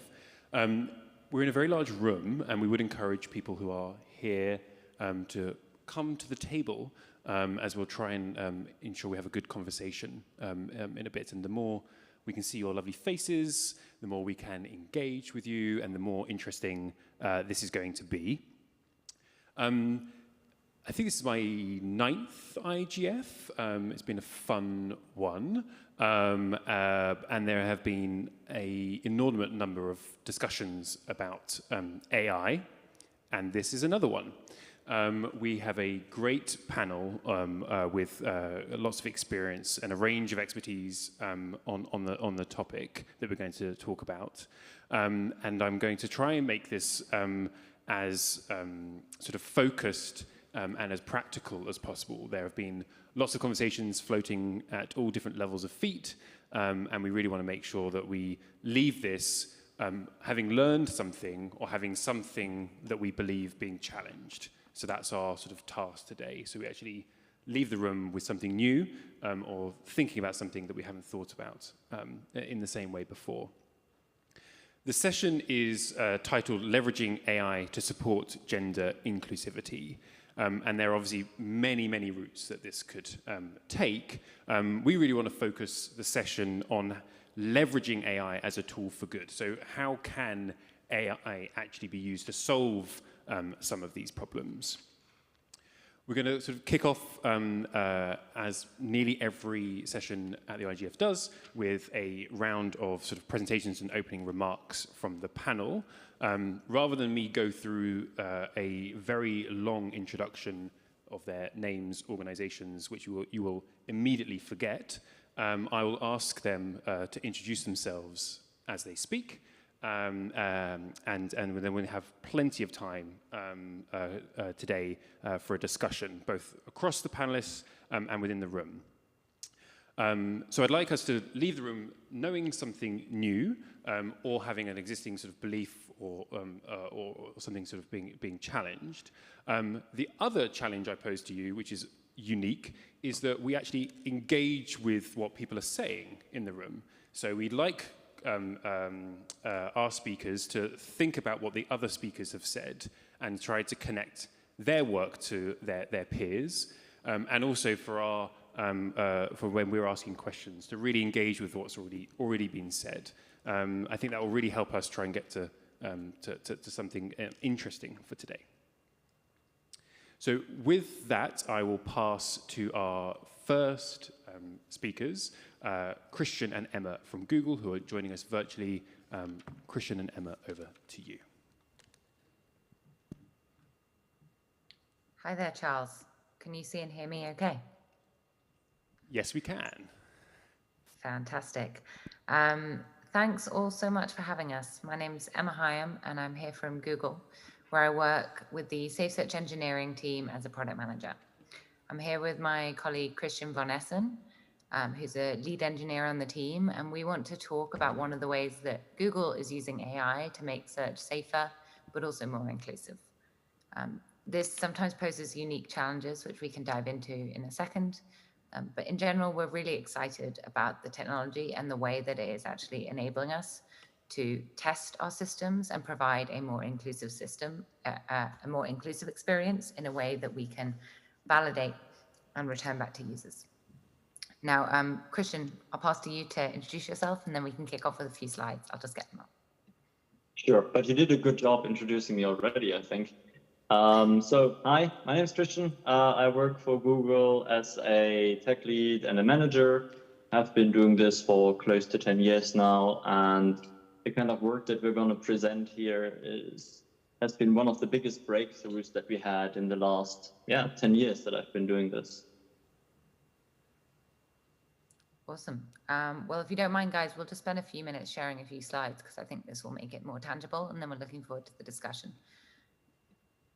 So I'll start by saying that everything we do at Google goes back to our mission, organizing the world's information to make it universally accessible and useful. And one of the things about the world's information is it's a lot of information, and the information needs that we see are also at a huge scale. And they're dynamic. People come to us with new kinds of questions every day. In fact, 15% of all searches are new daily. That means that we need systems that are also dynamic. With hundreds of billions of web pages, 15% of queries are new every day. The question that Christian and I really ask ourselves in our job is, how can we do content moderation? How can we offer safe systems which we design to be inclusive? And how can we do it at scale? We want to do that while still returning useful search results, ones that answer your questions. So this is a dynamic challenge, and what we find is with these kind of scaled dynamic problems, pattern matching is really helpful. And one thing that I found as I've deep dived on AI is really pattern matching at scale. It's using computers to do pattern matching in a way that we perhaps weren't able to do before, not only to understand patterns that help us do math, but also that help us understand sometimes inclusion problems. So I'll start by just kind of one of the fundamental principles that guide our work here, and then I'm going to pass to Christian to share some of the tangible ways that we have tried to improve on this approach. The first thing I'll share is that one of our principles in search is that we never want to shock or offend people with explicit or graphic content when that's not what they're looking for. This is part of the fundamental thing of helping you find quality and relevant information. And people often ask us, well, how do your algorithms work? Like, how should we understand what you think of as quality? And something that kind of I was really impressed by as I started working with the search teams is they actually publish 160 pages now of guidelines to raters that we use to help us understand the quality of results. And it's in these guidelines that you see this principle codified. The principle that we never want to shock or offend you with explicit or graphic content when it's not what you're looking for. And the way we do that is really by understanding the intent behind your query. And understanding the intent behind your query requires language understanding. Now, in the most sort of brute force way, this would be you type in a query. I'm sitting here in Mountain View, California. You type in a query Mountain View, and we understand that Mountain View doesn't actually just mean a view from the top of a mountain. It means a place, because we have an understanding that Mountain View refers to a place. And we know that because it matches a bunch of web documents about the place. What we're seeing with natural language processing is that this is getting a lot smarter. Our ability to do pattern matching goes far beyond just understanding that Mountain View is a place. And that's making us much more effective at understanding when you were seeking out something that may have been a little racy versus when you had more innocent interpretation of the query. But many of you may be wondering, why was there ever a problem with encountering the shocking racy content in the first place? So I'm going to hand over to Christian to shed a bit more light on that. Thank you. So in particular in the past, but still nowadays to a large extent, at their core, search algorithms, like what Google is, really work by finding documents that have the same words that appear in your query, right?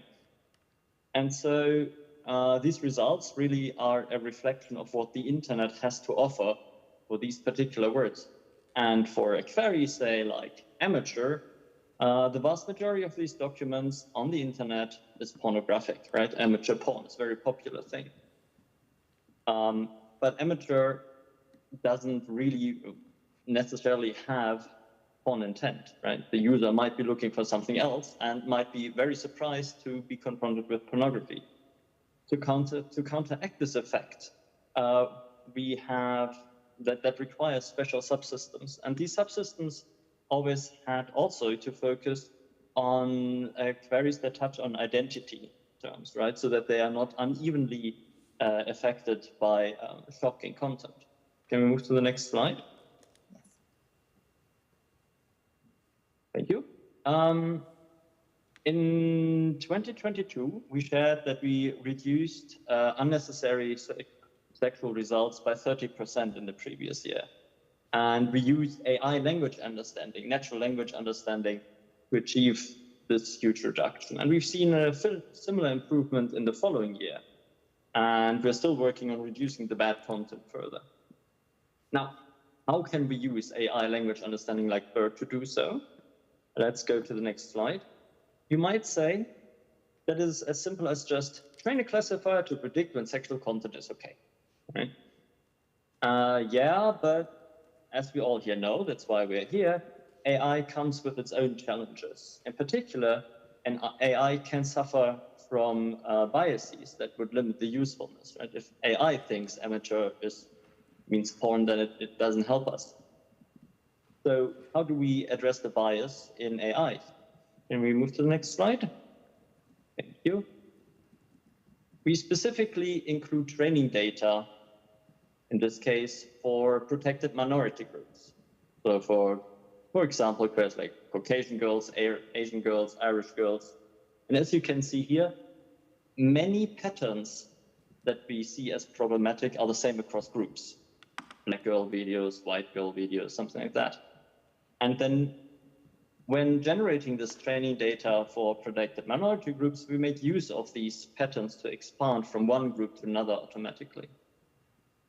And we can exploit the same kind of patterns, not only to address issues in biases of AI, but also in the biases of human raters that generate this training data.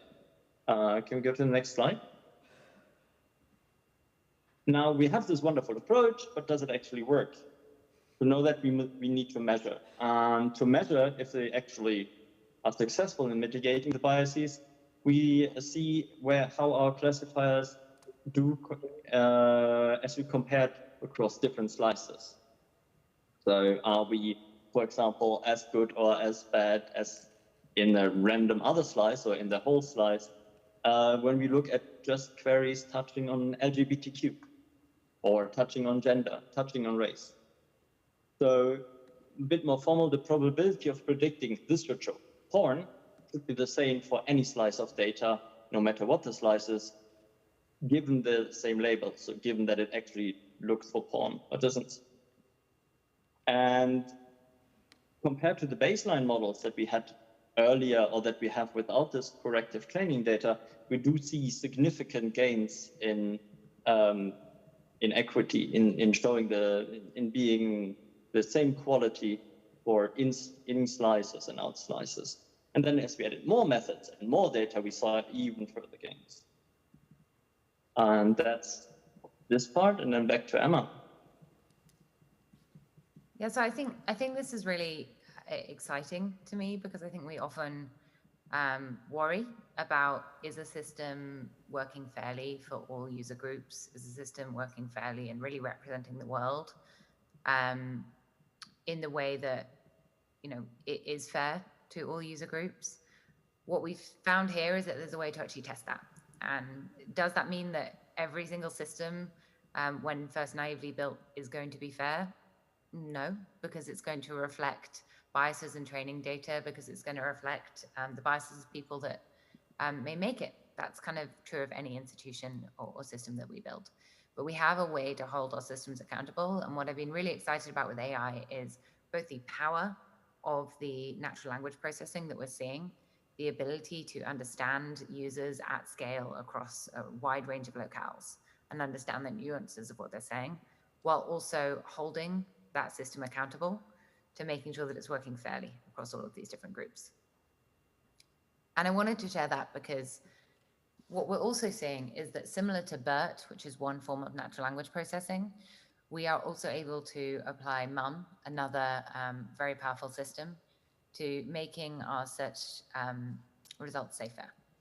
One critical example that's really close to my heart is how we've applied MUM to improve personal crisis searches. We see queries like how to get help in search, queries, unfortunately, like I want to kill myself.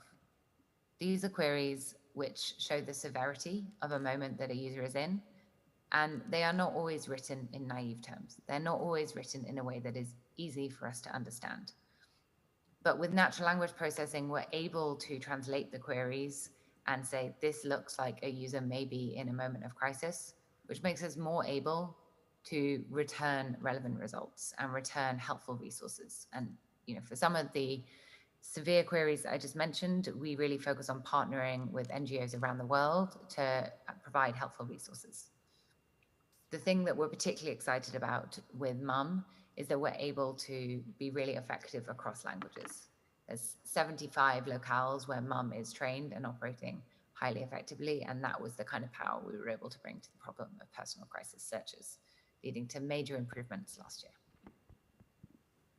That's all we have to share today. We're really excited to talk more about AI and how we've seen it work, not just be effective to the problem of being more inclusive across genders, but also to making systems safer at scale.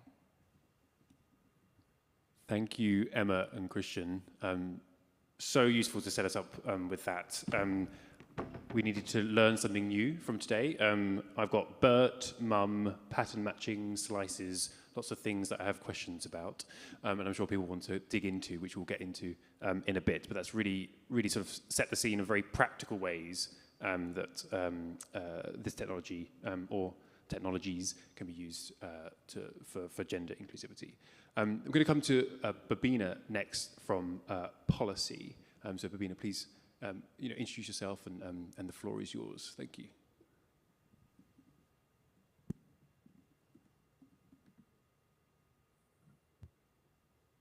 Sure. Good morning. Can you hear me? Yes, thanks. Yeah, perfect. Morning. It's morning where I am. I understand it's afternoon over there. But pleasure to be a part of this discussion. My name is Bobina Zulfa, and I'm a data digital rights researcher with Policy.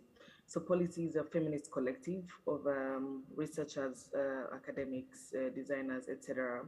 We work at the intersection of data, tech, and society. So a lot of our work is socio-technical in a sense. So we are Pan-African, and so a lot of our work just looks at how technologies are being adopted across the continent and how that is impacting communities in just different ways, for the better or for worse. And we do that especially through our research. We document that and come up with recommendations, particularly for government, but also now for other groups, civil society and technologists as well. I took this session over from Mima, who is our outgoing ED. She was unable to be part of this, but it's a pleasure to just be able to jump in and take this on. I just, you did, talk about tying in with the previous speakers, and it's interesting because I was thinking around, I guess I'll jump into that in a bit, but I just did want to say that from the work we've been doing, we have a 3-part report called Women in AI.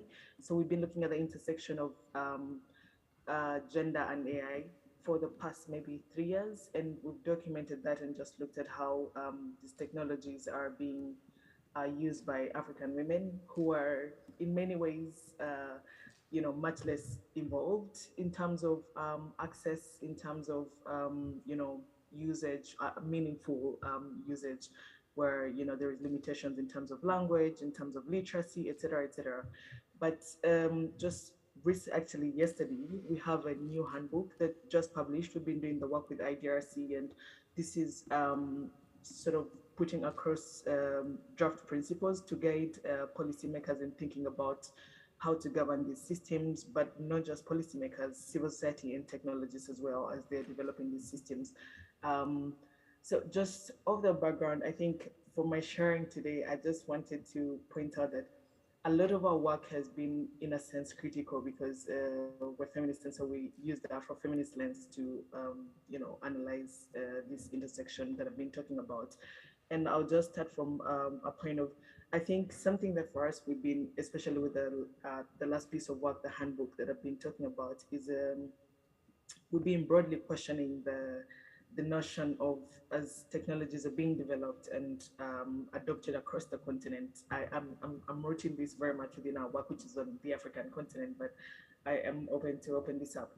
Is that the notion of benefit, right? That these technologies are benefiting people in such and such a way. I think that's a very broad term, and our work has been working to, sort of demystify that, or just make that very clear. What does benefit mean for different communities? As maybe a model is being, there is satellite models we're seeing that are being brought about to just maybe look at how much communities are getting electrified.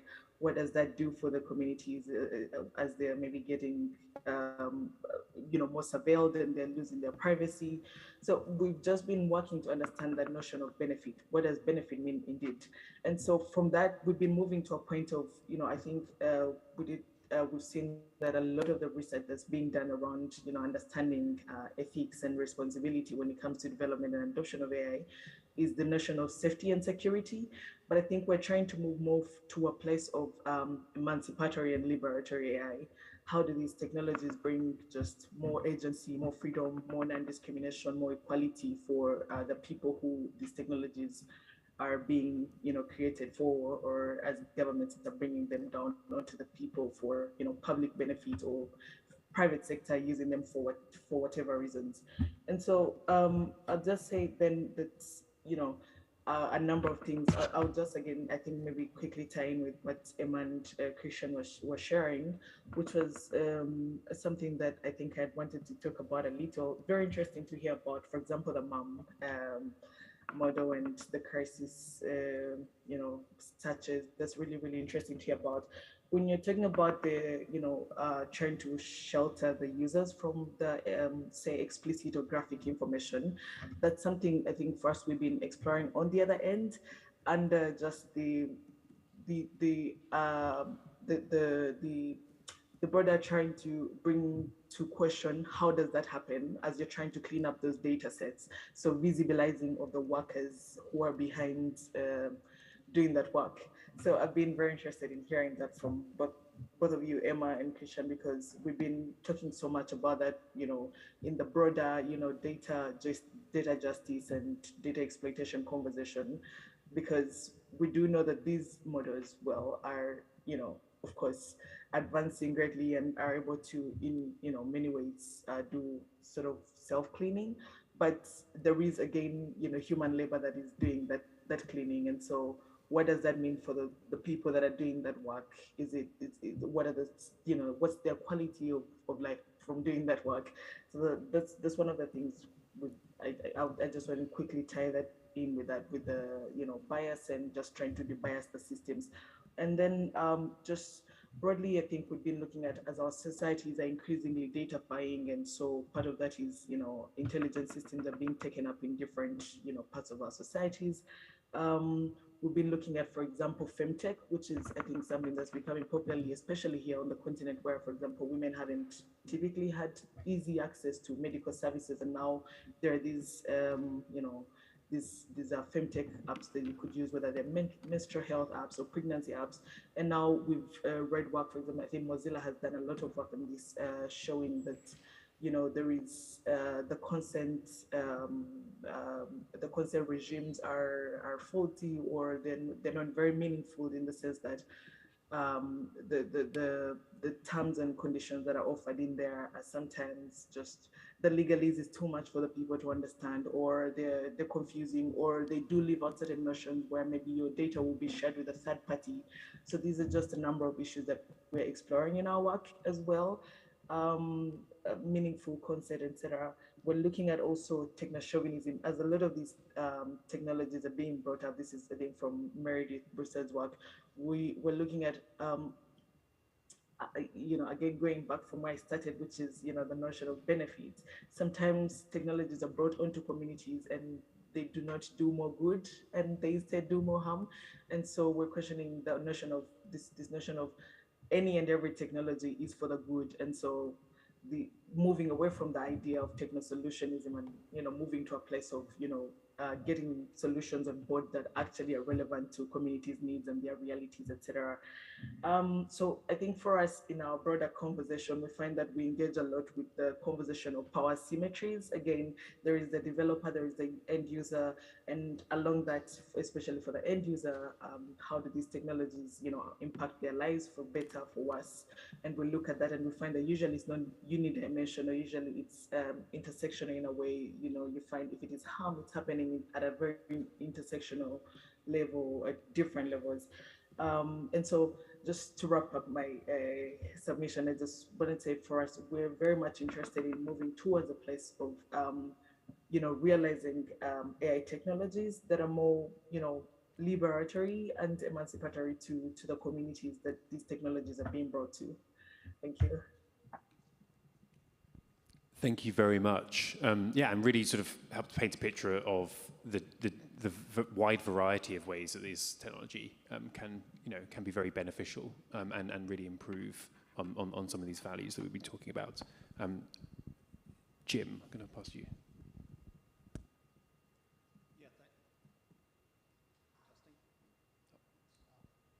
Testing? Oh, there we go. Sorry about that. So Charles, I just wanted to point out that we were supposed to have another academic present, Dr. Luciana Bonatti from the National University of Cordoba in Argentina. I guess being on the other side of the world, sometimes you miss news, but apparently there's an outbreak of wildfires in that part of Argentina, and she and her family had to evacuate. So if she watches us down the road, we just want to let you know we're thinking of you, and we hope everything works out for you. And we look forward to working with you in the future. Thanks, Jim.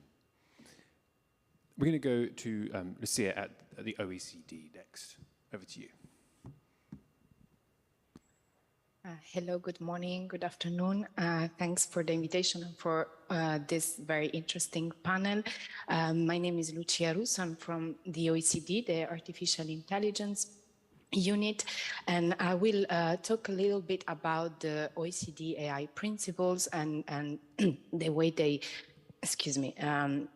they promote gender equality in AI. So just as a bit of a background, what are the OECD AI principles? The OECD AI principles are a set of principles, an intergovernmental standard on artificial intelligence that were adopted in 2019, were developed through a multi-stakeholder process that involved over 50 experts with the objective of coming up with principles that would be a common guideline for countries and AI actors in developing trustworthy AI and to and steer technology in an innovative way, but also in a responsible way.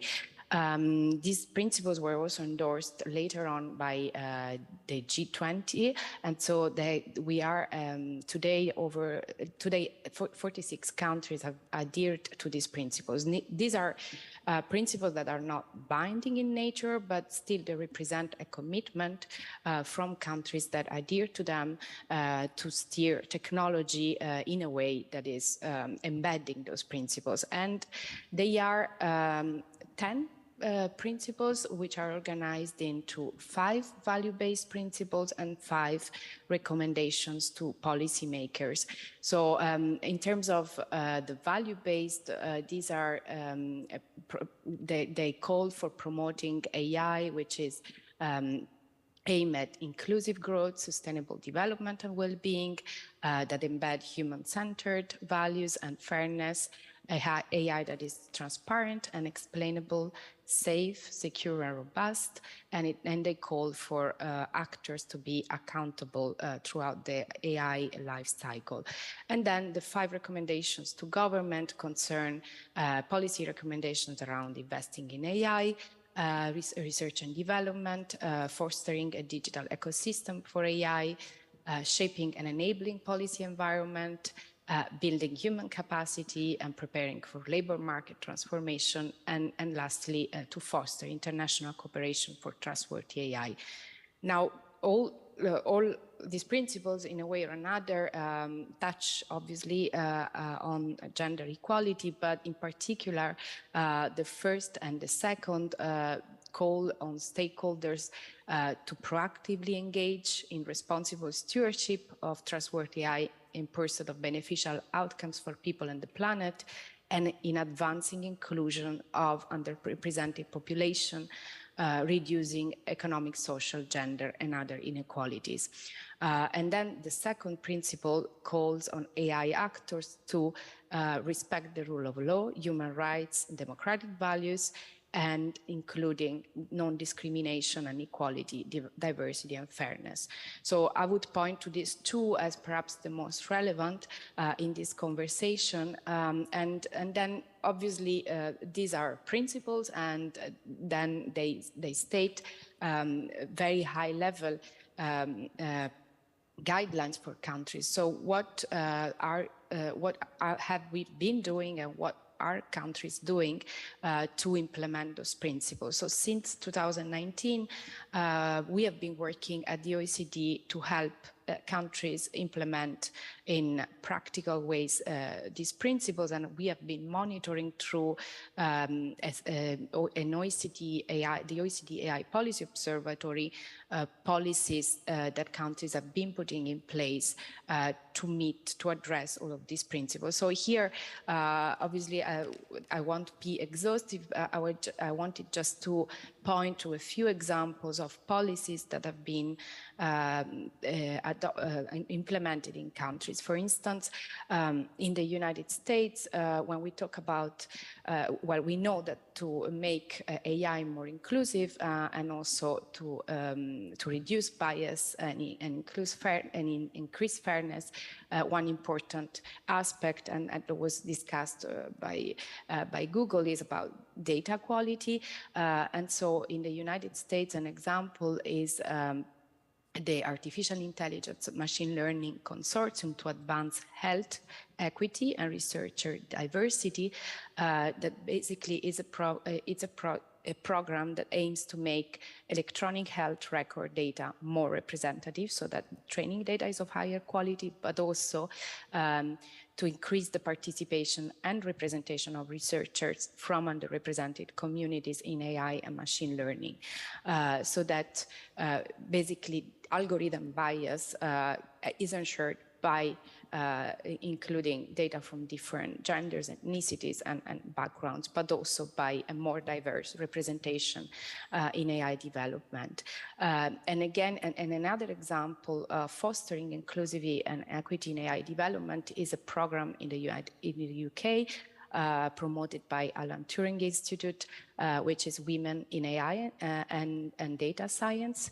And here there are 3 pillars to this program. First one, to map the participation of women in data science and AI in the UK, but also globally, with the ultimate objective of increasing women participation in these fields. Second, examine diversity and inclusion in online and physical workplace. And last, exploring how gender gap affects scientific knowledge and technological innovation, and then promoting gender inclusive AI design. So these are 2 examples. And then last 2 points I would make. There are also other approaches taken by countries. For instance, in the Netherlands and Finland, there have been attempts to build guidelines and assessment frameworks for non-discriminatory AI systems that basically help identify and manage risk of discrimination, especially in public sector AI systems. And so these are guidelines for especially public servants when they use or procure AI systems. And the last point is, last year we launched a catalog of tools still on the same platform, the OECD AI Policy Observatory, and this is really a platform that is intended to share tools for trustworthy AI and basically institutions around the globe can submit tools so that other organizations can use them in their work. And just having a quick check, you can, so it's a searchable database where you can search for objectives that these tools are aimed at achieving, and for instance, looking at reducing bias and discrimination and ensure fairness. We have over 100 tools. And for instance, one that I was checking yesterday came up is at Google, the People Plus AI Research multidisciplinary team that explores the human side of AI. So this is one example. Other example is, for instance, a tool which is called CounterGen, which is a framework for auditing and reducing bias in NLP, and basically it generates a counterfactual data sets. So comparing the output of a model between cases where the input is a member of protected category and two cases where it's not. So these are just examples. One can search and browse for more, so I wanted to give a bit of an overview of things that exist, but obviously this is all illustrative, and I look forward to questions and discussion. Thank you.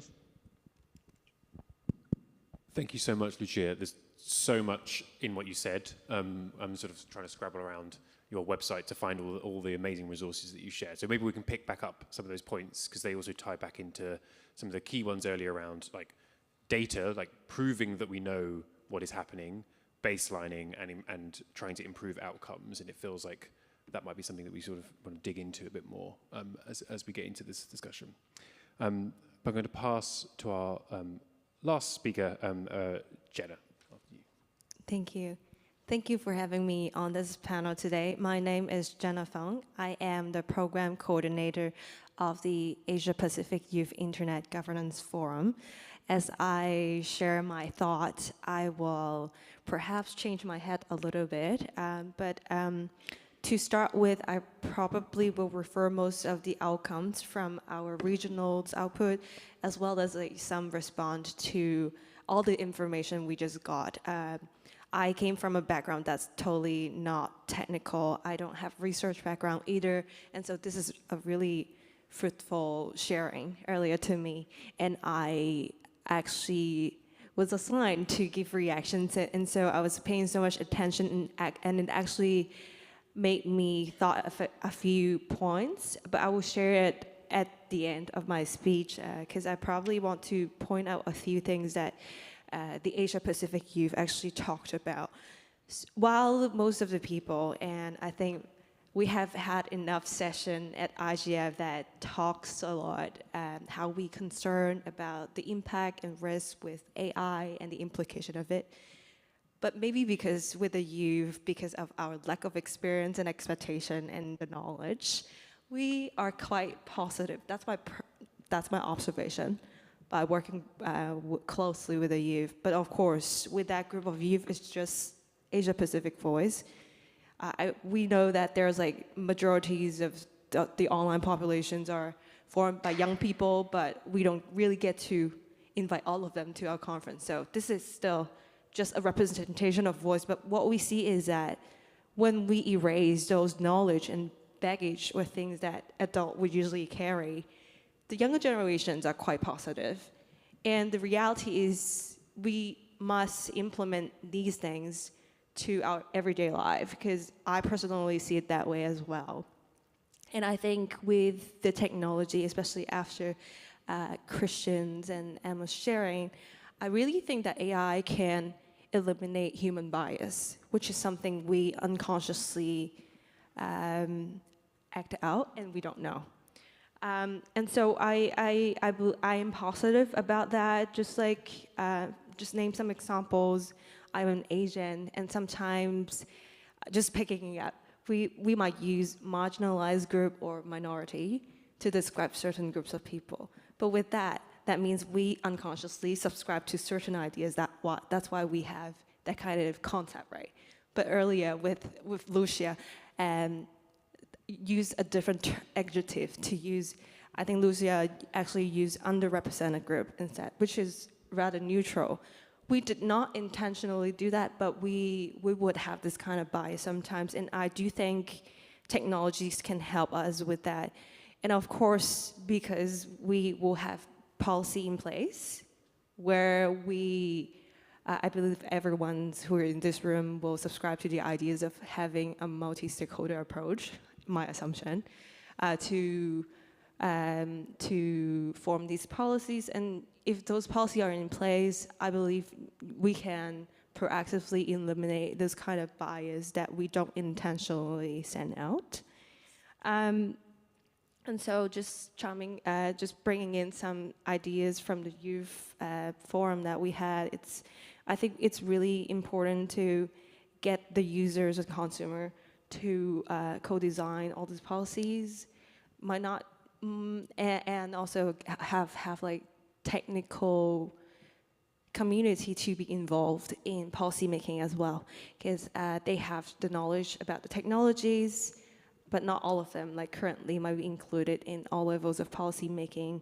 And so if we have them participate more into this process of making policy for like such complex technologies like AI, I think that will be really important as well. And I believe international standards really important, because that's how different countries can modernize their legal framework, and so that they can cater the needs of their own nations. And it will also help different industry to follow and to handle their space. Because, for example, what I see is that big tech is running most of these service platform where I live on. I am a Gen Z. So these are privately owned public space, which governed and regulated by private sector. And I think international standards is really important, because that will provide a comprehensive guideline for that, which is human-centric, as another speaker mentioned. And before I wrap up, I want to take this opportunity to probably bring out just something really personal. But I hope that I'm not appear to being too rude. Other than like my usual work with the youth, I am a writer and I have like a Substack newsletter. But I am like a really small scale writer, and so I don't really get the money to pay and get my own domain.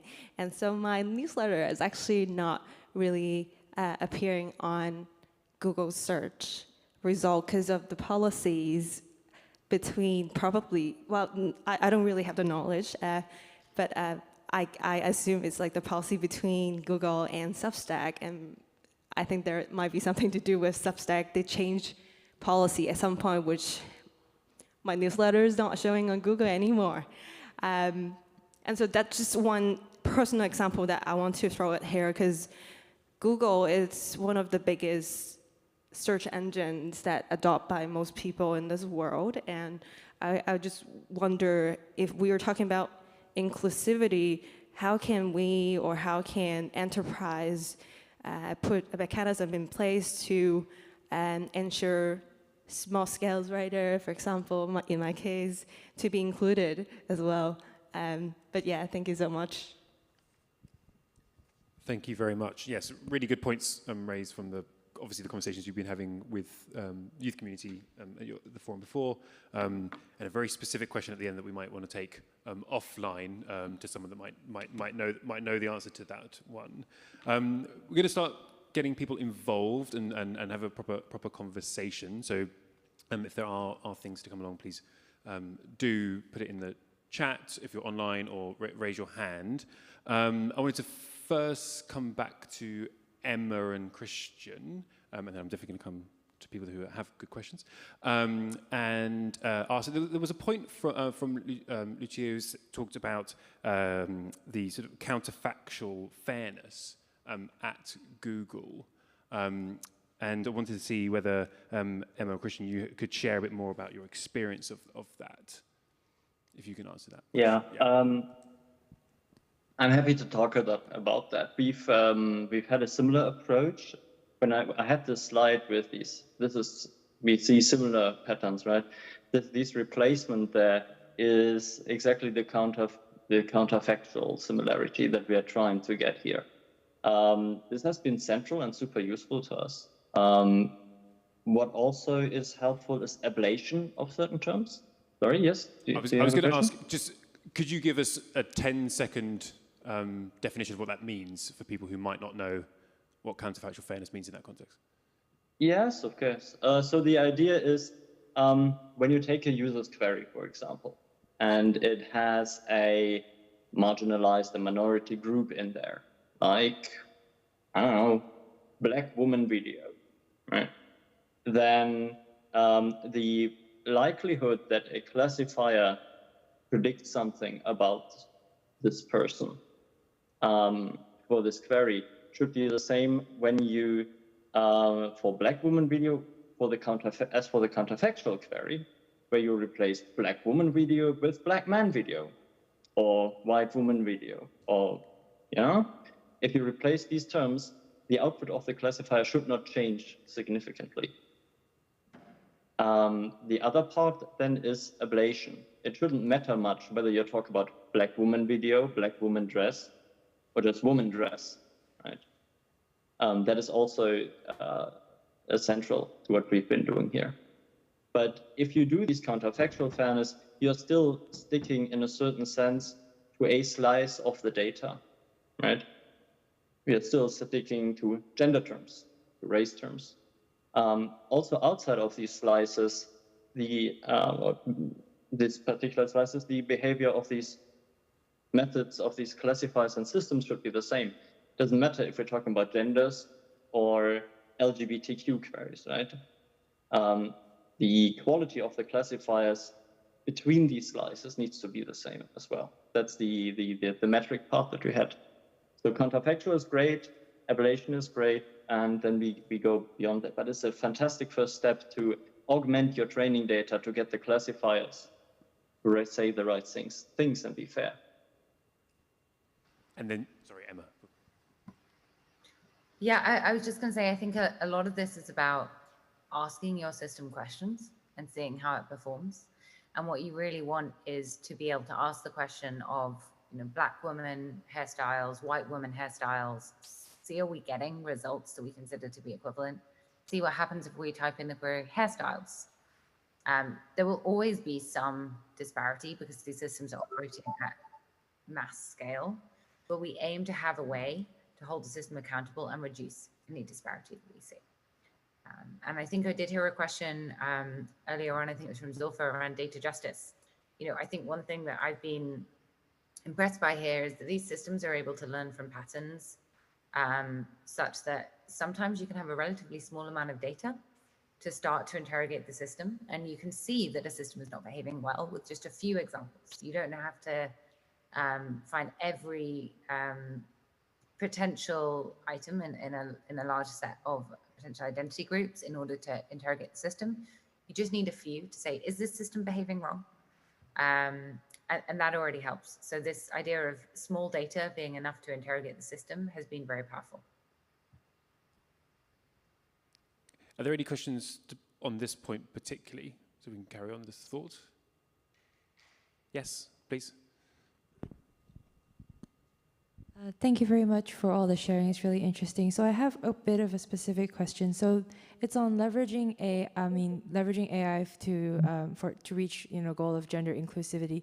But to what extent is this corrections you're talking about that are happening after? So like in terms of fine tuning rather than beforehand, which is, you know, when you're feeding in the training data. Because I think there was a recently published article about a study from the University of Pittsburgh about how there is no clear data, no clear percentage of how much of the training data being used to train these LLM, how much of it is women-authored data. And so it perpetuates the gender gap because, okay, when you're looking at the digital divide between Global North and Global South, then if you look closely at those online in the Global South, more likely they're gonna be male users online. And then, so I just want thoughts on, you know, what do you feel about this particular problem? That is it more fine-tuning that's happening after you're finding these bias outputs, or how much percentage of effort is going into looking at using more diverse training data? Thank you very much. I think that's for Google. Yeah. So in the beginning, a few years ago, when we started with BERT and the language models became bigger, and the first step was to create models that are credible and useful at all. It was more of a fine-tuning step later, right, to address and correct these biases. But as we're getting more into even larger models, where training data selection now becomes a more challenging problem, and where also these kinds of concerns have spread more through the community and get more scrutiny, not only outside, but also from communities inside Google. This gets more and more into the first step of training. So before fine-tuning is happening, correcting the first step of data and making sure that that is representative gets ever more into into that first step as well. And fine-tuning and first step also get ever more mixed and intermingled, right? So that the question as such becomes very tricky to answer. Where does the first step end and fine-tuning then start? As we're talking about mixtures of training. Yeah, I mean, I would just +1. I think these things are increasingly very, very intermingled, but what you do see is what an amazing technology. Let's see what this technology can do. As we're applying this new technology, how could we design it in a safe way? How could we design it in a way that it's inclusive? You look at that first version of the technology, and then the first thing you do before you think about bringing it to market is you interrogate it. You do the fine-tuning based on those tests. And then if it didn't work well, you go back to the first step again. So it's really cyclical, and there are many layers at which we can hold our systems accountable. Often you have foundational models that you're using for lots of different use cases, and you want to make sure those are working well as specific use cases, seeing how it's behaving in context and making sure that in context is working well for users for a specific product experience. Great question. Yeah, very good. Whilst we're still on the point, Lucia, is there a sort of advice, tools, resources on this particular point on the OECD that we should be looking at? Well, not on this specific. No, we just we are more on analyzing the big trends. So just to mention that we have 2 papers on generative AI. One that is really analyzing some preliminary considerations around these aspects that have been discussed, like what are these models, how they are evolving, what kind of policy implications they have around safety, for instance, and what kind of measures are developers implementing. So this is one paper, and then there is another paper that we did to support this G7 Hiroshima process around generative AI. And basically there is an analysis of what countries, based on a questionnaire to G7 members, on what countries feel are the main risks around generative AI, but also the main opportunities, and so what kind of actions internationally can be undertaken. So this is more in terms of, again, on policy responses. This is the contribution from the OECD, but very much. I'm very much enjoying the conversation to understand better where are at which point you can intervene. And this is very enlightening for us as well. Great, yeah, absolutely. And obviously, as the role that you're playing on the bigger picture of this conversation, it's sort of critical to get into the real weeds here, because the devil is really in the detail, isn't it? We have a question online, and then. Yeah, thanks, Charles. So it's from Samriti Kumar. It's a bit of a comment and a question. I think I still remain a tad bit skeptical about how AI and gender inclusivity may interact, especially when AI may present itself as a popular tool for surveilling people based on gender.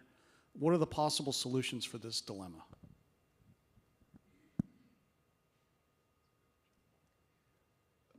Babina, what do you think? How is this? How could it be a solution to this dilemma? What are the solutions here?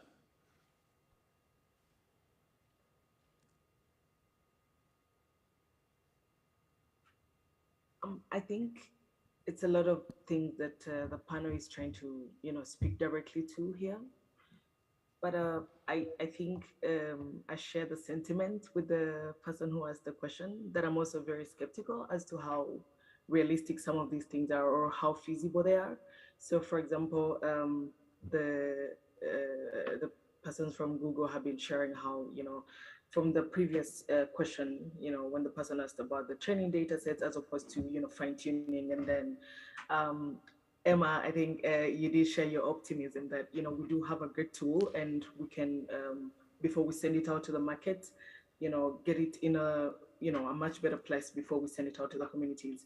But I think that in a sense, again, is the, I think for me, and this may tie in with Lucia's work as well, with some of the work we're doing on the regulatory arm of things, is it comes into balance out competing interests, because there is Google, which is developing these technologies, and there is a number of interests that they have, from the information sharing to being a profit-making company as well, to the communities or the persons that these technologies are being pushed out to the end user, who these technologies could pose real life impacts on.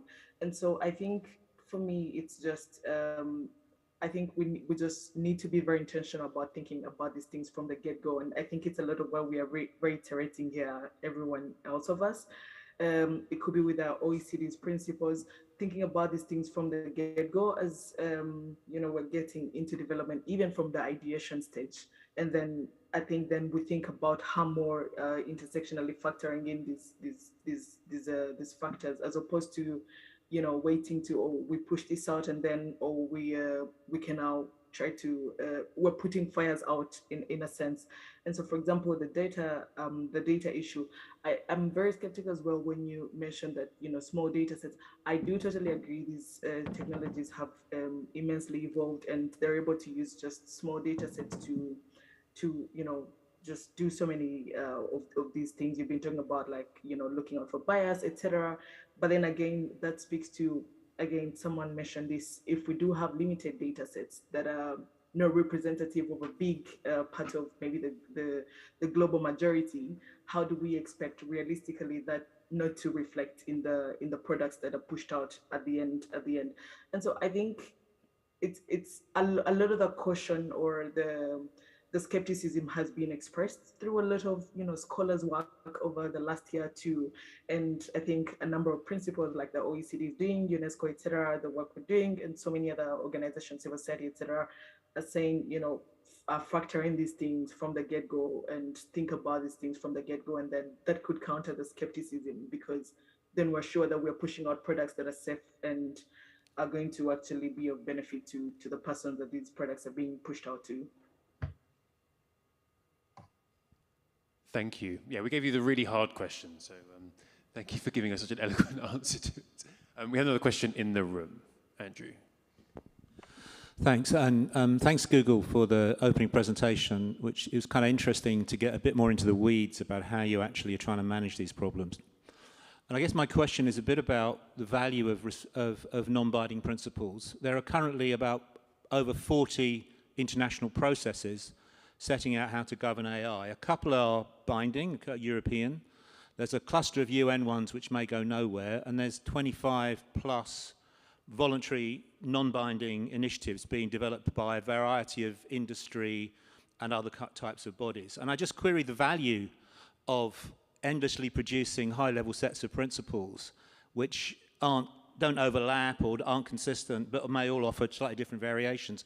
And it strikes me what was interesting about the Google presentation is what would be of real value to the wider public would be something that I think doesn't yet exist, which is a mechanism to independently audit what you're doing, to assess whether the steps you're taking at the engineering level are actually producing the outcomes that you want to be desirable. And if they do, you get some kind of kite mark or some recognition that what you're doing with AI is actually fulfilling those wider social goals. And it strikes me that that would be, given the time, money, and effort that goes into things like the IGF, which is a whole series of fairly non-binding conversations, or these voluntary principles, whether investing some of that time and money in developing those independent audit mechanisms might be a more useful use of the planet's resources in terms of getting at what we want to get at.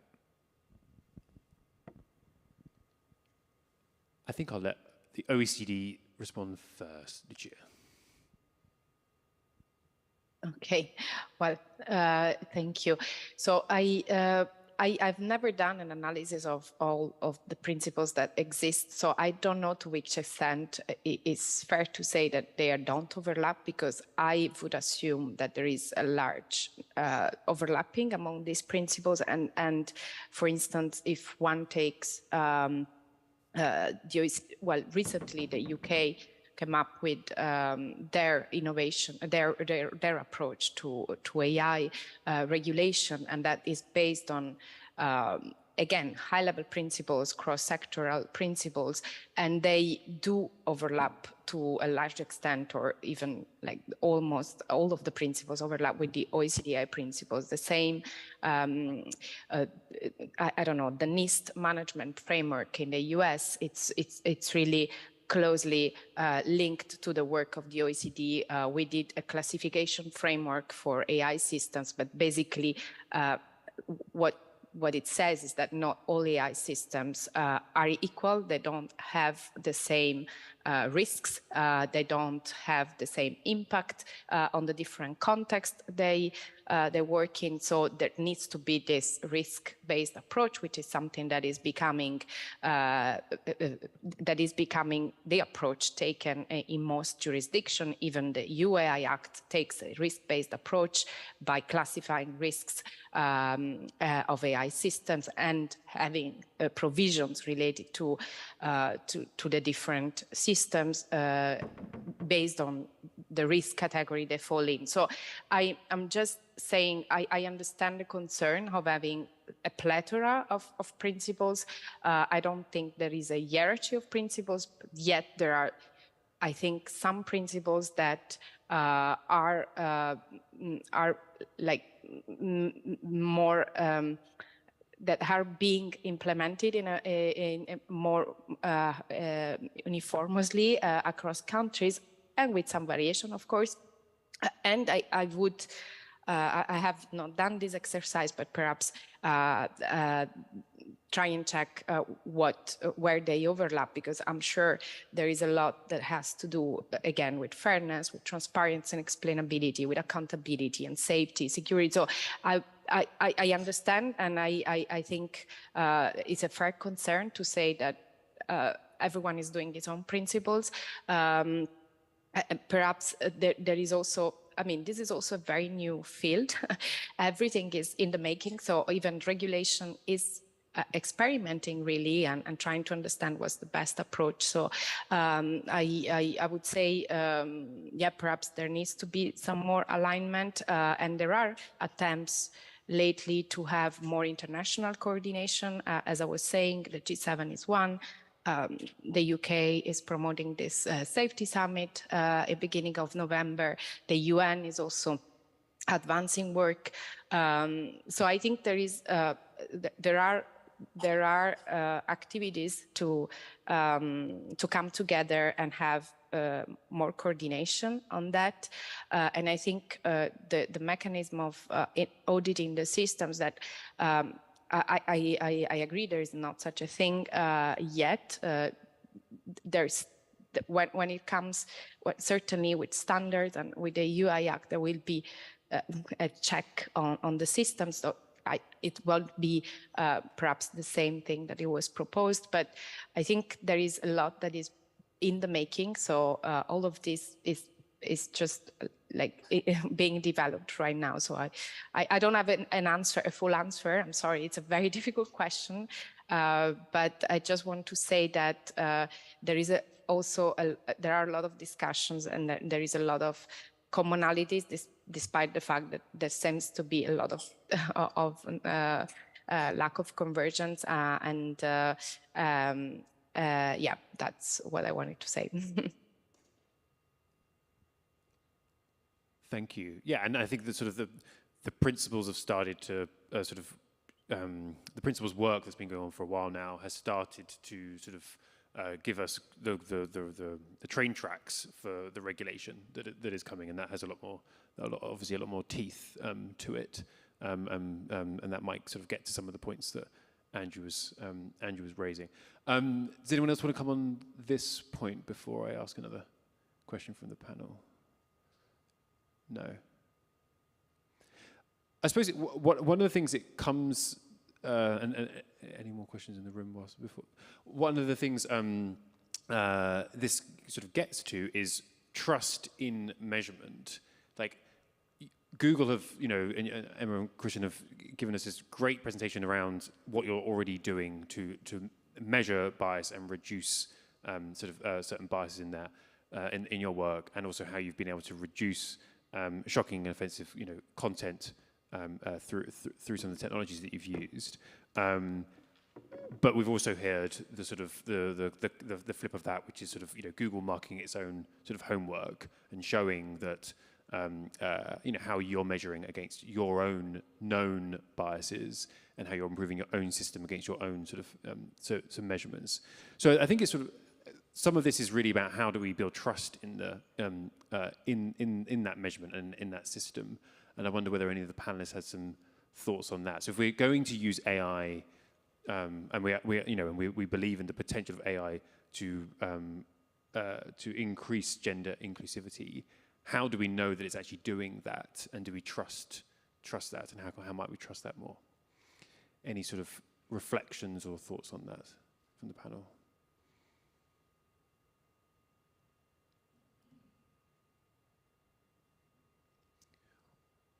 Or anyone in the room?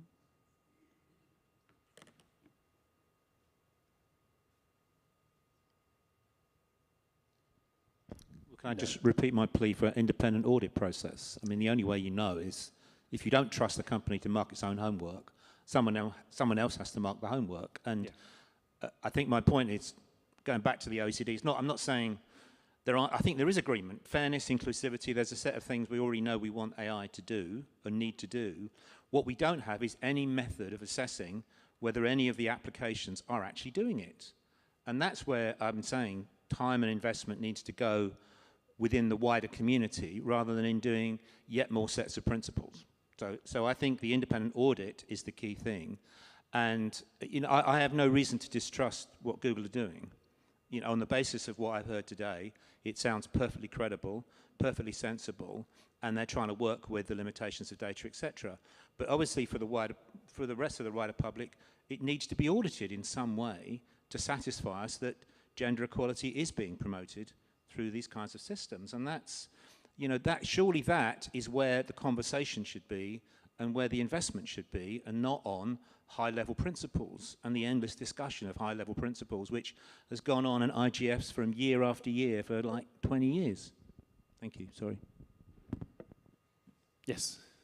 Hi, I'm Emma Gibson from the Alliance for Universal Digital Rights, or Audrey for short, and I definitely agree with the gentleman who's talking about independent audits, but unfortunately I also want to introduce another set of principles that we launched this week. It's the Principles for a Feminist Global Digital Compact. It's 10 principles, and one of them is around adopting equality by design principles and a human rights-based approach throughout all phases of digital technology development. And the Equal Rights Trust last week launched some equality by design principles themselves, and really that is including things like gender rights, impact assessments, incorporating them into the development of algorithmic decision-making systems or digital systems prior to deployment. So whatever you call them, there absolutely is appetite for that kind of thing, and they do need to be independent to make sure that we're not amplifying and perpetuating existing biases. Thank you.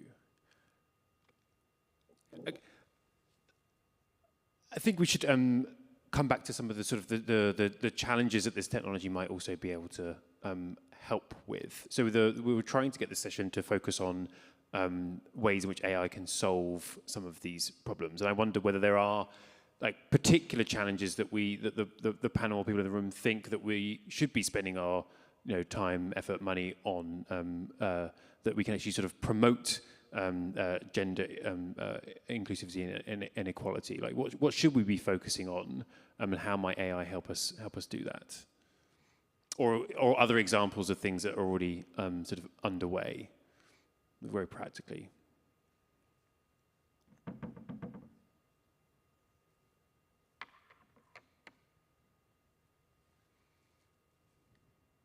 Maybe I'll go first. And here, I'm not going to talk about the technical tools. I would go more broadly, I think, around, again, what kind of policy actions can be put in place to increase gender equality in AI. One, when we look at data on AI, on women representation in AI, the landscape is still very much not very positive for women. So we know that in OECD countries, more than twice as many young men than women can program, which is essential for AI development. So there is already this discrepancy. Then in terms of AI researchers, only 1 in 4 researchers publishing on AI worldwide is a woman. So there is, again, not fair representation in AI research. And when we look at developers, again, this share is it's even lower. When from a 2022 survey of Stack Overflow users, only 4% of respondents were female. And LinkedIn data suggests that female professionals with AI skills represent less than 2% of workers in most countries. So I would say that there are still policies, basic policies that concern really development of AI-specific skills for women that are essential. As we said at the beginning, I mean, one key aspect is to increase women representation in design of the systems, in research of the systems. So this is a key policy that that countries should look at. And there are countries obviously already doing that by promoting like scholarships or even programs at universities in Germany, for instance. Providing funding to women-led research teams in AI. So I would say there is like some policies that countries can certainly do, that it is really to address one key gender gap, which is the one of representation of women in AI research. So that's what, what I would suggest to include gender. This is to increase gender, reduce gender gaps. This is essential. Thank you very much. Emma, I think I want to come to you actually, if that's okay. And because obviously you've shared us a little bit about how you're using AI for safe search and the sort of ranking. I wonder whether you had any more like specific examples that you could talk to, and how like inclusion is being used in those products as well. Yeah, absolutely. I mean, one of the things I'm really excited about is how AI is improving our ability to do language understanding and to understand concepts at scale. One area that I've seen this have significant impact is a product I used to work on, Google Translate, where products like Google Translate, Google Search, we are actually all able to test them. We use them, many of us, every day. And we find when they don't work well for us. And we hear that from users. One thing that we heard in the past was during Women's World Cup, women would be typing in queries like France versus Brazil, and you'd find that it would take you to the men's football team. Typing in the England team, you see the men's team. That's something that we heard from users, we heard scrutinized, and we looked to solve. Actually, it was a non-trivial problem to solve, as we had to build the right partnerships. But this year, we were pleased to see that we were able to address that. The Women's World Cup, you could get easy and accessible results about women's football in just the same form factor that you could for men's. That's a great example of how users held us accountable, and we're able to improve our systems. In the same way for Google Translate, we've seen that there were some cases where translations were in the past not fully inclusive. This can be because language is very complex around the way that we think about gender in different languages. It's not always easy for a computer to translate that well.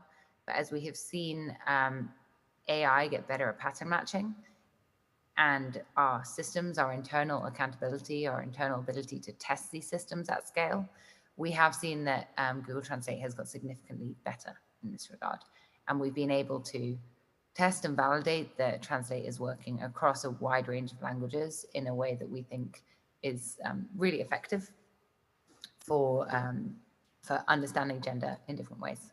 One specific example about a recent application of this is I can actually now talk to Translate and tell it in what form factor I want to be speaking. Do I want to be speaking in the formal version? Do I want to translate something so that it's in feminine tense or male tense? And this means we no longer need to default, right? We don't need to make assumptions around, were you talking about a male audience or a female audience? We can set that in the tool. And this is the kind of thing that's now possible and newly possible because of this technology.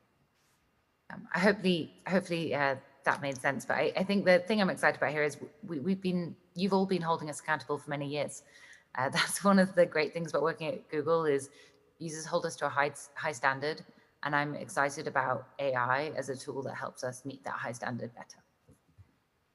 Thank you. Yeah, it made a lot of sense. And it's just really good to hear, these very practical but very large impact shifts that are really starting to dig into the question here, and it's things that impact people on a day-to-day basis as well, which I think is really good. And Google's been particularly good at solving for day-to-day problems. It's built quite a large business out of it. Everyone here who doesn't speak Japanese has probably used Google Translate or Lens or something to navigate the street signs or the menus this week. I definitely have. Any final questions or thoughts from the room? Yes, please. Yeah, come take the mic. Thank you. Hello. Yes, my name is Natalia. I work in the field of education, and what Lucia just mentioned really resonates with me. I work in Cambodia for the past 8 years, and I'm the founder of the first female coding club. and the representation of women in the field of technology is extremely low, is even lower than Lucia has mentioned. And if you type in Google search Asian programmer, out of 20 images you will see maybe 1 or 2 female faces, Asian faces as programmers. But at the same time, like AI adoption and the growth is giving me a lot of positive vision, because I do believe that actually generative AI, especially generative AI tools, may bring a lot of opportunities for female workers in the field. As we know, most of the girls would choose a social or humanitarian subject, and this is where generative AI can be really a great field for the development. An application of these interests in human science and social science mixed with technology. However, my question is, how can the policymakers make sure that this component of the broader introduction and engagement of female workers and students would be applied across the world? I work in Cambodia where only 1.2% of girls choose to study technology. This is extremely low. And Khmer language, like in Google, they don't use, it's not that very well working yet. So there are many barriers, and I really want to see much more focus on the upskilling, reskilling, and introduction of female voice in the field of AI. And I think generative AI is a great pipeline for that. So are there any comments, or I would like to hear? Thank you. Thank you very much. Lucia, are there any sort of thoughts, work from the OECD on this? You've touched on the same sort of deficit earlier. Yeah. I mean, it's one point that actually I forgot to make on the positive side is indeed that generative AI can help because you have coding copilots that actually can speed up time to code, and I think it can also be a tool for people to learn much quickly to code. So there may be some as it was suggested, some opportunities there that are from generative AI. The one thing, of course, is that the language that is trained, the generative AI large language models are trained on, the data need to be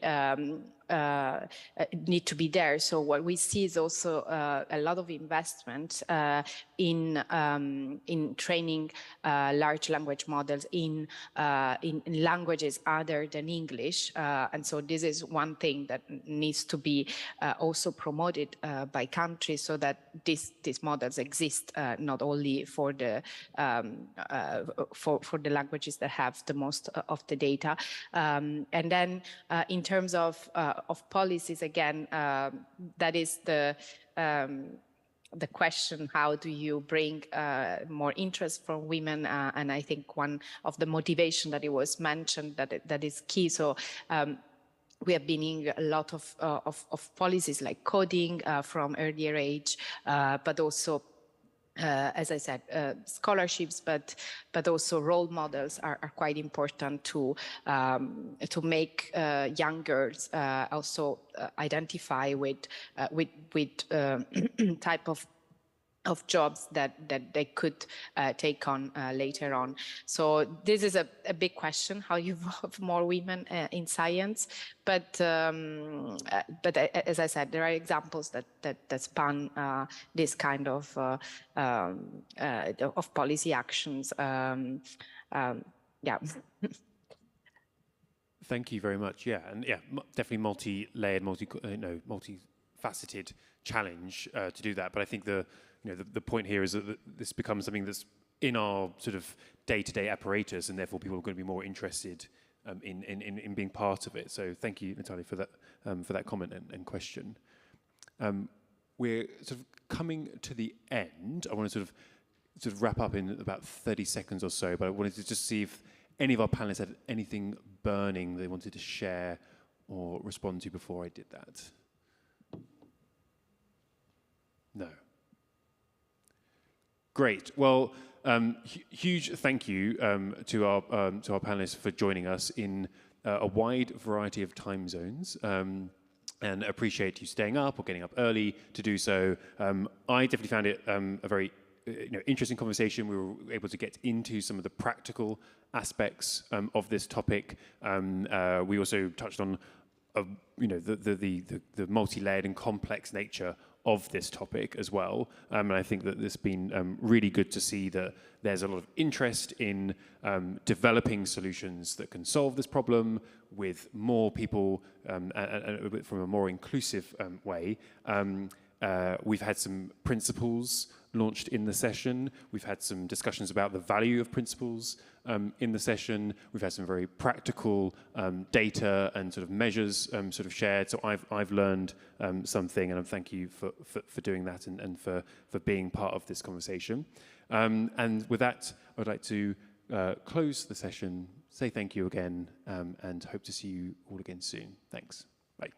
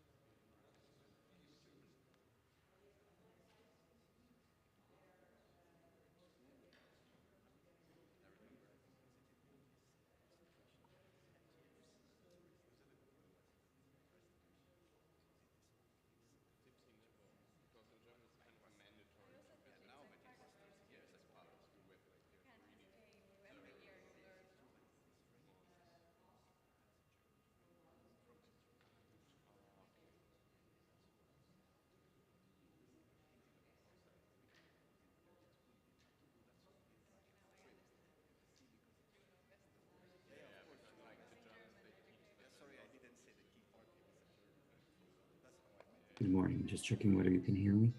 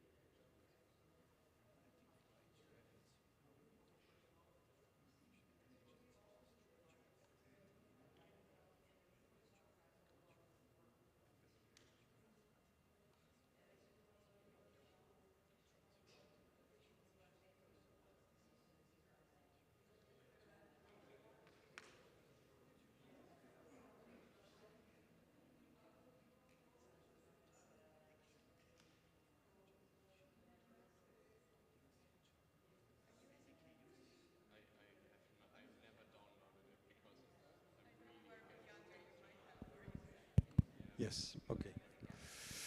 So, thank you everybody for being with us. Thanks to the people in Europe that are with us, even if they wake up not long time ago. Thank you for being with us. So, this is a town hall meeting that is dedicated to a very specific topic, a regional topic, let's say, but that we hope could be a learning experience for other regions of the world.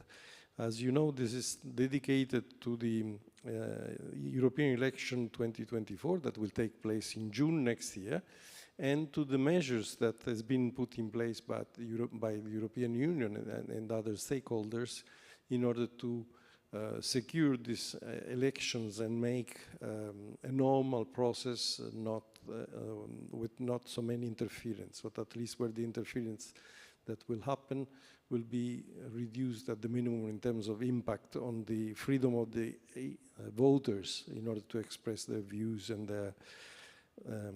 their opinions. To discuss about this complex topic, we have many actors that are those working this complex machinery to try to ensure the security of the elections.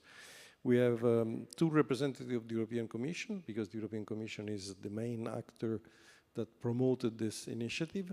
One is with us here in the room in Kyoto, Esteb Sanz, and another one is in Brussels, is Albin Birger, if he's German, or Berger, if he's French. We don't know, this is the beauty of Europe. And then we have the chair of the task force that the European Union, through EDMO, has put in place to deal with the disinformation issues during the elections, Giovanni Zagni. We have Paola Gori in Florence, that is the person behind EDMO, that is the European Digital Media Observatory, that is the body in charge from the European Union to put in place this task force. Then we have a representative of ERGA, because as I said, this is a multilateral effort, multi-stakeholder effort, so the regulatory body play a very important role. So we have Stanislav Matejka from Slovakia that is with us, will explain the role of the regulator in that. And of course, last but not least, we have two other important components. The industry, represented here by Caroline Greer from TikTok. Welcome, Caroline. And civil society, represented by Eric Lambert in Rome. So, all European panel, but very composed, very multi-stakeholder. I would start giving the floor to the initiator of the process, as is the European Commission, because this initiative is not a standalone initiative, but is part of a larger framework that has been mentioned by the way, the other day from Commissioner Jourova that was here at the opening, and Esteve was with her. Please, Esteve. Thank you so much, Giacomo, for inviting the European Commission to this event. I will give the floor very quickly to my colleague Alvin, who is a real expert on this information for the Commission. I'm the head of Internet governance in DG Connect as well. From the point of view of Internet governance, of course, the IGF is a critical institution for us of the multi-stakeholder system. And when it comes to disinformation, which is such a crucial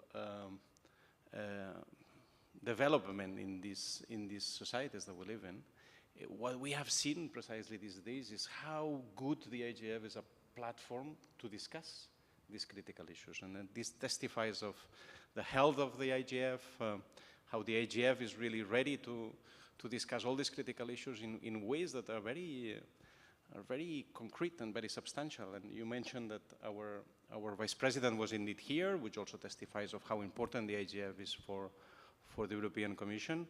And she had the chance not only of participating in this high-level panel on this information, but also to exchange with the multi-stakeholder community, with all stakeholders, including governments, about this information. And I can tell you that there seems to be an agreement that this is a very strong concern in every country that we had the possibility to exchange with. There are similar, very clear campaigns, disinformation campaigns going on that potentially relate to electoral processes. Really, the IGF, I think, that provided the VP a very good venue to take the pulse of this global phenomenon, which is for sure not only European, and that it's really impacting across the globe. I would maybe just remind a bit what one of the things that the VP said during this high-level session on this information before Albin comes to more concrete aspects on how the Commission is tackling the phenomenon. The VP put a lot of emphasis in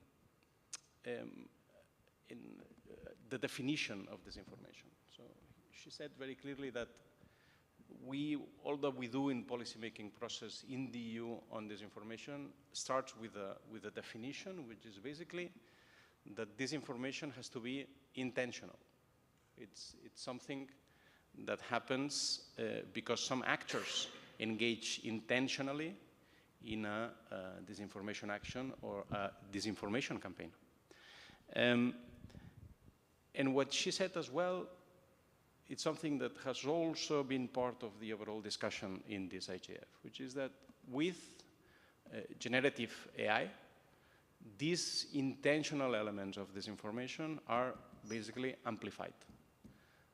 Amplified up to a point where producing disinformation campaigns is increasingly becoming extremely cheap. And with that phenomenon, the alert of policymakers on the issue should be just higher, as it is in the EU. In the EU, and she was very clear about that, there is, of course, a human-centric approach to technologies and digital policies, and this also is involved into this process.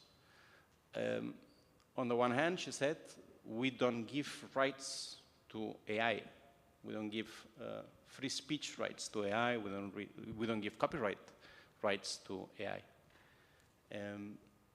But at the same time, we do give tools and rights to citizens in relation to this phenomenon.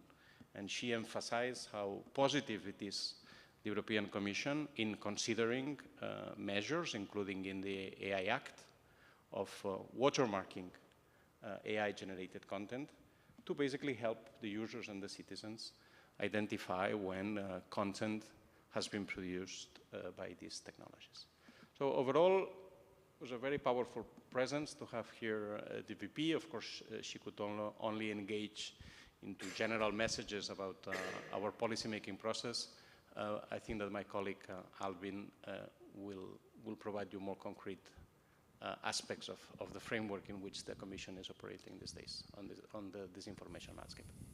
So Thanks. Albin, you have been put on the spot. We are pending from your mouth. Thank you very much. Good I morning. can ask me for the slides. I have here the tool for advancing it. Okay. Thank you very much. Indeed, pleasure to be with you. And thanks, Steph. Thank you, Giacomo, for the introduction and having me. Indeed, we could move to the presentation. I cannot see it right now here, but leave it up to you. As you said, Steph, the idea is to set the scene on how the EU is addressing disinformation. Basically, and in very broad terms, the EU is taking action in 3 different fields. And these are essentially reflecting also the institutional architecture of the EU institutions. On the one side, you have the Commission, but also the European External Action Service. 3 fields: legislation, external actions, and communication. Again, in broad terms, and due to the division of tasks by policy of the European Commission, each Directorate General, DG Connect, whom I represent today, takes care of a different field. When I mention legislation, and I'll come back to that in the next slide, probably in more details, we can identify, but that can come in a moment. I'd like to just give you an overview of the other aspects briefly. Regulation, legislation, or co-regulation when it comes to the Code of Practice on Disinformation. Regulation being the Digital Services Act and the Digital Market Acts, but also in broader terms, when it comes to funding projects, we are also supporting the European Digital Media Observatory, EDMO, and Paula will talk about that in a moment, I suppose. When it comes to the EAS, well, for many years, the EAS has been addressing and tackling foreign information manipulation and interference. So that is basically how external actors may affect the discourse or the public opinion in the EU. A number of tools are set up, putting in touch either the European institution and its member states, but also wider stakeholders at international level to ensure or seek for a more systematic information exchange with those stakeholders, be it the G7, be it NATO, and in other forums. The EAS also has a very operational aspect or division, Stratcom, which then looks into more details into data analysis and media monitoring to identify and expose actually cases originating in media or covert influence operation by external state or non-state actors.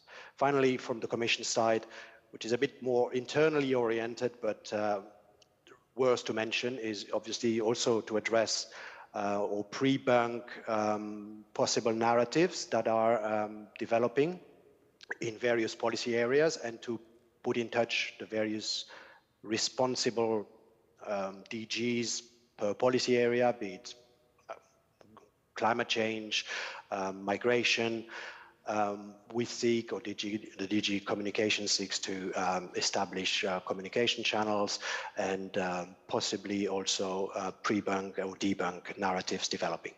On the next slide, I'll get into more of the DG Connect part that I mentioned. The Digital Services Act, shortly, obviously, if you can.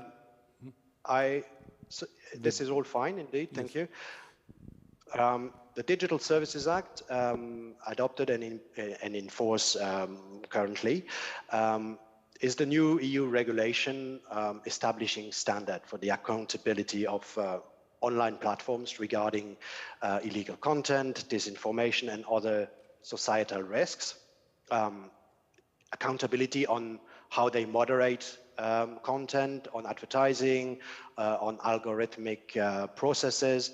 And so through this, very large online platforms and very large online services, search engines have to address the risks that are related to disinformation, and the Commission is equipped with a wide-ranging investigatory and supervisory powers.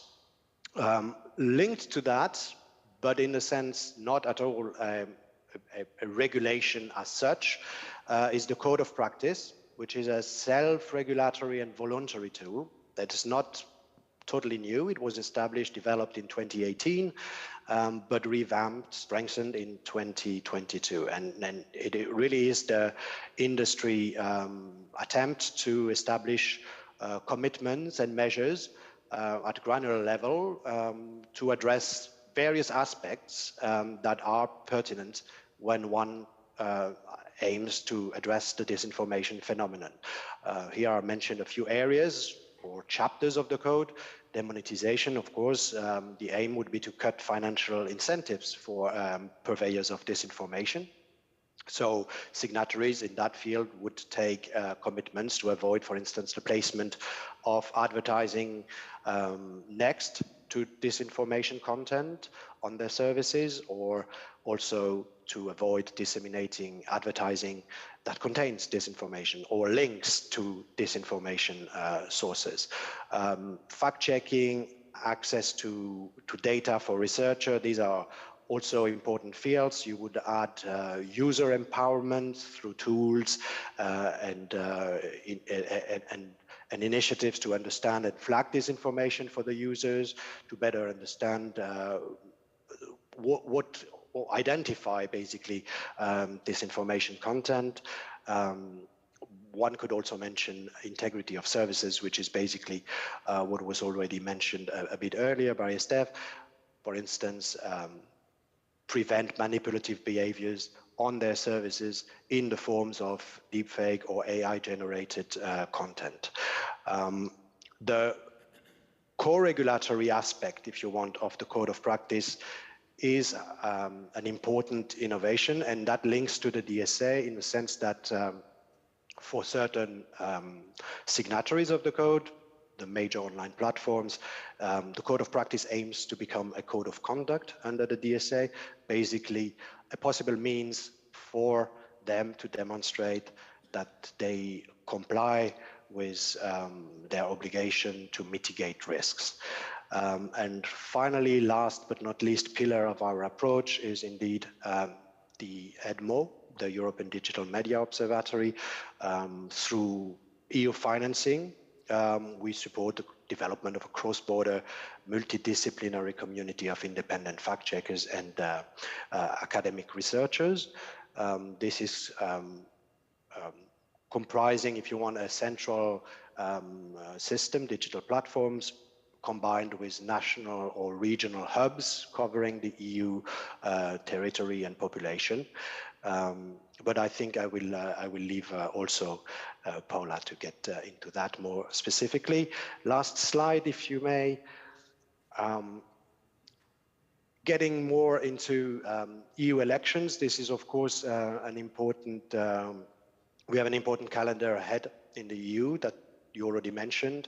National elections culminating with European elections in spring. And as part of the Code of Practice, but more generally as part of the enforcement of the DSA as well, we are seeking to, well, an important part will be to focus on countering disinformation-related risks in these periods on elections.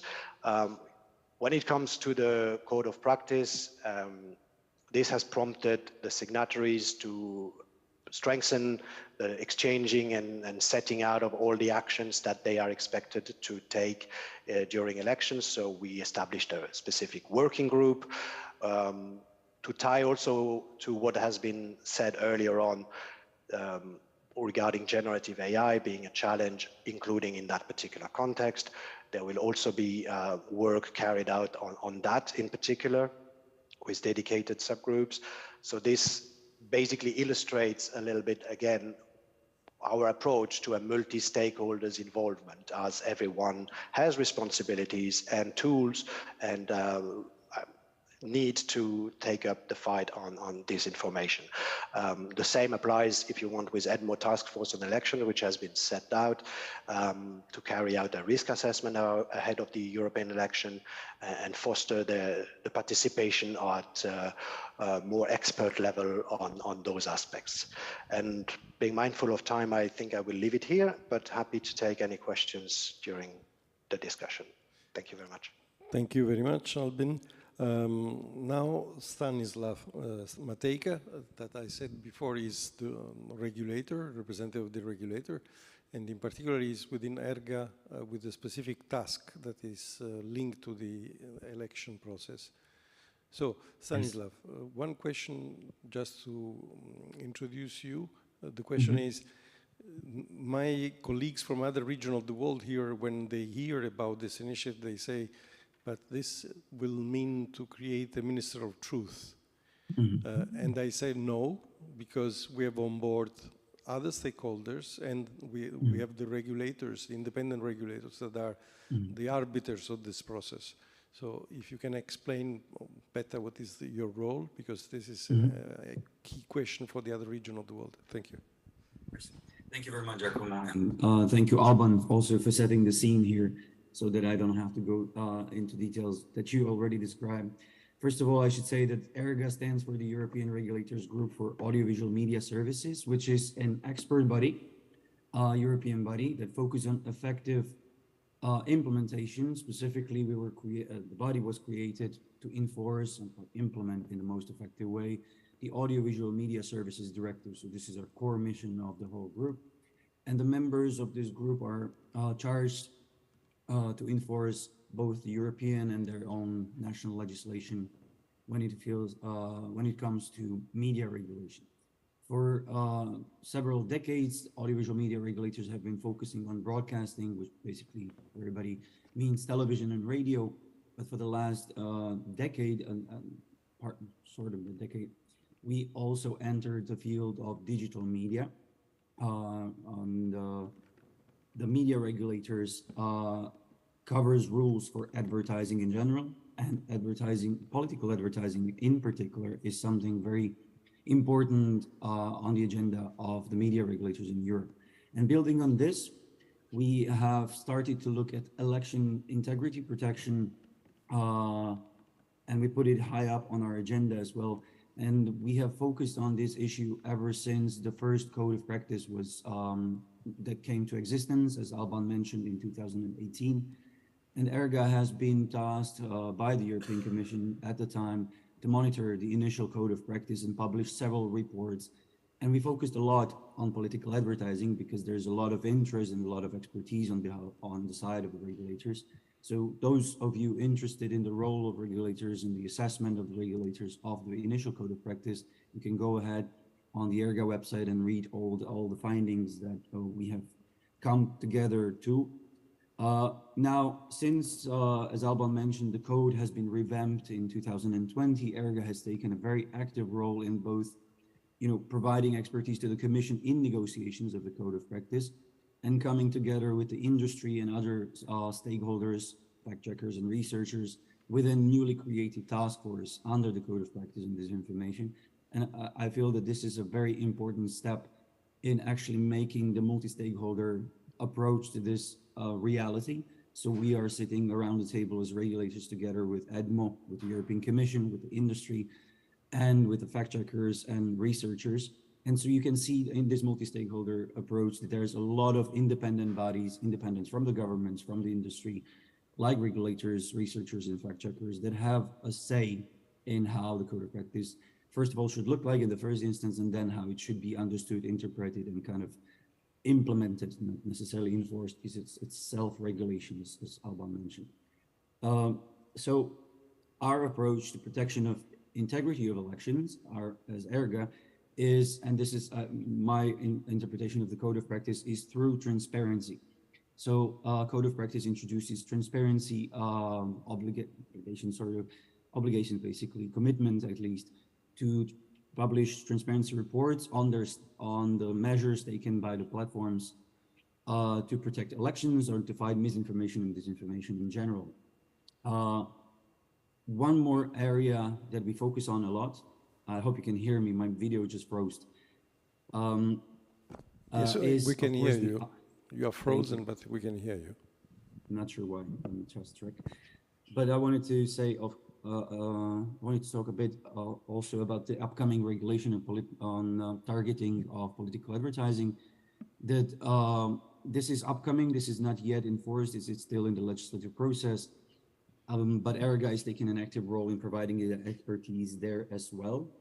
And so when it comes to the measures that as ERGA we would propose when it comes to protection against misinformation, and specifically in the context of elections, we very much focus and appreciate the focus on transparency, and this new regulation, together with the code of practice, focuses on this aspect very much. For example, the regulation introduces obligations to publish transparency notices next to political advertising, so that users and citizens in the EU can be informed that the advertising they're seeing on online services is actually the political advertising.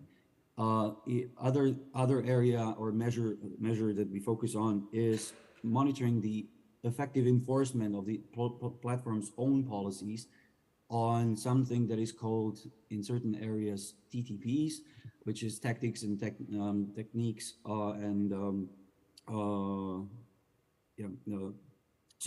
manipulative behavior, coordinated inauthentic behavior, or contents. All of these areas are very well covered by most of the very large online platforms actually now in their terms of service. And our role within this whole context is to oversee and monitor how effective they are in enforcement of their own policies. Then what we're proposing as a measure to protect elections against misinformation and manipulation is we want to see functioning reporting mechanisms for regulators and researchers, or anybody actually, citizens, to report or flag to the platforms that there is a misinformation happening at the moment, and we want you to look at it and enforce your policies in place. This is relevant very much for the regulators.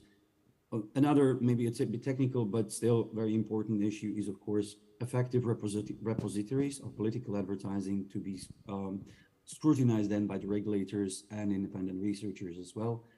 And one very key area, and I think Paula will probably also touch upon this, is access to data. And this also has a link to DSA, the Digital Services Act. The access to data is crucial for the public scrutiny through independent research. And I think this is key for us as regulators as well, to have the input from the research community to inform enforcement of the regulatory framework that we have in place. I would stop here and apologize for no camera. Apparently, I can't connect the camera back. Sorry for that. Thank you, Stanislav. So, you deny to be the Minister of Truth in this case. Very much. If it's not you, then probably will be Paula that has to play this role. That is now our next speaker. Can you hear me well? Yes, and we can see your slides. Super, thank you very much. Spoiler, I'm not the Minister of Truth, and I'll tell you why. Hello, everybody. I'm Paola. I'm the Secretary General of EDMO, which was mentioned already by my colleagues in this panel. So the European Digital Media Observatory. Why do we need this observatory? There is agreement, and it was also mentioned previously, that when it's about disinformation, it's about a multi-stakeholder and disciplinary approach. There's no one solution, single solution. There are many different approaches and solutions that together actually build, if you want, a macro solution. And let me just mention some keywords that show how it is important to have this approach. Some of these concepts were already mentioned by the other colleagues. Think of human rights, research, AI, fact-checking, content moderation, media literacy. But I'm adding here also other stuff, for example, the role that is played by emotions in sharing this information, or the impact that actually visuals have compared to text, and the fact that, of course, we have to analyze the data. These are just a few keywords to show you how many expertises we need, because when I go back, for example, to emotions, I have a legal background. I cannot give you evidence of the role played by emotions, but neuroscientists can do. And the fact-checking organizations, and later on you will talk to Giovanni, they don't work in a silos. They work with other experts, and what they do, actually, what they produce, is very important for for citizens, it's important for research and so on. So as you see, it's many different fields and many different experts and many different expertises. So that's basically behind EDMO. So the idea is that we have a platform, which is EDMO, which is funded by the European Commission, as it was previously said, that is acting completely independently. And the platform gathers the stakeholders and the expertises that I was mentioning previously, and when possible, actually provides also evidence and tools. So basically, think of a big platform, a big boat where all the experts come together and where tools are offered to those experts to work in the best way. These are the partners of EDMO, so we are a consortium of different organizations. Our main activity basically focus on fact-checking, on academic research, and on media literacy. How do we do that? We basically have secure collaborative platforms for this community. So this is a secure online place where they can gather, where they can share best practices, where they can work together.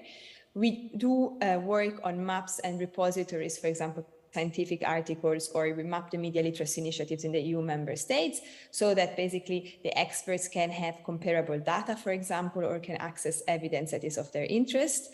We are working, and I get back to that, on a framework to access the data of the online platforms for research purposes. We have a training program that actually our trainings are all online and for free on specific topic on disinformation. We carry out policy analysis, we have a specific task force and so on. Let me now focus on the main activities. For fact-checking, here it's just a couple of examples, but let me say that we have a network of fact-checkers that apply to join the network and respect a given number of criteria that we identified.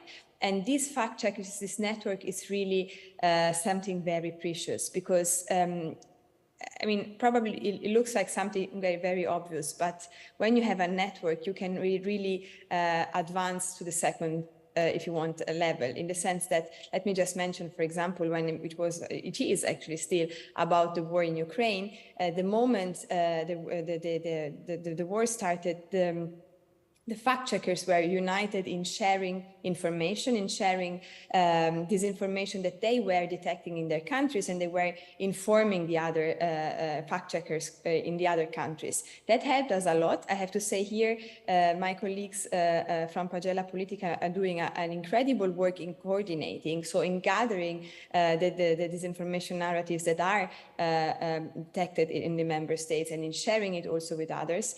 And considering that we know that actually fact-checking is most effective when it is done in the first 24 hours, the fact that you can count on a colleague in another member state saying, you know what, here in my country today we discovered, we realized that there is this information narrative, be prepared, it may arrive in your country as well. You can understand actually how important such a network is. Here you see actually our database where we have, that is regularly updated with this information which is debunked by the fact-checkers in our network.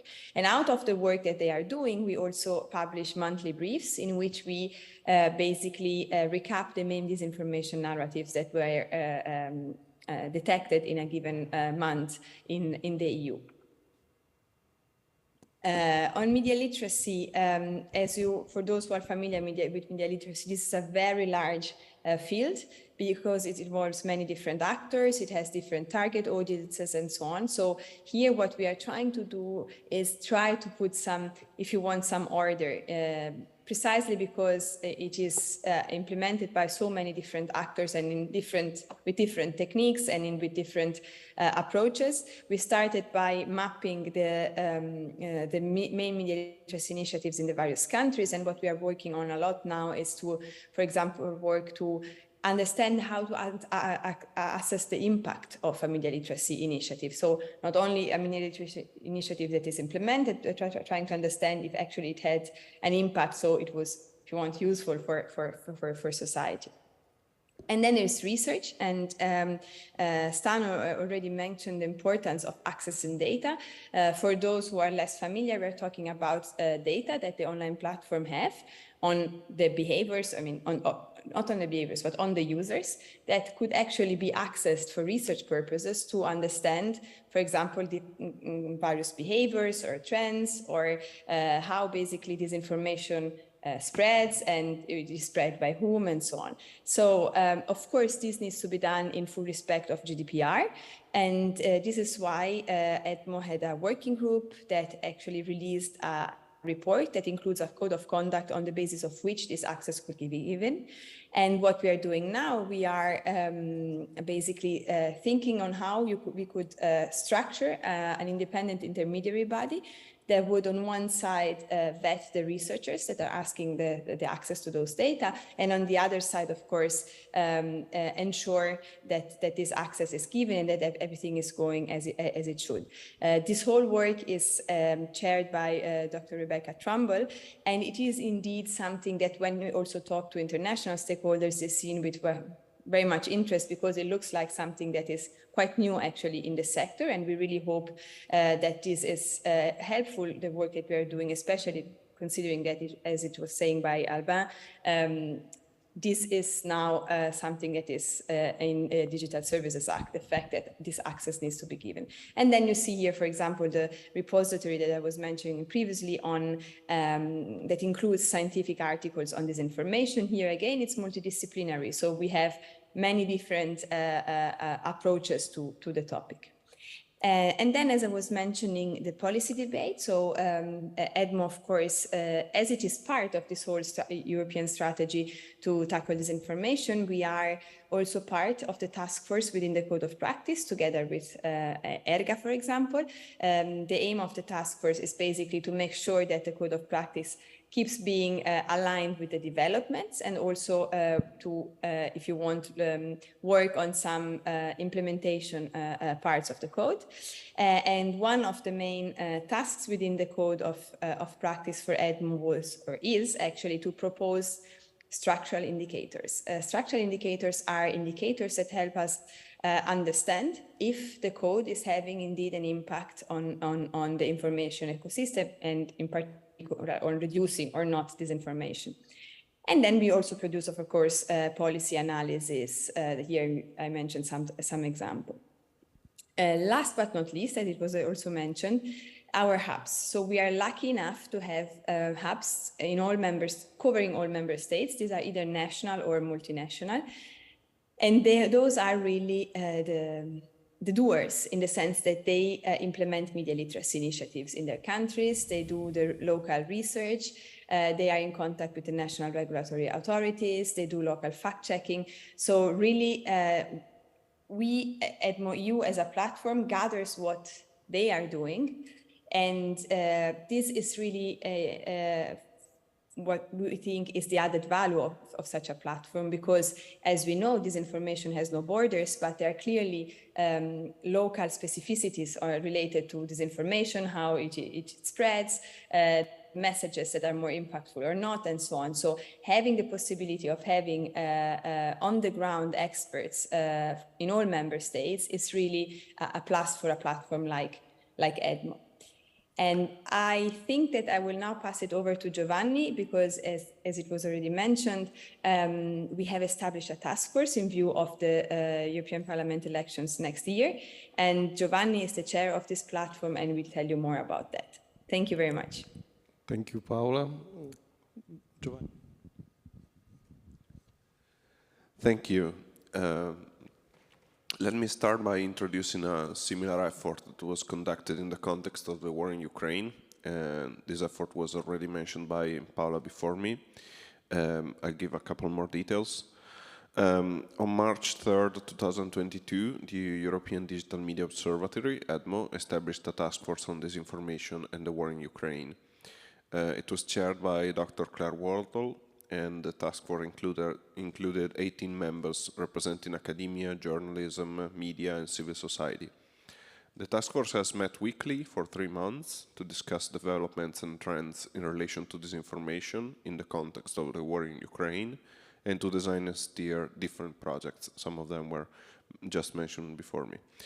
Considering the mission of EDMO, the work of the task force did not focus primarily on the security or foreign interference aspects of disinformation related to the war, but rather on understanding the phenomenon more generally, for example, by focusing on the analysis of content that was circulating those weeks, by examining the role of public interest journalism, and by researching efforts to build resilience across societies.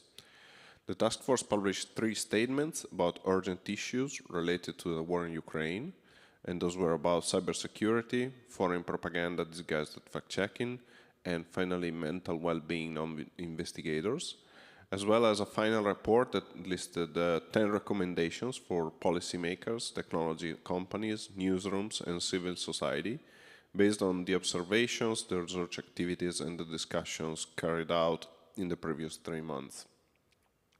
In addition, the task force facilitated the circulation of other content, for example, monthly briefs on detected disinformation and specific cooperative investigations that were produced by the EDMO fact-checking network and were very much appreciated by many stakeholders, including institutional ones. With the 2024 European elections approaching, EDMO has decided to replicate, in some sense, the experience, and in January 2023, its executive board established a new task force, this time with a focus on the elections. The task force composition, and this is a partial difference from a previous one, reflects closely the network of national and regional EDMO hubs, with 1 representative from each, plus 3 members from the advisory council. The total number of components is again 18, and it reflects EDMO's role as a multidisciplinary and multi-stakeholders platform to support and coordinate activities between relevant experts communities. Among the members, there are representatives from the media, fact-checkers, academics, policy, and media literacy experts. This task force is carrying out 1 line of activities focused on the past, 1 on the present, and 1 on the future. About the past, we have been reviewing the electoral campaigns that took place in the past year around Europe, which were about 12, in order to understand the most relevant disinformation narratives at the national level and the dynamics of what happened then. We hope that these insights will be useful ahead of next year's elections, since the European elections can also be interpreted, and in many countries are actually perceived, as the sum of 27 different national ones. Secondly, about the present, the EDMO Hub's representatives in the task force were asked to contribute with an overview of the main risks they see stemming from their own country or region in relation to the elections. The result of this ongoing exercise will be a preliminary risk assessment report to be published by the end of the year that will point out the main issue we can reasonably foresee ahead of the elections.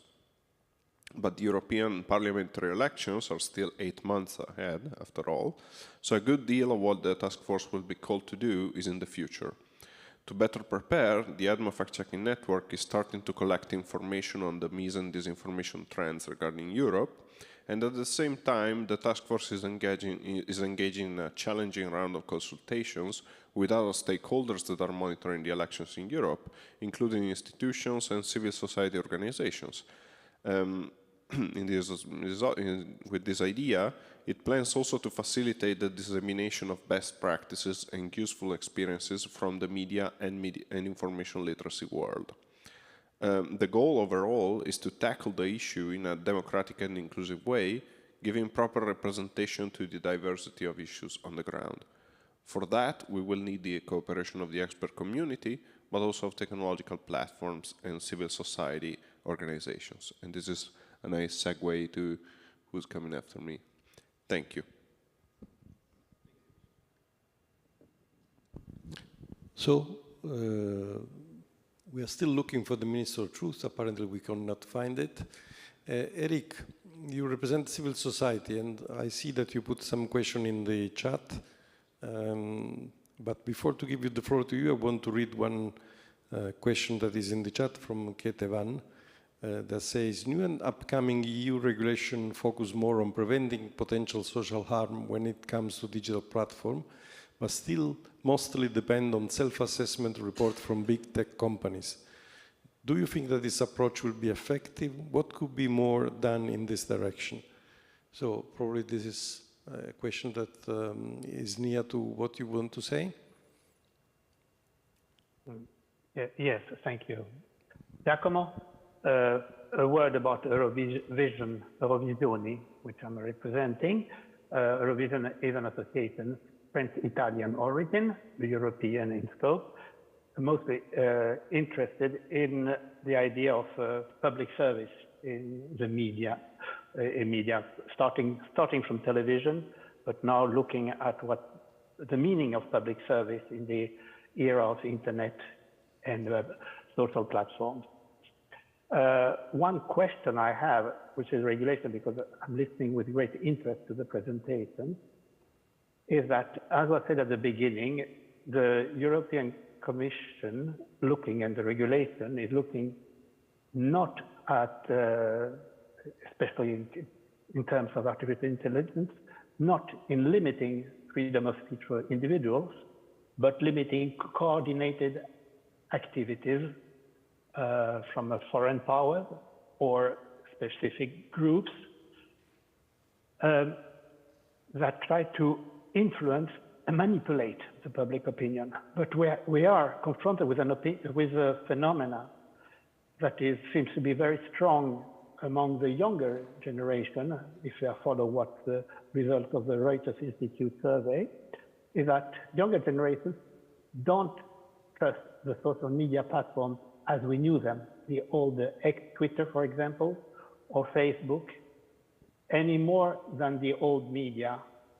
They do trust much more the new forms like TikTok, which is based on personal experience, where it doesn't seem that at the moment any actor has been able to create, strictly speaking, coordinated, unauthentic activities. If this trend continues, many of the approaches there could be insufficient to form, waves of disinformation, waves of false narratives, if those narratives come from the direct perceptions of the users uploading those short recordings of their own life, of their own perception. So this is the problem of the necessary evolution of the view of how public opinion is formed. We are no longer in the 19th century, but 20th century. The 21st century seem to change the way the public opinion is formed. Thank you. Thank you very much. You put some of the question on the table, but now let's go to the last speaker of the session, that is Caroline Greer. You have been put on the spot by many. Everybody refused to take the role of Minister of Truth. So this means that are the platform the Minister of Truth? Absolutely not. So I'm sorry. And I'm not TikTok, so I'm not sure who to pass that one to after me. But no, of course, we're not the Ministry of Truth. But yeah, good afternoon, everyone. Good morning from Brussels. Really sorry not to be in Kyoto. Really interesting discussion. Maybe just a couple of words on the kind of the infrastructure and the environment that was described by institutional colleagues.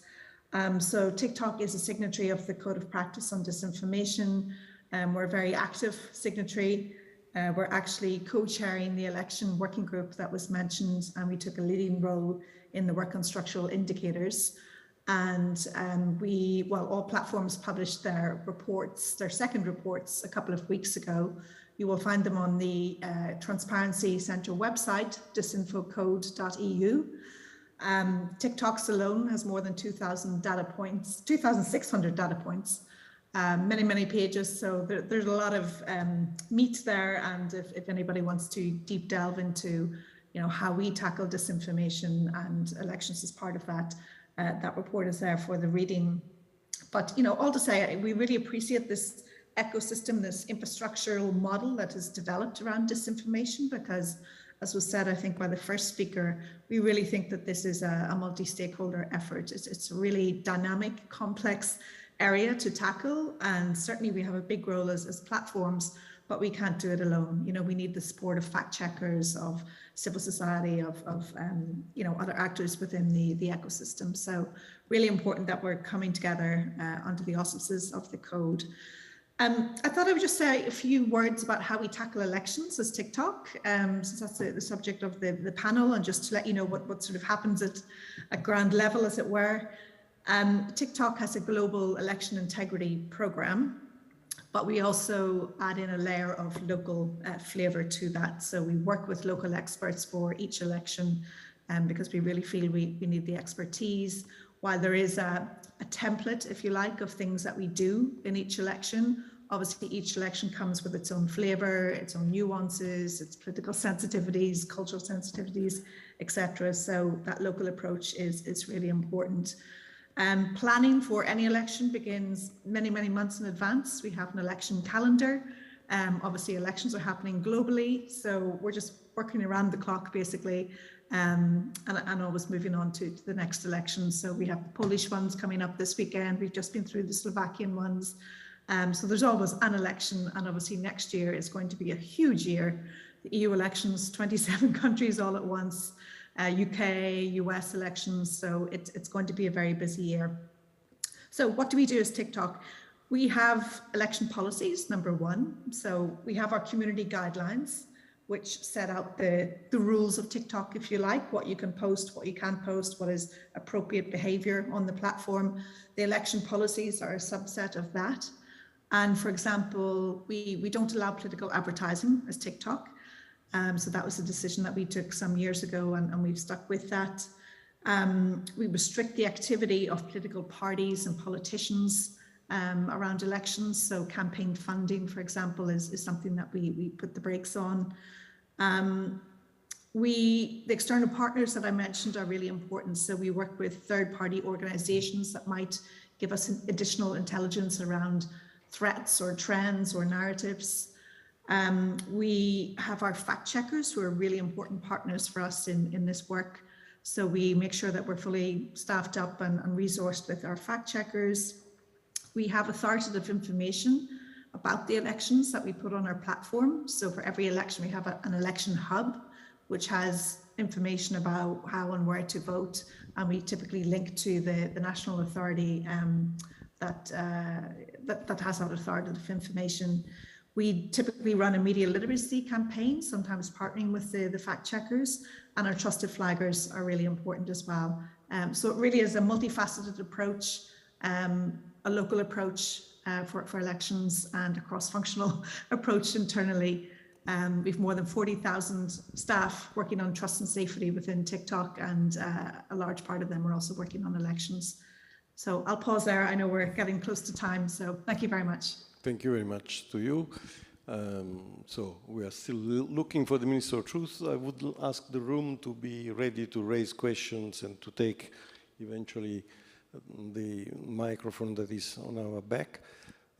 I start with the question that is in the chat, that is quite direct and probably is for the EU representative.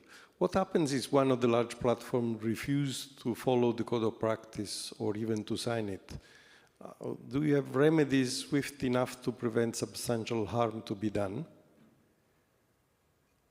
Albin, I think that this is for you. And there is not a name, but we can imagine who we are talking about. But indeed, the code of practice is a voluntary instrument. I mentioned the fact that under the DSA, it may become a code of conduct, which very much links then to the enforcement regime of the DSA. But even under the DSA, the code of practice or adhering to a code of conduct for those very large online platforms will still remain a choice of theirs. Of course, it is one mean for trying to demonstrate their compliance with their obligations under the DSA. If they choose not to sign to the code of practice / code of conduct, they will still be able to demonstrate that the actions they are taking are in the range of those expected or able to mitigate those risks. Of course, then monitoring and transparency is key for the code and for the DSA. This is not an instant tool, but the reporting is regular, the assessment is being done, and the kind of exchanges that take place, these are on a regular basis within the code. And so bringing together under the umbrella of the code task force a number of relevant actors is precisely the objective of making a decisive step towards possibly addressing emerging risks or discussing it. Again, it is not about being a ministry of truth. We are not there to discuss what is true, what is false, but it's all about bringing this information into a context. This might be a risk. How is it addressed? And that's possibly the role of the fact checkers, who essentially provide context and try to make it understood that this might be a risky narrative evolving. And then from there, indeed, if it has to be enforced under the DSA regime for some of the signatories, the way to address it would be under the DSA enforcement tools, which again provide for additional, the Commission to ask for additional information and possibly open cases of investigation in more specifics about certain observed possible failure or concerns. And then to just mention a little bit or try to answer also a bit the second questions. Of course, this is self-reporting under the code. It's also, to a certain extent, self-reporting under the DSA, which is also transparency is also very much under the DSA a key objective. The DSA adds a layer to auditing the data and information provided by the very large platform's search engine. So there you can also expect some additional tools to what is a legislation, basically. Thank you very much. So this means that you have tools that could, under the DSA, the code of practice is something that is a voluntary subscription, so there are the limits of the code of practice, but DSA is mandatory. So especially for the 7 platforms that are under observation from the European Commission, they have to respect a certain number of rules. If they don't respect, they get a warning. And if the warning is not, doesn't produce any effect, then you can enforce through what? Fines, closing the platform to the European citizen. What are the tooth that you can use, the teeth that you can use in this battle? In broad terms, indeed, there might be measures proposed or asked to be implemented by the platforms to address specific identified risks or concerns. In all eventuality, this could also lead to potential fines, which represent, and there I would turn to Caroline maybe to know more about exactly the amount of what, but it's a percentage of the global turnover of a platform, possibly 5%, but I would leave that to other informed colleagues of the panel. Okay, thank you very much. We have a question from the room, so if we can give the mic to the person there. Can you hear me? Yeah, yes. I see. Okay. So we are actually talking, we are searching for Minister of the Truth here, I guess so. And my question will be posed directly to TikTok, because I know there is a mechanism of user bubbling in some kind of information bubble. So how it works? Basically, the situation is that if you are in Ukraine, you cannot view TikToks from Russia, and vice versa. If you are in Russia, you cannot view TikToks from Ukraine, even if you have direct link, because if you follow the direct link, you will see some like cats and dogs video instead of the real content which was like posted by some different country user. So somebody can call it censorship. I'm not discussing that because there are certain pros and cons in this mechanism regarding the context of Russian-Ukraine relations. But there is still a plenty of shadow in public about how this mechanism is being and this policy is being regulated by TikTok. Thank you. Can you please give us some light on that? So I guess this is a question for Caroline, but there is another question in the room, please. Yeah, hi, Dan Arnaudo from the National Democratic Institute. I'm curious, particularly from Edmo's perspective, but maybe others on the panel, how you are thinking about approaching issues with platform APIs and data access generally. You're seeing kind of de-emphasis of CrowdTangle, you're seeing restrictions on APIs, X is becoming essentially unaffordable for ordinary research organizations.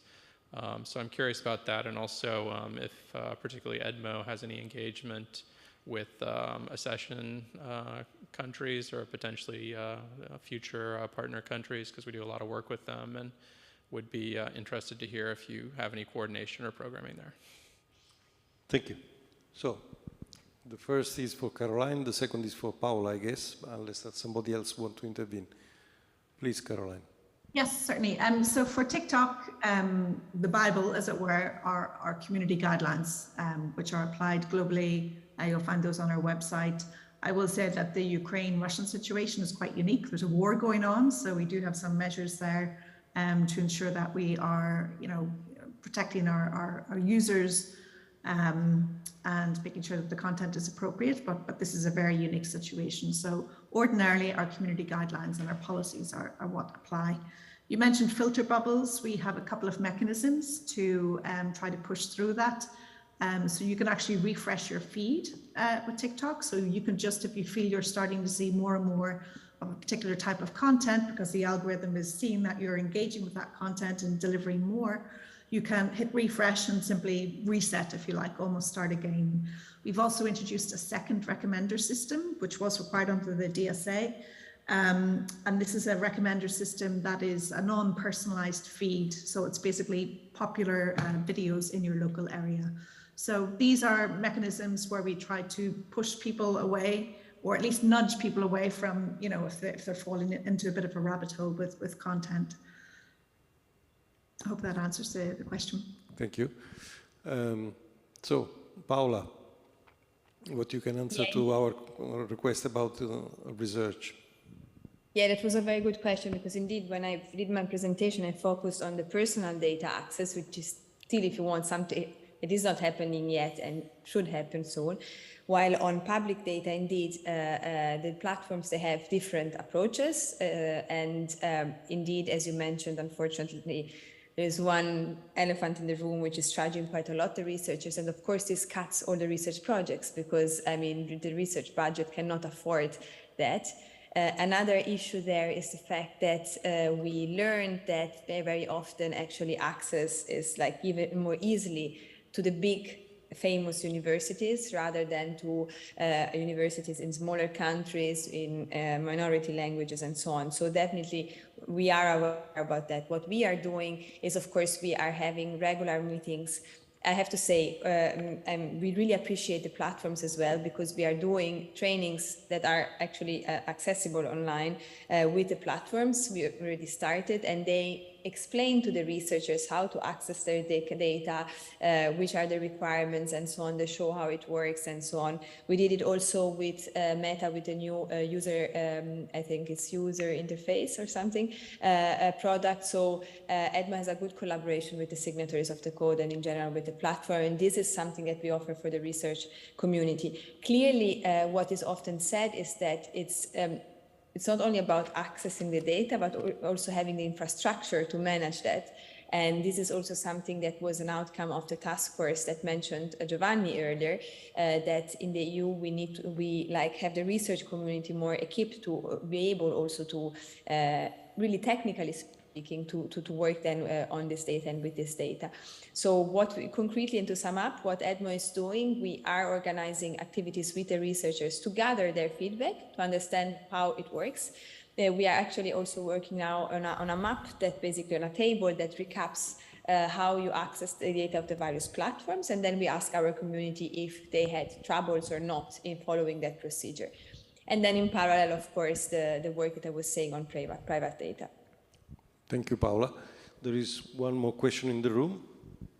Yes, I'm Chen from ISOC Taiwan chapter. As everyone see, like the information manipulation, some situation is getting very worse in Taiwan right now. Like we're facing more and more like fake news and disinformation are happening on our online Discord environment. So I think the private sector, those platform service provider is a very key player in this kind of situation right now, because they are the one who's enforced this kind of regulation and deal with this disinformation right now. I got two questions. That is, first, is the way that can make the content recommendation algorithm more and more transparent, so that we can know about what this kind of information or this short video is get on my own feed. And second one is there anything like the online content moderation system or the team are working? Is there any way that can reveal how this would work? What's the process you are doing the online content moderation? And if there's anything happened, like if my post or video got deleted, is there any way to get through, to get my thing or my post like got deleted, like I can get it back? So that's my question. Thank you. I think that mostly for Caroline, but I don't know if even the Commission want to add something. Please, Caroline. So yeah, thanks for those very good questions. I will say the Digital Services Act is here to provide all the answers that you need. So on content moderation and questions that you might have on decisions that were taken on content, number one, you can appeal any content decision. Platforms need to provide you under the DSA with a full statement of reasons outlining what action we took, why we took it, the basis for taking it. And again, you can appeal that if you don't like the information that you see. Not only that, but we need to send that statement of reasons to a European Commission database that is publicly available. So all that information is there. There must be millions of reports in that database about every single content moderation decision that was taken by a platform. It's all open there. So information provision and the ability to appeal is in the DSA. Also at the end of October, we need to publish transparency reports, which will outline how we moderate content. So giving much more detail around that, including language capabilities, etc. So now this is for the EU region, of course, but maybe other regions are inspired by this. So more information coming on that. Recommender system, again, it was in the DSA. We were asked to provide more information around the parameters of the recommender system. So really explaining in a lot of detail how the recommender system works. TikTok has a European online safety hub. You can find that from our website, you'll find the link, but we post all that information there. So we want to be as transparent as possible. There's a lot of information that's being made available under the DSA. We hope folks take the time to read it because, I think the DSA has done a great job really in setting up the rules of transparency and facilitating these transparency efforts by platforms. So your suggestion to our speaker in the room is that he has to move to Europe to be more protected. Okay. Well, that's a question for, the Brussels effect. I think, the influence that, some EU regulation has on other global pieces of legislation is also an interesting topic. But the DSA in the first instance is, of course, EU and EEA. Okay, he's getting to the modules for applying for European citizenship. Thank you to the speakers. We are very late. We are beyond the schedule. So unless any of you has some urgent thing that need to share with the world, this is the last occasion. If not, I would thank all the speakers and the people in the room, even if they were hiding far away from the camera so that you cannot see them, but you have seen at the mic.